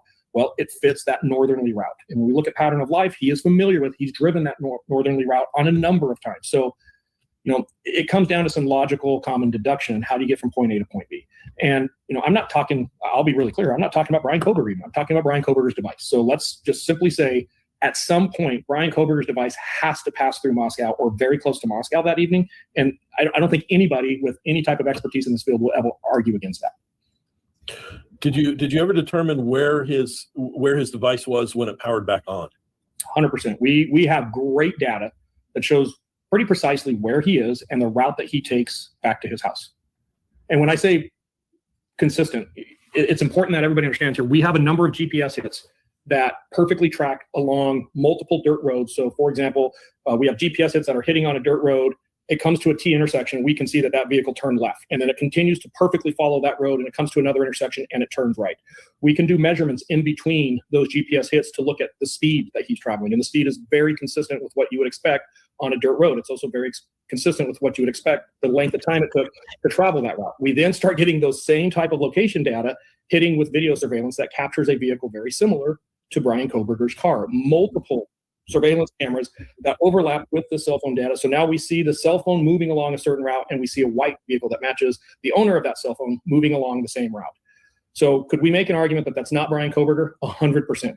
But his phone and his vehicle are absolutely moving along there, or a vehicle very similar to his with his phone in it. What? 100% him, but also not him. Say again. What'd you say? I'm sorry, I missed that. Oh, sorry. He said it's 100% him. And then it's, Oh, but we yeah. also have evidence that he's not there at all. Right. Captain Contradictory. And that he went to Walla Walla Park? I don't want to say I have concrete information because that's a very specific question to Walla Walla Park, because I don't know the exact boundary of Walla Walla Park. I don't. But you said it before. Now you're going to backpedal once again. Hang on. know. I used to know which street he was on, then he turned left, but now I don't know where they are. He was inside the park. I do feel very comfortable that he was in the area of Walla Walla Park. The next morning is what you're talking about, I'm assuming. Yeah, I guess some of this just gets kind of put together because Moscow and Pullman are referred to basically as one area, right? They share an airport, everything is pretty close. So when you're reading things, we're reading reports that says he was near X, Y, and Z, it sounds like everything is fairly near.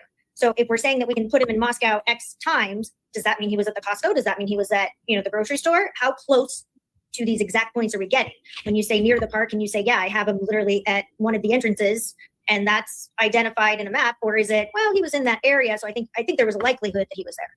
Well, you also have to understand that there's never going to be a consistency in the granularity. And there's also different sources of data that can corroborate this. So, when you say, well, was he at Walmart or was he here? There is point of purchase sales. So there is things we can do to go look at, hey, we know his debit card was swiped at this store at this time, and it matches up with this cell site. So at this particular time, we can say he was in Ross, where maybe 99% of the other times he's using that cell tower, we can only say he's in Moscow. So we have to keep in mind, and this is where I keep going back, and I understand that there's frustration because the world hasn't seen this, and this is why there needed to be a trial on this case. When you look at pattern of life and you start stacking all of these different types of evidence on top of each other, it tells a story. It tells a very strong story. And, I know people are probably thinking, well, I'm not going to trust this guy, and that's cool. I'm not asking anybody to trust me. It's my opinion based on what I've seen. But the facts speak louder than anything I can tell you guys or anything I can tell your audience. There's a reason the defense decided a plea deal was a good offer. There's a reason the state decided the plea deal was a good offer. If the defense felt very strongly that they could convince a jury that Bryan Kohberger did not commit this crime, I know enough about this defense team and I trust them, they would have gone to trial to prove just that. They knew they had issues. If the state felt that they could go to trial and get the death penalty like a couple of the families wanted, and they felt very comfortable with that, they would have gone to trial. There is a plea deal in this case because both things can exist.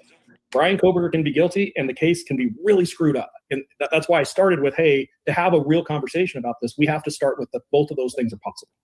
Totally. But it's also possible that he's innocent and took a plea deal, right? All of those things would be possible because there may be a number of reasons why a defense team would determine based on, for example, an extreme amount of data that they cannot process in a short amount of time, repeated rulings that are against them, and just somebody's decision to potentially take a plea deal because they think that that's the best option for them in their life because they're concerned that they're going to be convicted, that they may also accept a plea deal. 100%, especially on a death penalty case, right? I get that there's motivations there. But I think it's important to say if some of this evidence was so glaringly off as some of the things that I've heard over the last couple of years, you would think a defense team could have a field day with this in court. And, that's a case I would very much like to watch happen in court. Okay, when you say defense team, when they took the plea deal and Bryan accepted the plea, we obviously know that Dr. Turvey was not privy that those negotiations were going on, and not saying that that was mandatory for him to be part of that. That is outside the scope. However, defense team, when they decided to accept that plea deal, who was that? Was that Ann Taylor? Was it Becca Barlow? Did Bryan's mom have anything to say? Like, who made that decision? Do you know? Yeah, so a couple things. Let's back up to what you started with when you opened there. And you three are attorneys. The idea that a defense attorney would huddle all of their defense experts together to decide by jury if their client should take a plea deal is the dumbest thing I've ever heard. The idea that Dr. Turvey believes he has to be consulted in order for the defense to encourage or accept a plea deal is the most ludicrous thing I've ever heard an expert say. Dago, pause it. Regular meetings in the defense team and I was going to ask him to pause it said, too. no, I left there Thursday. Sorry. So After I agree with what he's saying there. Oh, I knew you would. I knew. In fact, you said that before. And it's not because I'm picking sides. I know. I did read Jesse Schul's question that he had for me like way early in the stream.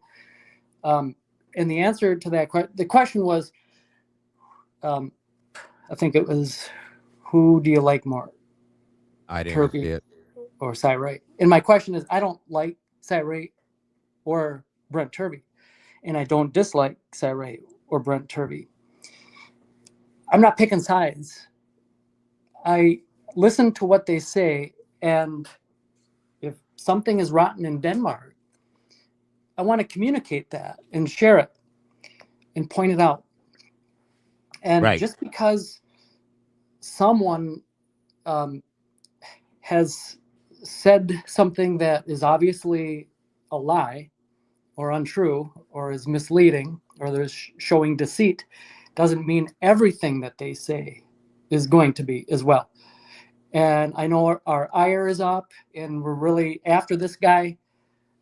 And that can sometimes have an effect, and no matter what he says, it's going to be an attack on him. But there's a couple things in this interview that he says that, well, of course, these are my opinions. There's no way to prove or disprove any of it.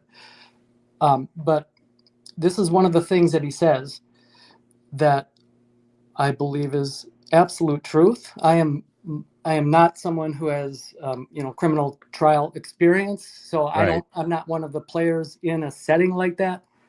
So I can't speak from experience. It's just common sense. And what he's saying is absolute common sense about what he's talking about right now. And just FYI, one of the other things that he says later in the interview is he believes Ann Taylor is legit and doing her best for her client. And I believe that. Can I put my 2 cents in real quick? Asking me or Dago? Yeah, of course.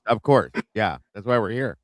My opinion on this is I don't really feel that Brent Turvey was saying that he needed consulted. I feel like he basically was expressing his displeasure at doing all this work, and then he was just getting texts from his friends and being told, just like the rest of the world, that I'm so sorry, it's got a huge, but there's a storm coming through, I apologize, but that the rest, finding out like the rest of the world did, that Brian Koberger was taking a plea. He was not granted the courtesy of a professional phone call, by the defense, whether it could have been Masseth, it could have been Bicco Barlow calling his friend, calling him and saying, hey, just real quick before it's announced, Brian Koberger is going to take a plea deal. I think that's all he was asking for. I don't believe he was wanting to be consulted. That's just my opinion. And I think that Cy Ray is just being a douchebag with the way he's wording it. Just my opinion. And I see your point too, Eddie, but I don't think that I really think that there's just a war between experts here, and it's just, they're just being really, like, it's like a competition of who's smarter, you know what I mean? And I really just think it was for Brent Turvey that he did a lot of work, and that he was just kind of sour about it. Hey, you could have at least granted me the courtesy of a phone call. That's all. And I respect your opinion, and we can disagree, and that's fine. But I do think that you are misremembering it. Maybe, due to the passage of time, sometimes we don't remember things, accurately. So, I do believe Cy Ray is not like exaggerating. I think he even goes on to say he's listened. He wasn't sure he heard it right. He listened to it multiple times or a couple times. And that's the way I remember hearing it too. I'll have to go back and listen to it. But I can almost stand here and say that is indeed what Brent Turvey was saying, is the huddle up type of, he's trying to convey this, it's a team. And that's, this is a death penalty case. And in a case like that, it goes like such. So I guess I would challenge everyone to go back and listen to that to be sure what we heard. Okay, yeah, I Gotcha. respect that. I'll go back and listen to it too. I might have misread him. No worries. Again, that's why we discuss these things. So, good stuff. Moving on. An airport, everything is pretty close. So when you're reading things, we're reading reports and says he was near X, Y, and Z, it sounds like everything is fairly near. So if we're saying that we can put him in Moscow X times, does that mean he was at the Costco? Does that mean he was at, the grocery store? How close to these exact points are we getting? When you say near the park and you say, yeah, I have him literally at one of the entrances and that's identified in a map, or is it, well, he was in that area. So I think there was a likelihood that he was there. Well, you also have to understand that there's never going to be a consistency in the granularity. And there's also different sources of data that can corroborate this. So, when you say, well, was he at Walmart or was he here? There is point of purchase sales. So there is things we can do to go look at, hey, we know his debit card was swiped at this store at this time, and it matches up with this cell site. So at this particular time, we can say he was in Ross, where maybe 99% of the other times he's using that cell tower, we can only say he's in Moscow. So we have to keep in mind, and this is where I keep going back, and I understand that there's frustration because the world hasn't seen this. And this is why there needed to be a trial on this case. When you look at pattern of life and you start stacking all of these different types of evidence on top of each other, it tells a story. It tells a very strong story. And, you know, I know people are probably thinking, well, I'm not going to trust this guy, and that's cool. I'm not asking anybody to trust me. It's my opinion based on what I've seen. But the facts speak louder than anything I can tell you guys or anything I can tell your audience. There's a reason the defense decided a plea deal was a good offer. There's a reason the state decided the plea deal was a good offer. If the defense felt very strongly that they could convince a jury that Bryan Kohberger did not commit this crime, I know enough about this defense team and I trust them, they would have gone to trial to prove just that. They knew they had issues. If the state felt that they could go to trial and get the death penalty like a couple of the families wanted, and they felt very comfortable with that, they would have gone to trial. There is a plea deal in this case because both things can exist. Bryan Kohberger can be guilty and the case can be really screwed up. And that's why I started with, hey, to have a real conversation about this, we have to start with both of those things are possible. Totally. But it's also possible that he's innocent and took a plea deal, right? All of those things would be possible because there may be a number of reasons why a defense team would determine based on, for example, an extreme amount of data that they cannot process in a short amount of time, repeated rulings that are against them, and just somebody's decision to potentially take a plea deal because they think that that's the best option for them in their life because they're concerned that they're going to be convicted, that they may also accept a plea deal. 100%, and especially on a death penalty case, right? I get that there's motivations there. But I think it's important to say if some of this evidence was so glaringly off as some of the things that I've heard over the last couple of years, you would think a defense team could have a field day with this in court. And, you know, that's a case I would very much like to watch happen in court. Okay, and when you say defense team, when they took the plea deal and Bryan accepted the plea, we obviously know that Dr. Turvey was not privy that those negotiations were going on, and not saying that that was mandatory for him to be part of that is outside the scope. However, defense team, when they decided to accept that plea deal, who was that? Was that Ann Taylor? Was it Becca Barlow? Did Brian's mom have anything to say? Like, who made that decision? Do you know? Yeah, so a couple things. Let's back up to what you started with when you opened there. And you three are attorneys. The idea that a defense attorney would huddle all of their defense experts together to decide by jury if their client should take a plea deal is the dumbest thing I've ever heard. The idea that Dr. Turvey believes he has to be consulted in order for the defense to encourage or accept a plea deal is the most ludicrous thing I've ever heard an expert say. There was regular meetings between the defense team and the defense experts. And Dr. Turvey himself said, no, I left there Thursday. We had a whole game plan.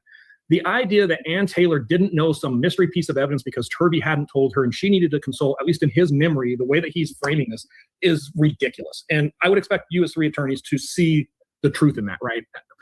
Defense attorneys don't consult with their defense expert teams to necessarily look at a plea deal. Now, a question could come up, and maybe some questions did come up, but maybe not for Dr. Turvey. There's no reason for Ann to huddle together there. So number one, I would completely dismiss everything Dr. Turvey said about him being misled and the defense team. That is just, Dr. Turvey has an axe to grind with Ann Taylor because of what Ann Taylor put into a statement. And that's all we're seeing there, right? That's all that's there. So number one, I would expect a competent defense attorney to weigh their options and to discuss those options with their client, and their client makes that decision.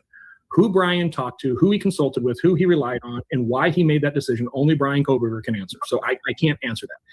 It did not surprise me that Bryan Kohberger took a plea. It did not surprise me that the state offered a plea. I said from day one, I believe this thing is very likely to happen through a plea deal. So that doesn't surprise me at all. I guess I'm struggling to understand why everybody's so worked up or confused on why Bryan Kohberger would accept a plea, or the lack of communication between defense team and defense. Because the prosecution had no evidence to prove that he was guilty. That's why. Attorneys, that isn't the case. I've been involved on a ton of cases, and very rarely have I had a prosecutor call me and say, "Hey, should we take this plea deal or not?" Like that's not something that happens. It's not as common unless we had, we're preparing for trial and we had a question we want to ask. I think when you were saying the defense team weighed the evidence when they decided to accept the plea, defense team, you would think, were they all weighing? Did they have this discussion before they even went into a meeting deciding whether or not to take the plea? And I think the reason people are confused is because Bryan has expressed that he was going to be exonerated from day one, and Ann has been very, very vocal about his innocence. And Thompson, on the flip side, was very vocal that we don't know everything they have, and they have so much evidence that this is not even going to be a question if there's reasonable doubt. So I think, on the eve of 3 years getting it ready to go into trial, a plea deal was surprising. I think the issue is Even Nye, the attorney, the prosecuting attorney, was shocked. He said it in the interview that even he was completely shocked. Hitler seemed like he was a little bit surprised too. He's an actor. I don't think they were I don't though. know about him. I don't know about Hitler, but I felt that Nye, that one attorney who, if Brian were to have pled like within his 42 days, he's the attorney that the plea would have went to. Right, It would have went right. to his desk. But I watched his interview afterward, and he seemed like he was genuine, and he was completely shocked. So to see that he was shocked, and this asshat, I'm sorry, is sitting there all casual saying, I wasn't shocked. I wasn't shocked at all. It's just ludicrous. I can't believe it. I just really can't. I don't believe him. I got you. What does that mean? CNC is showing twice on StreamYard profiles. What do you mean by that? Crime and chaos. Right. Oh. Uh. Oh my gosh. I am Oh. showing twice on the TV. Okay. Yeah. I see it now. That's Yeah, I know weird. you came out for one. Hold on. I'm sorry. No, don't apologize. I knew you had to go out and come back in. So, all right. I think we're good now. Go ahead and say something, Lori. Yeah, we're good. We're good. I don't believe Cyree that he was shocked. I just don't believe him. Huh? I mean, I don't believe any of these people at this point anymore. So yeah, I'm with you on that one. I understand it from Dr. Turvey is that number one, Ann Taylor had been going to the judge over and over and over saying, they're not giving me the documents, or I'm not getting everything I need. I need more time to analyze this. And apparently there was a big document dump in the week prior to the plea.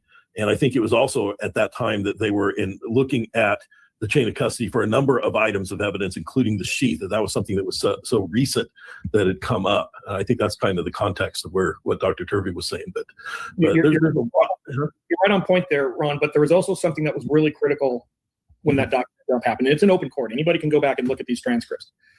Anne requested a continuance, and she made a very good argument that, hey, I don't know what I have. And I think the judges, and to me, this was a really interesting statement. You can't ask for the world and then complain when you get it, right? So it's almost like, how dare you as a defense attorney ask for evidence, and when you're provided it, complain that you don't have time to review it on the night before trial? And I'm obviously using a statement. I would be furious at a judge who made that comment to me as an attorney if I had been trying to get this, and all of a sudden, well, here you go on the eve of trial. 100%. I can kind of see where she would be on that. And more importantly, what she said next. Your Honor, I cannot effectively represent my client without this continuance. We have the lead defense attorney saying in open court on the record, I cannot provide adequate assistance. What does that mean? The door for appeal is wide open.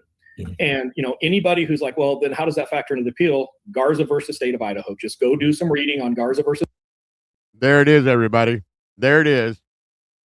That's it. It was totally, because Garza was like 2 weeks ago, right? I'm telling you, he knows that it's coming. And that is going to be the reasoning right there.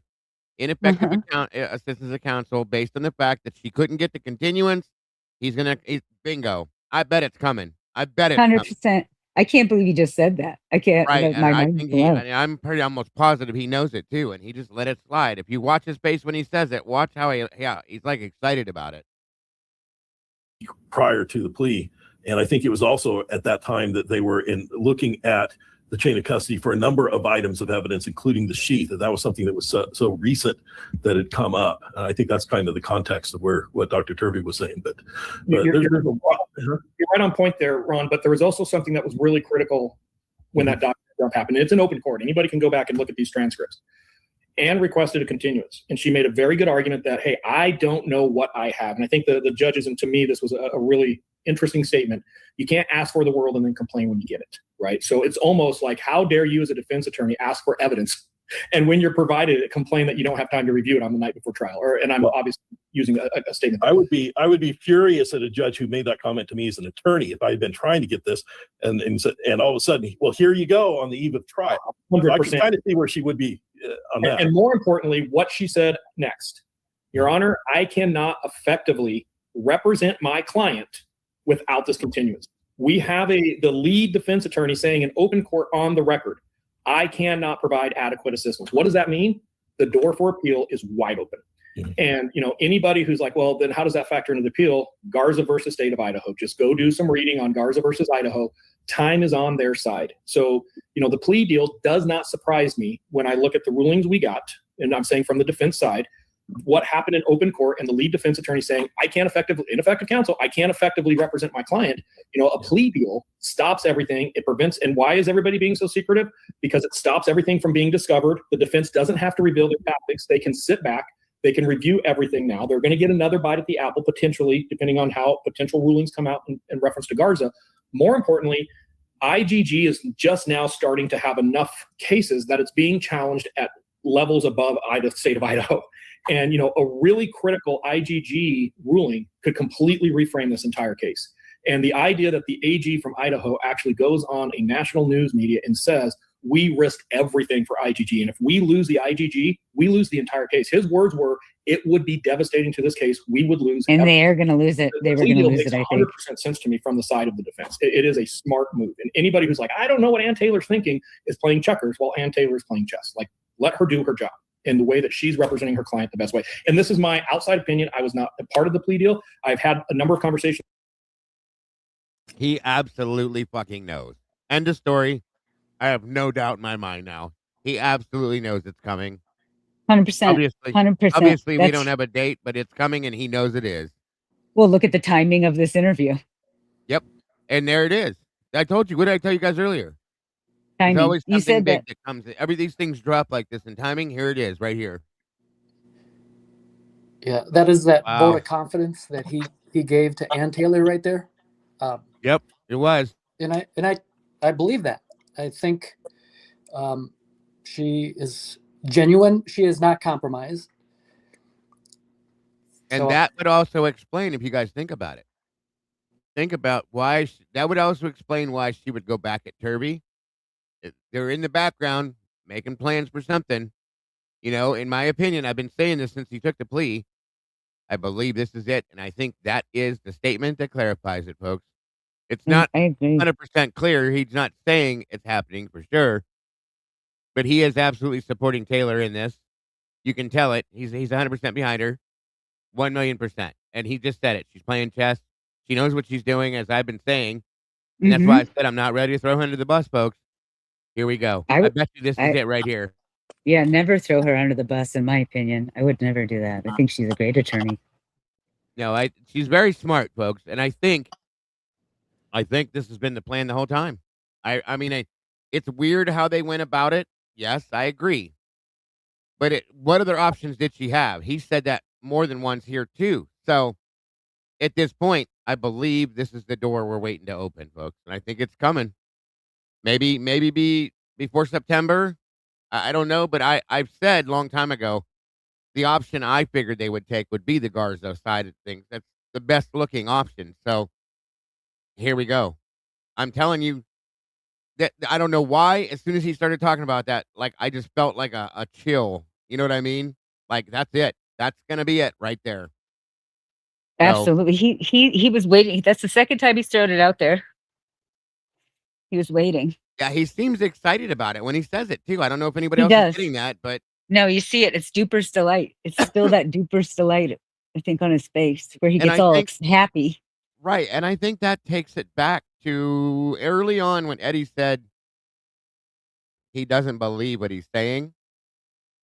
So why would he be excited about Brian? If he thinks Brian did this, why would he be excited about Brian going back to and possibly getting a trial? You know what I mean? I mean, Yeah. just think about how this has been playing out. I mean, I could be completely off, you guys. We know that. This is all absolute speculation, but I don't know. I got like goosebumps over that for some reason. It was weird. No, I think this is I think he's conflicted. I think deep inside he's pulling for the home team. which is the And defense. right.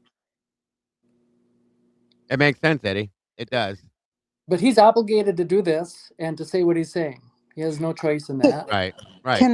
Can I ask you, Eddie, why you think that? Because do you think that he believes that Brian was set up, even though he thinks that Brian could be guilty or involved somehow? He doesn't think Brian is guilty. He knows Brian was set up and framed. Okay. So you are okay, I got you now. So you do feel that he is being forced to say what he's saying. Yes. Oh, okay, I got you. I'm with you. Okay, thanks. I just Yeah. want to clarify. I Okay, don't think you were I'm in with here you. yet when he or yeah, you were. Yeah, you were. No, I Okay. was. Yeah, I understand now. I just was a little bit confused. I got him though. I follow everything Eddie says because I like to listen to Right. him. But I was a little confused on that part. But I got you. Cool. No Okay. worries. Yeah, Oh. I feel the same. I feel like there's very high people involved in this, and that they are making people do things and say things, but the truth there's enough that was released, but that's where I get really confused because they have released enough that we're not dumb. I mean, we're seeing it, and this EWU lawsuit is oh my gosh, just imagine if all these redactions in the body cams especially are unredacted. Just imagine the incredible amount of information that we're going to get. I'm so excited about it. We'll never sleep. You know that, I right? no, I'll be live every day, all day. As soon as this goes to trial, you guys will get sick of seeing me. We'll never sleep. None of us. Okay, Fully sorry. agree. With Anne, I have no reason to believe that Anne does not have Brian Koberger's best interest at heart. I think she is vigorously defending her client in the best way she knows how to do it. For the state, you guys have hit it. There is so many issues with this investigation. This is a nightmare of a case to prosecute in front of a jury on national TV for this prosecution team. And some members of this prosecution team do not have the experience to roll with the flow of how some of this testimony was going to go down. It was going to be pretty traumatic. So the idea that the state would lean into a plea deal makes total sense. Yeah. Do you know who is making the decisions? Is it Hippler on when these documents are being dropped and what's being dropped and what's being redacted? Oh, wait, we gave you something through a FOIA that was muted. Let me get it back. Like, do you know who's making all these decisions and why the hell are we waiting so long? I don't want to say anything about Hippler because I think he hates me. And if he ever gets the opportunity to put me in jail. So I don't know. And I'm going to shut up on anything having anything to do with the judge. I think there are issues that speak for themselves on a handful of the rulings. And I think some of his rulings do not survive appeal. And I'll leave it at that. You just answered my next 3 questions. So, all right. Fair. So something that's a little out there, I guess. But I just wanted to ask about is the deal with the FBI, that the way that came about through the FBI, that they went back to Moscow police. Here's Brian Kober, but this is a tip. You can't use this. Nothing more than a tip. Is there something potentially involving a misuse of FISA that could have been involved in this? No. No comment or no? No, FISA has nothing to do with it. I mean, it's all out there. It's in the court hearing is very clear on what was done. And, let's talk about expectation of privacy really quick. You all 3 have to do a DNA test. You're required for family genetic genealogy. And you have to upload your DNA into a database. And when you create your profile, so Sam goes in there, she creates her name, and she goes to upload this DNA sample that she just did. And in creating her profile, she gets to a screen, and the screen gives her 2 options. Do you want to load your data into a profile that is police friendly? We share this data with law enforcement to try to solve cold cases. Or would you prefer to load your data into a database that is prohibited from law enforcement access? What database would the 3 of you choose? The one that law enforcement doesn't get it. As well as about 92% of Americans today. right? So which database is the bigger database? In this case, what was done is I can load an SMP profile. I don't have to load saliva. So I go to Ancestry.com, I do the swab. Ancestry.com will actually give me my SNP profile, my SMP profile. I can take that SMP profile and I can go to GED Match and I can load that SMP profile into GED Match and I can see who family members are. Well, if I was to send a search warrant to GED Match and I was going to try to go into that prohibited database, GED Match would tell me to get lost. I would be in clear violation of the DOJ policy. So it's kind of hard for me to write a search warrant against, it's hard for me to articulate a policy that I know, or a search warrant that I know is against policy. So what was done in this case is the FBI went in and they created fake consumer accounts and they uploaded the SMP file from the crime scene as their own DNA profile. And then they got the results back. But when they had the option of protected, non-protected database, of course, they went into the protected database. This is something that is expressly prohibited by DOJ policy. The reason Othram won't do that is because Othram doesn't get paid if they violate DOJ policy. So Othram ran to it to a point to where the FBI made the conscious decision of, hey, we're going to violate our own policy because we feel it's in the best interest of the case because of the nature of this crime. And they took the path that they did. I do not believe that that is a reasonable thing for law enforcement to do in this case. Brian Koberger was already known. His name was already in a police report. He was a great investigative lead that matched almost every single thing that they had pushed out of the be on the lookout for. So the idea that we relied on investigative genetic genealogy is exactly what I was saying in the beginning. It's law enforcement relying on technology opposed to just good investigation. And so when we talk about good investigation and them having this lead with Brian, do you have any other concerns with the way that some of these interviews went with everyone else? I know there was a large investigation, but it seems like just from the interviews that I've looked at that have been made public, there's a lot of questions that aren't asked and a lot of things that just seem sort of left undone, which in a lot of ways, I think if you have nothing to do with the crime, may make you look like you have something to do with it because you haven't been asked the right question. I would agree with you. There's a lot of lessons to be learned on a number of things. And, you know, I would push back a little bit here. When I have a traumatized, and I'm going to call her a victim, that I keep interviewing over and over again, and I know the story is changing, and I'm going to change the tables here a little bit. This is very common with rape victims. It is not uncommon at all for a rape victim's story to change 2 or 3 or 4 or 5 times. And there's a lot of training and a lot of studies out there within law enforcement of how you're interacting with those victims, how those interviews are conducted, who's conducting them, the environment that they're conducted in. You know, somebody changing their story who has been subjected to some type of traumatic, violent encounter. I know he's not comparing Dylan to a rape victim. How those interviews are being done, who's doing those interviews. There are people specifically forensically trained to do that. And I think there's a ton to say about the way that all of the interviews could have been done. Some of them were done really well, but the way some of these other interviews could have been done, yeah, absolutely. You know, but that's always the case. Law enforcement's always going to have gaps like that. And there's no evidence. I think you were just using it as an example, but to clarify, there was no evidence of any SA to Dylan, correct? Oh, yeah, no. I'm just saying there's a lot of research because that's where, you know, typically you see very traumatized females in interviews is trying to recount this very traumatic situation. If you had a chance to review, I know the transcripts from her interviews were dropped, I don't know, maybe 6 to 8 weeks ago, give or take. Have you had a chance to review those transcripts? I haven't read those transcripts since they've been dropped. I've had a handful of conversations that I won't go into. And you know, I know that I see it popping up a couple times like, hey, why can't I talk about this? Let's frame something here very quickly. I am a defense expert. I am privy of information because of attorney-client privilege.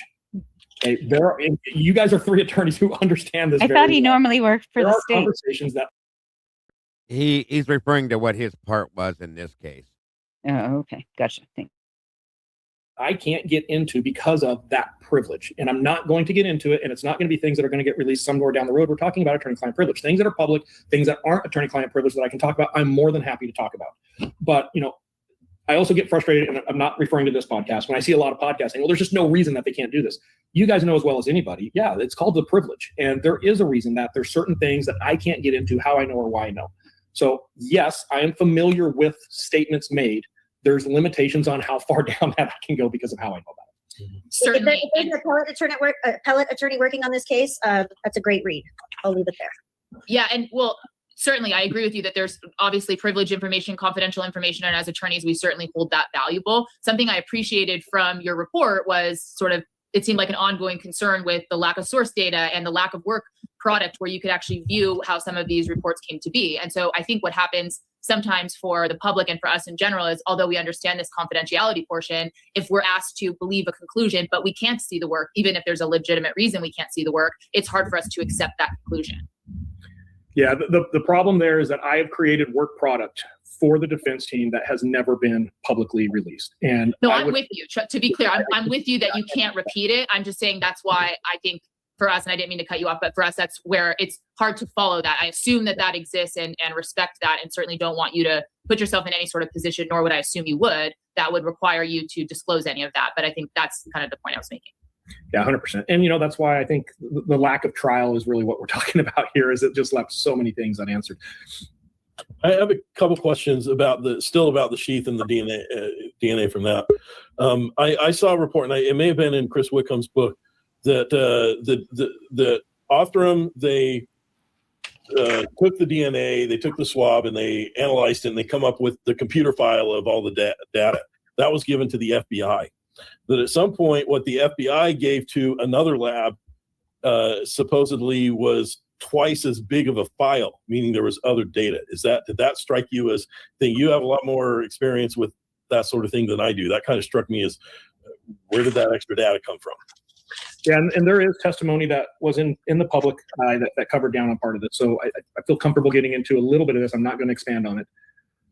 There is a tool, and we all use it, so we can't necessarily say, oh, that's terrible, because we're using it every day. There is a tool where I can take an S&P profile. So I develop an S&P profile, and let's say that, I don't know, when we get into S&P profiles, we're talking about biomarkers. So, a really, really good S&P profile would be, let's just say 1 million biomarkers, just to throw a number at it. So I'm working with this evidence, and I have an S&P profile that has 500,000 biomarkers. There's been enough research, there's enough data out there about commonalities in relationships and paternal and maternal relationships of DNA sequencing, that AI can take a data set of 500 biomarkers, and it can kind of start to rehydrate that, hey, if you have this chain here, you would also have this piece here. And if you have this chain here, you would probably have this. So there's a tool out there that we can take crappy crime scene DNA. So let's go to like a 1968 sexual assault where we have the victim's necklace. Maybe the DNA is just terrible. We can get that, and we can rehydrate that S&P profile to some extent and build it out using AI. It's just an investigative tool to help point a direction. We're not going to make an arrest on this. In this particular case, that's what was done. They took the original S&P profile, and I'm just throwing numbers, don't quote me, roughly 500,000 biomarkers. They use this program, they get it up to maybe 800,000 or 900,000 biomarkers, and that's the new profile they load into these databases. There's no second lab that's involved. It's the loading of that S&P profile now into these databases. Now, you also said that the four brothers that were identified through the IGG, that they were distant relatives of Brian. There's a point where a lot of us are distant relatives of anyone else, and it may be that if we go far back enough, that all four of us are distantly related. Do we know how close or how far that relation was? Because the closer it is, the more you're going to be able to narrow it down. But the bigger that umbrella, there's a lot of potential people. And if you're looking, for instance, to pin it on one person who happens to be in that umbrella, even though there are others that you're ignoring, it seems that the bigger that umbrella is, the further distant that relationship is, the bigger population it allows you to point at. 100%. I couldn't agree with you more. You just made a really good argument of my earlier point of how we share DNA. So when you go into databases and you're searching my familiar DNA, you are searching my DNA profile that I have an expectation of privacy to, even though you're the person that loaded that DNA profile into this database. And that's why it requires a warrant. Garrity just came down from the Supreme Court, and Garrity could not be a better case for Brian Kohberger, because it says very clearly that when consent is involved with people loading stuff into databases that law enforcement has access to, it requires a search warrant. I think that IGG is a very powerful tool, and who doesn't want to solve the 1976 murder or rape case? Of course, we should be using tools like this. But with a powerful tool, there should absolutely be guardrails that we require our law enforcement and prosecution teams to follow to the T. Because when we don't, it jeopardizes the integrity of the entire investigation. Like this time? Was there not other DNA found on the sheath? I saw that in a later report or something that was released a few months ago. The blood samples from both victims in that room were also found on that sheath, which would be expected. Okay. Wasn't there also another male DNA found? I'm not aware of any other DNA profiles that were developed off of that sheath. What? How about the other 3 brothers or whatever? 4 brothers. No. There was unknown male B. How does he not know that if he knows all this other shit? That was ignorant. Unknown Wow. B. We all know about unknown male B. Well, how does he not know about that? Thank you. He knows everything else, but he doesn't know that, or does he know it and he's not going to speak on it because they know who it is. Yep. They know who I'm it telling is. you, They to know. me, that's Nick Oh, Mowat. you have to do the BS bullshit thing, Dago. Oh my Yep. God, bro, That's come on. yeah, and he wouldn't talk about it with the second geofence person Of course. either. Right. No, That's no. that's what I The realized. I just realized same that's the other person we were thing. talking about. Yeah, Exactly. same thing. Yeah, Wow.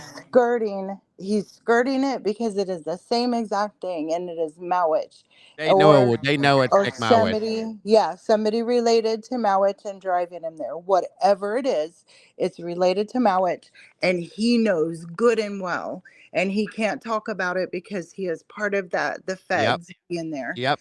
Exactly. I fully agree with you. That's my exact thought. And he knows, like we said earlier, that secondary identifier and that other DNA.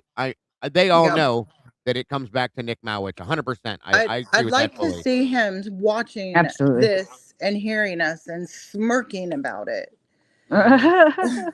Just to You see his know? reaction. I agree with you guys. Yeah, because he thinks we're all so stupid and we're not. We know exactly who it is F1.4. and why he won't talk about it. Yep. Well, he's not allowed, I bet you. I guarantee you it's because he can't, because that right there, if he were to even mention Mowat's name, they would fry him. I promise you that. Fry. Like fried chicken, folks. I can almost guarantee that. So yeah, I agree with that too. Yeah. What about under Maddie's fingernails? I'm not aware of that. Of course not. Isn't that convenient? Come Yeah. on now. Once again, bro. Those are oh my God. Bullshit. So evident to me. And look at his face. Uh-huh. Yep. Wow.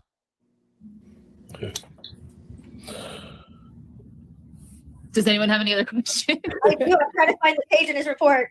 I'm not playing. And see, they know the same shit. They're probably thinking that they were thinking the same things we were. That's why they were asking the questions, and he knows. They're What all a shocked. what a joke, guys! They It's said so they're bad. in frozen shock face. Right. Welcome back, Sweet Pea. By the way, Thank I you. think we're actually almost done here, you guys. I'm gonna have to be soon because I got Crimes After Dark tonight. But let's get through the rest of this because this. Was anyone on the live in the chat saying the names Mowich or anything? I Do you don't even know? remember. I don't even Not that I remember. saw. And I pulled the live chat down so that we would have the full screen on this. So I couldn't tell you, unfortunately. Okay. I guarantee if I was in there, I just would have been curious. saying it. I would have definitely been saying it if I was in there. So Yeah, I was just wondering. anybody that's in our camp, I promise you, was probably saying it out there, Lori. You know what I mean? Do we open up the question side? You got 20 minutes or so to answer these thousands of questions that are in the chat. I'm good for whatever. Like I'm trying not to watch the chat because it can get very distracting. Yeah. I think the best thing that I can probably provide to people is, I really didn't have a dog in the fight here. I've got no reason to frame Bryan Kohberger. I've got no reason to free Bryan Kohberger. I was somebody who was simply relied on to look at some very technical, specific evidence in a manner that would benefit the defense team because of a lack of understanding of some of the technicalities around that. And all I can do is speak honestly about what I saw. And at the end of the day, it's my opinions. And, I already said what my opinions are worth. So I can respect the fact that there's people that will not agree with me. And that's totally cool. That's the beauty of our country. Good for you. But at the same time, I think that, like I said, and I've been saying, to have a real conversation with this, we have to consider all of those options. And I'm totally open to do that. So, yeah, you can ask away. I do have another area that we forgot real quick. Can we talk about the CAS report from the draft to the final? I mean, Sam, how much didn't it go from like draft, like 124 pages to like 31? And then if I quote you on your report, we say that the slide shows 4 cell site sector connections between blah, blah, blah. And special agent so-and-so has concealed 92% of these connections from AT&T on the report. So can you just help us understand where almost 100 pages of the draft report would have gone to the final report? Because that seems a little suspicious. Seems pretty crazy, doesn't it? Yeah, I would love to give you a really good answer. The only thing I can tell you is in between the draft and the final report, the only thing that really changed as it relates to the CAS report was my report. So after reviewing the draft report, I wrote my report, and as a result, the final report came back 100 slides removed. I don't know why those 100 slides were removed. It's a great question. I can't speak to that part.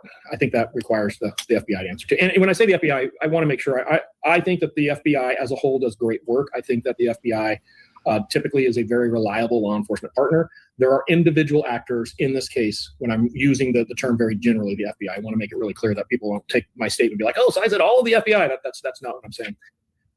Another thing that we can talk about really, really quick, because I actually made a note about this a couple months ago, the allocution. I think it's worth talking about the allocution because I've seen it pop up in the chat a couple times, and I'm not calling the three of you out. I just want to express something. There was an interview with Dr. Turvey where Dr. Turvey says, I've never seen this. And one of you asked him, have you ever seen a case where the allocation? By the way, what he just did there, if nobody caught that, was he's calling out Nick Balance personally. Yes. And absolute, because he's talking that FBI in general does great work, but Nick Balance, bad actor. And that's exactly what he just did there. Yep. So there again, I have to agree with him on this point. I think there's other people within the FBI that are bad actors as well. But in this case, Nick Balance is 100% the worst, okay? And I think that needs to be spoken on and looked into and figured out why and who he is and who he's connected to and what all went down with him is my biggest thing. And again, we know this was the problem from early on. Ian Taylor was going to impeach him on the stand. And that's when Hitler stepped in and said, oh, no, we can't be doing that. But you can do it off the record. Bullshit. Not in front of the jury. Okay. Whatever you say there, Stevie. Mr. Prosecutor. What a joke. But yeah, that's exactly who he's talking about, and I fully agree with him. Nick Balance is a fucking rat, you guys, and I ain't playing. A rat. As Lana would say, he says no. Bag of dicks. Oh, yeah. 100%, and then some. Or have you ever seen a case turned over and appeal because of the lack of allocution? No, I've never seen that because it's never happened. Mm-hmm. Idaho Criminal Rule 33. Everybody should read it. Those of you at home who have an issue with the allocution, it's ICR 33. All you got to do is go to Google and Google it. A lot of states do not require an allocution. The idea that an allocution is actually required is nonsense. The Fifth Amendment is still very much at play. In Idaho, what is required is sufficient facts to determine that the defendant committed the crime. And I heard Dr. Turvey said he never did that. Well, that's not true. In open court, Brian Koberger admitted to murdering all four of these victims. He said, the question was, did you murder? And they went name by name by name, to which he responded yes to on every single count. He was then asked, were you clearly thinking when you committed these crimes? He said yes. He was then asked, were you promised anything to take this plea deal? No, I was not. Did you enter the house with the intent to commit these crimes? Yes, I did. That satisfies all that is needed by the state of Idaho. In fact, it goes above and beyond. At sentencing, the idea of an allocution being required that's nonsense. If I'm a defense attorney and I'm looking at the long game here, why would I allow my client to stand in open court and allocute to this crime? I'm going to do the bare minimums of what I have to do to meet the plea deal. So the idea that Brian Koberger didn't allocute to this crime, well, number one, it's not required. Number two, he did establish significant factual basis that he committed this crime by admitting that he committed the crime. Mm-hmm. So I'm not sure where. If he said he didn't commit the crime, then would the plea deal go through? Yeah. I'm sorry? There would be no plea deal if he didn't agree that he committed the crime. 100%. But that's all the law requires, is that sufficient basis for the defendant to have committed the crime is all that's required in Idaho and a lot of other states. So when a defendant says, yes, I did it, that's all that's required. So, I've seen a lot of hubbub about the allocution. That is super normal. I've seen a lot of high profile cases where we never really hear a backstory or a full confession from a defendant. They still have that Fifth Amendment right. Now, it's not required, but could the judge require it in the case of, even though the law doesn't require it, that's still something that within the judge's discretion to require as part of a plea deal?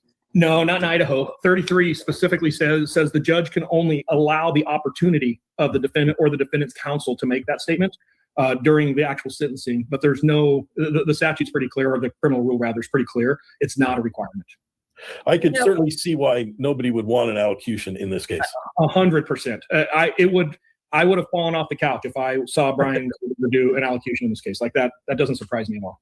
Well, we've fallen off the couch for other reasons there, Sai. On the night of the murders, were there any plainclothes officers working that night that you're aware of? I have no idea.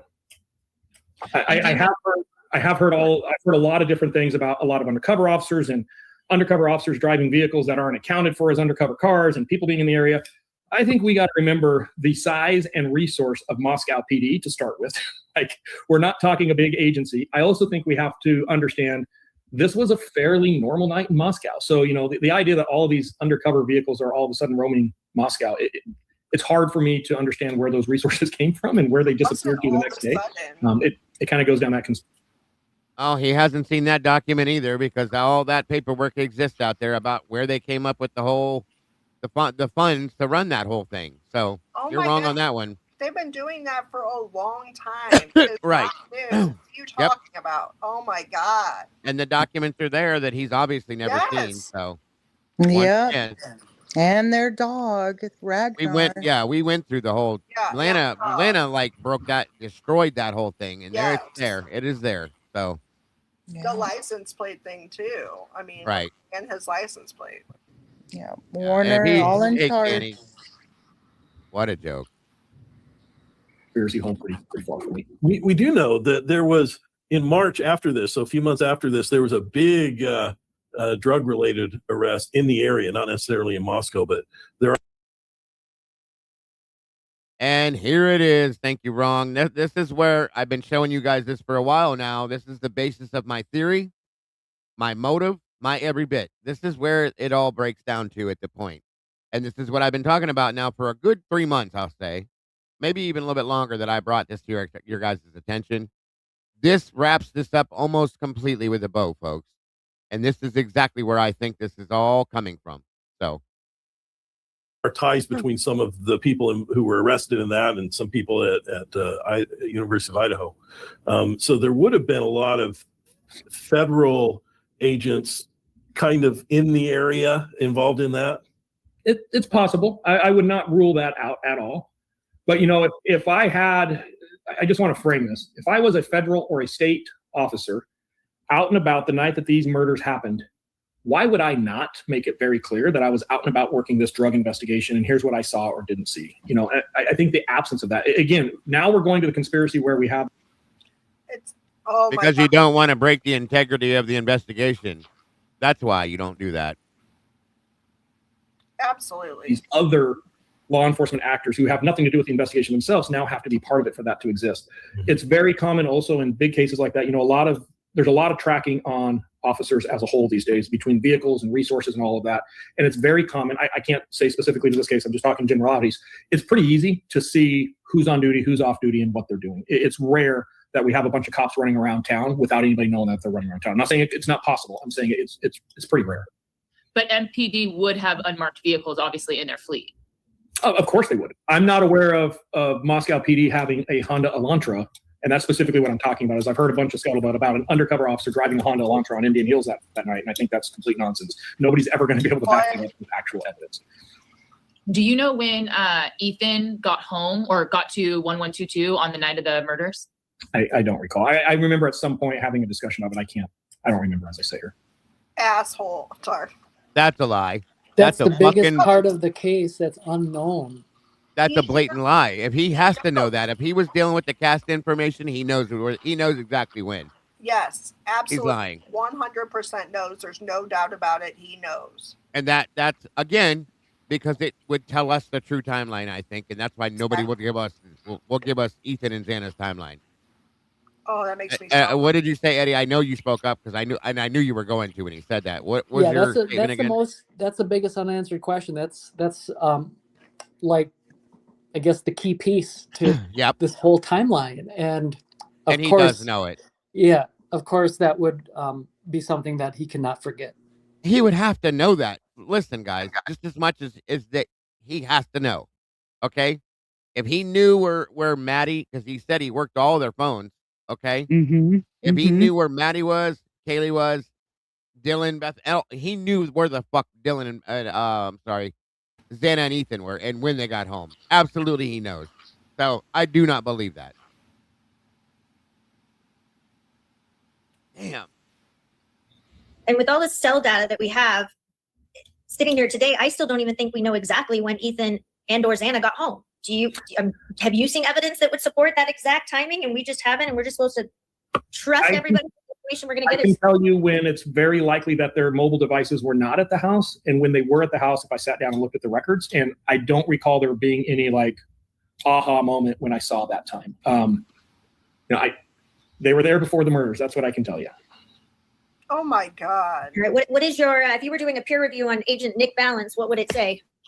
I did a peer review on Agent Nick Balance, and you have the full report. I know I was being somewhat sarcastic. He needs to go back to FBI school and maybe. I think the thing that I will stand by until my dying day is that report and the peer review of that report is nothing more than a rubber stamp.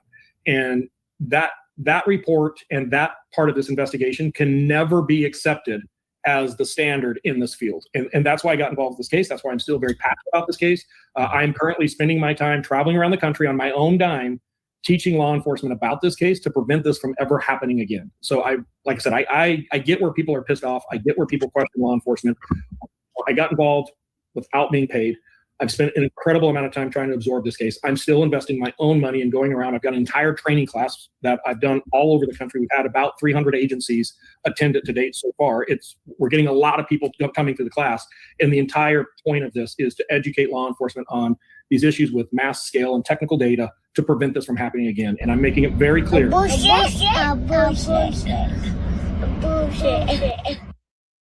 That report in this case can never be accepted as the standard. It just simply can't. Yeah, it's bad. If there was ever a case to go to trial, it was this one. Do you know exactly where PK was? You know what, let me come back just for 1 second. Sure. I really, really hope for your sake and the people that are listening right now that are on the fence. There is things in this case, and I'm gonna walk a line, but I'm gonna be very careful with how I say this. There are things in this case that have not been released publicly to this day that the prosecution team knows about and the defense team knows about. And the average person who has the ability to logically process, they've got common sense, are going to change their opinions when they see some of this. This case for a defense team is incredibly difficult to take to trial. You are going to get beat up in trial in ways that you guys don't know about. It's not your fault. You just haven't seen it because it hasn't been released. And I don't expect it's ever going to be released unless we get appeals and trials going on the backside. But I promise you, this defense team was competent. This defense team had the skill and the knowledge to take this to court.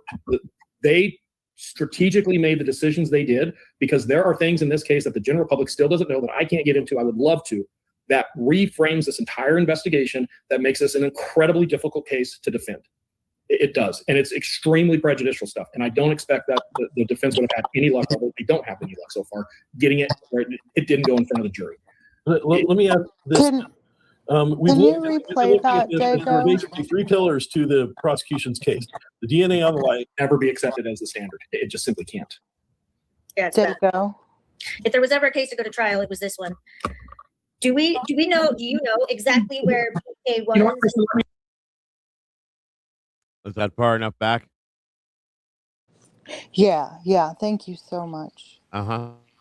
let me come back just for 1 second. Sure. I really, really hope for your sake and the people that are listening right now that are on the fence. There is things in this case, and I'm gonna walk a line, but I'm gonna be very careful with how I say this. There are things in this case that have not been released publicly to this day that the prosecution team knows about and the defense team knows about.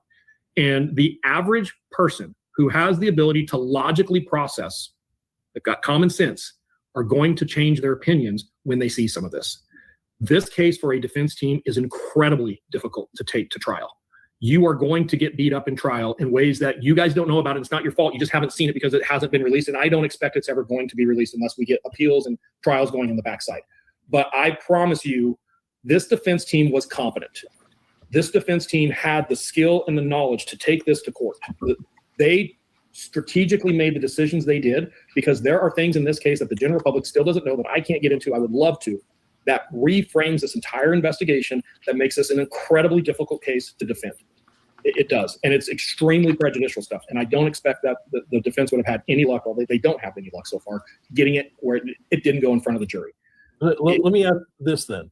We've been looking at this as there were basically three pillars to the prosecution's case: the DNA on the knife sheath, the cell phone data and the power data, and the Elantra.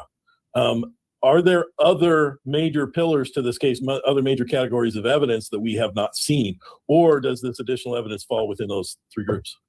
You know, I'm going to split this into two trials because this is a death penalty case, or was a death penalty case at the time. So we've got the guilt phase and we've got the sentencing phase, right? The guilt phase, showing the defendant had access to a murder weapon consistent to the murder weapon that is believed to have been used and consistent to the knife sheath that was found, would be very, very easy to make. Mm-hmm.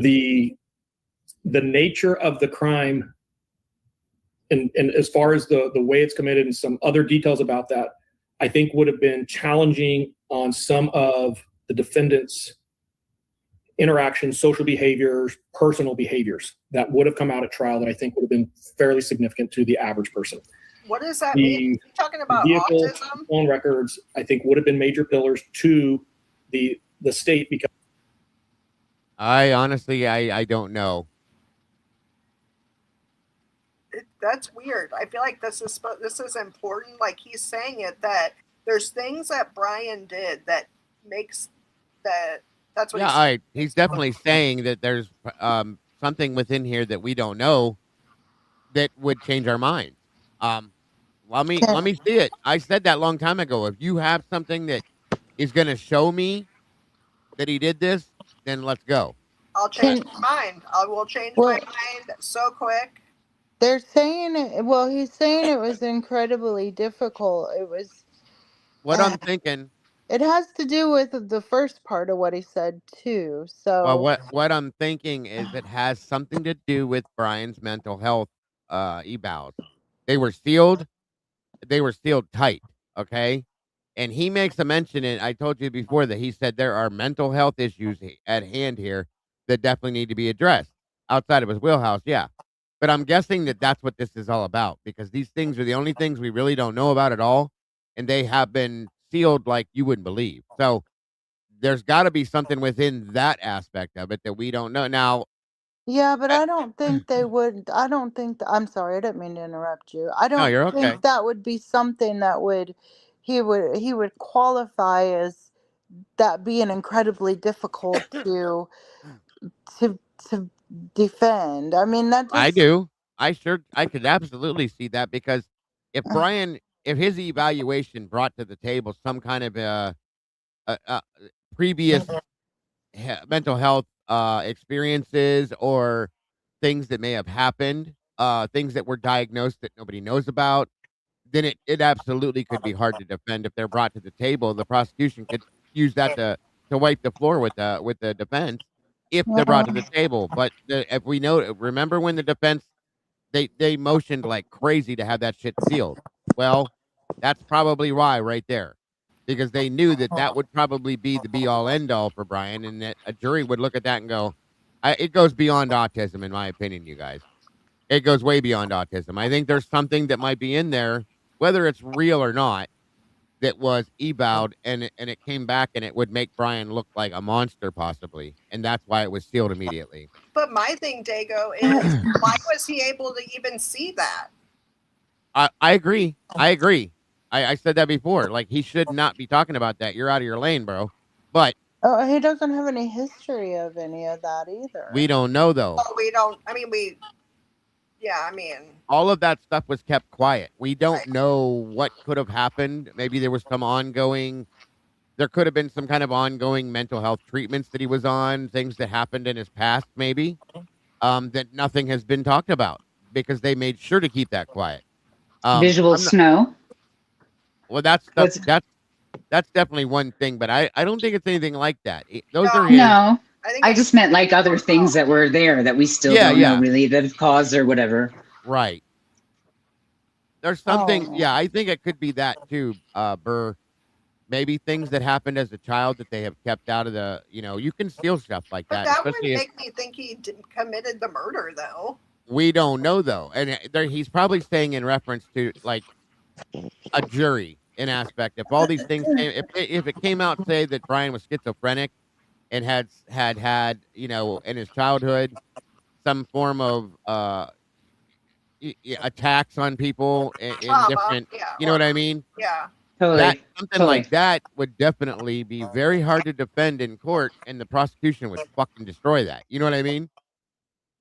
So that's what I'm wondering, and I've always wondered why they were so adamant on stealing his mental health stuff, because I thought, in a sense, that it could help him. At least with the autism stuff, so on and so forth. Agreed. I agree that, totally. I thought that so they would, too. they would be able to prove certain things and point things out. But that's what I'm saying. I wonder if they found something in the background. I mean, maybe it even came out um towards the end here. That could be a reason why they even went for the plea, for all we know. If the prosecution was going to use that against them and it came forward that this was a problem, whatever it is, Ann was probably, it could have been like, oh shit, we're screwed now. Like, what are we supposed to hide? How are we supposed to hide behind this? And they knew that. And that could be. I'm not saying this is what it is, you guys. And again, I'm not defending them. All I'm telling you is I'm looking at possibilities here as to how this could be or what it could be. Because he's Because it, adamant It about could be bullshit. It could be all bull. I mean, he could be lying right now. We don't. I it. mean, You are absolutely correct. Right. I don't know. I don't know. I mean, and it may be absolutely nothing. Maybe it's just his mind chooses that. yeah. It would change our mind because it would his, but we're all different. So it's 100% wild. You know what I mean? We don't know. We don't know what it is. I would love to know, but again, this is Brian's private business. We don't know what the deal is here. There could be some wild shit back there, guys, that we don't know about, but I don't think it's that. I think that would have been, they would have found a way to put that on the table to prove their case, I think, and they did. So I well, don't. I mean, he did have a heroin addiction, right? Like we don't Yeah, we knew. that part of his life though. Like you don't just start doing heroin and hang out with all the same people and do, you know what I mean? Yeah, There could be yeah, all sorts of extenuating circumstances that branched off right. of just that. Yes, and Jenny's right. Jenny is 1,000,000% right. These people are dirty, folks.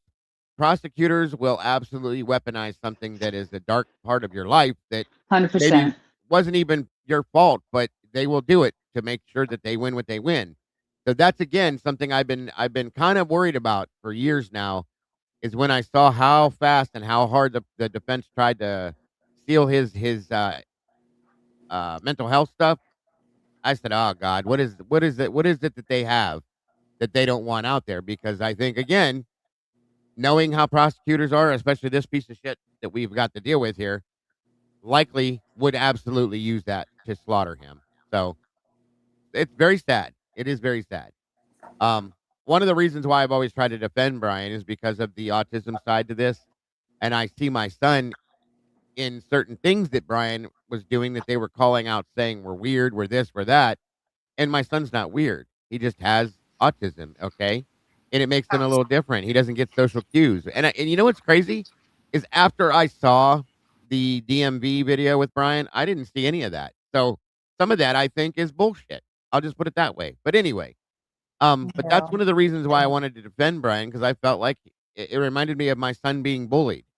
And at that point, I was defending him on that aspect. Moving past that, I'm still, like I said, whether Brian did this or didn't do this, I don't care. What I don't like is the investigation and the lack of investigative qualities that these law enforcement officials had. So Well, and I that's also my think it's convenient that he's resting all this on something we'll never know. that's 100%. So again, we don't know. I'm not going to dismiss it, but Right. I'm also not going to let that drive me home either. Right. So I agree. just make sure you guys think on it. Don't let it decide for you. That's all I'm saying. As like I've been saying the entire time, anybody who testifies in this case, nobody can say Brian Koberger didn't go to Moscow that night. And I know there was some claims that the defense put out early on in some motions. I never would have testified that Brian Koberger was not in Moscow that night. I couldn't, and neither can anybody else. So, in fact, when we look at, I've been saying the whole day today, if you look from point A to point B, it is incredibly likely that he went right through Moscow. I don't see another route that would have done it, that wouldn't have been exposed on camera. So, that's also a major piece. In the the guilt phase, those things, I've said it already. If everything comes into trial, the defense is not successful in getting some of this suppressed, 10 out of 10 juries in the United States find Bryan Kohberger guilty. So now we move to the penalty phase. And those of you that are listening that aren't the three attorneys on, the penalty phase is almost its own trial in which now it's determined, hey, he is guilty, but does that crime rise to a level that is so heinous in nature it meets the death penalty? Typically, why that's important is judges will allow more evidence to come in about character witnesses, maybe in character of the defendant themselves. When that door gets opened, I believe this case would have changed dramatically. And I'll just leave it at that. And That's I it. That it comes That's out it. to be very, The very defense. bad You think access to a murder they weapon. had somebody? They have somebody to go, like contribute Brian being a monster of some kind. Is that what that is? They got somebody from his like drug days or some shit, right? That's why I'm playing it back to hear how he says it one more time. Assistant to the knife sheet that was found would be very, very easy to make. The nature of the crime and as far as the way it's committed and some other details about that, I think would have been challenging on some of the defendant's interactions, social behaviors, personal behaviors that would have come out at trial that I think would have been fairly significant to the average person. Yep, there it is. You are right. They were going to have somebody testify to something that has happened in Brian's past about maybe personal interactions or whatever it is, or something that happened, and that was going to be it right there. And that is exactly what my fear was. Yep. And what if it would have exposed like a family secret that he didn't want his mom or something? Right. Right. Totally. That's exactly probably what it is. And my question goes back to what Love and Other Habits said. Why and how does he know this? Oh, I know. That's what yeah, no kidding. That's exactly what I said. I'm like, why? How does he have any access to any of that? Right. Dago, Yeah. if this is the case, in this case, if that's the case that they have a character witness like that, no doubt, I'd have to speculate that that person would be paid off to embellish what the truth is about whatever situation in the past. Kohberger, yeah. I agree with you, Eddie. I could see the prosecution doing that. Yeah, his mom calls him her angel. And there's nobody in his past that's came out to speak up poorly of him. At least No, and he's got not that one yet. guy, his one friend who has made a few YouTube videos who seems like a normal dude his age who's like, he was my buddy. And we have his like short story of being like a little heavier bullied kid to like making himself like improving himself and going to college. Yeah. They definitely would have the prosecution would have jumped on that witness and said, hey, we need to make this sound as good as we can. So make him sound as bad as you can, period. I agree with that. Well, I think you could just link somebody to drug trade or drug whatever and bring them in, like even from prison, like find somebody who like somehow was tied to him in some buying heroin situation. Well, I think it would have to be something way worse than just doing drugs or buying drugs. I think it's oh, definitely. I just meant like in the circle to bring him in. Yeah. I think it may be like I would killing guess animals or something like a gruesome. behavioral fault. I would Yeah. guess it would Like, definitely. Yeah, It would have something. definitely It would be tainted the jury. something violent. It would have to be something violent, showing. Violent or sexual in nature or something like Yeah. that are my guesses. I agree. They would. It would probably be a lie. It would have to be something that Santa Claus is paying, just like they're Well, paying I don't Saturday. know. I don't know that it would be a lie. It like I said earlier, it could be a family secret that That's what I would. think. It's a family secret. But here's the thing. I don't believe that think the Kohbergers are like that. Well, no. I'm not saying that. What I'm saying is there could have been something that happened. Yeah. And what would have happened is they would have brought that out. The prosecution would have twisted and turned. If there was a witness per se, like Eddie said, probably paid them off or gave them some reason to exaggerate twist this up and over exaggerate it. Right. I got you. That's what I'm saying. Yeah. So, okay. I would have never. The Kohbergers aren't like that. Not the Kohbergers. They're a nice family. They seem like it. Right. And I'm not saying it's his family, like his mom or his dad or his sisters in general. It could be somebody within the family. There are some things in the past that when I looked into his family, we found that that his uncles are a little bit out there, a little whacked out. One uncle was gonna kill the other one, and it's a whole crazy thing over money Yeah, and see, stuff. that's sad. We don't even Yeah. know. We don't know. The- People have Yeah. family drama. I mean, it's There, really that's what I mean, and they will expose and they will use it to their benefit, no matter who it yes. hurts. It So will do I'm it. laugh. I was only laughing at how common stuff like that is. it Like, is. haha, It is that's a very common. oh, it's just another family thing. Okay. right. Right. I'm sure the men are, there's no family is perfect, but the Marianne, she's religious, and and then the girls, they seem really calm, and Brian seems like a mama's boy, and I'm sure that his dad, with him being autistic, Brian is the baby of the family. You got to imagine he's probably been babied, and his older sisters have babied him, and it's mommy's angel, and if you guys could picture it, he's not Totally. anything like the dad and the crazy uncle. I mean, there's just no way. They probably, never even got the kid drunk, I doubt it. It's just not the normal, hey, son, let's go fishing and go get drunk together. They've never done that with Brian. I highly doubt it. Well, I don't know. He did heroin, but I still doubt it. I doubt it. Right. I don't know. The vehicle, If you were in other cases, that would be fair. correct. When you are talking sort of again, though, about your expertise, one of the things that keeps coming to mind for me is the statement that you made that the theory that Mr. Kohlberger's device utilized a particular cell site, therefore he must be at the crime scene, is, in your opinion, a reckless assumption because that same cell site covers much of the population of Moscow. So if I'm looking at the area within your expertise, it seems like, at least with some of the cell phone data and information that you've digested, there's not enough there in and of itself, short of, to your point, the totality of circumstances within your field to get to that conclusion. Yeah, I stand by, and Bill Thompson stood up in court and even said this. I don't believe the state would ever be able to show a clear and convincing pattern of stalking. And that's kind of what we're going through with those cell connections and being at or near the house. I just don't think you're going to be able to show stalking. Does that mean that he never had contact with the victims or hadn't driven by the house or hadn't even been to the house? We can't say that. There's times that we know he's in the general area, the southern part of Moscow, and he turns his phone off prior to the murder, where we know he's in that area and he's got his phone off. We can't say what he's doing or not doing. Yeah. And then just, sorry, Ron, I'll let you go. But then just my last point, sort of with this information that, of course, is not currently available to us. I think we all have to reserve on that because we haven't had the opportunity to really review that.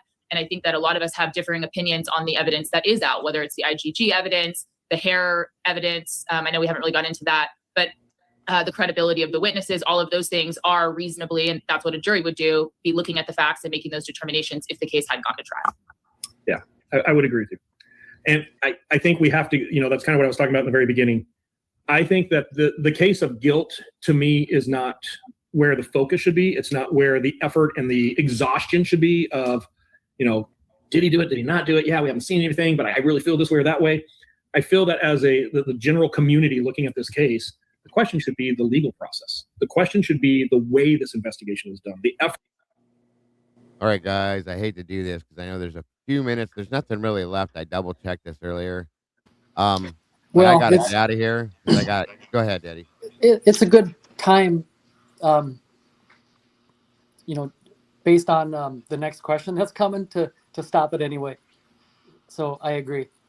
All right, yeah. But I have to get out of here. Head on over to Devil's Advocates for Crimes After Dark tonight. I hope to see some of you guys join us over there. I'm sure there'll be more of this conversation over there as we actually break this stuff down.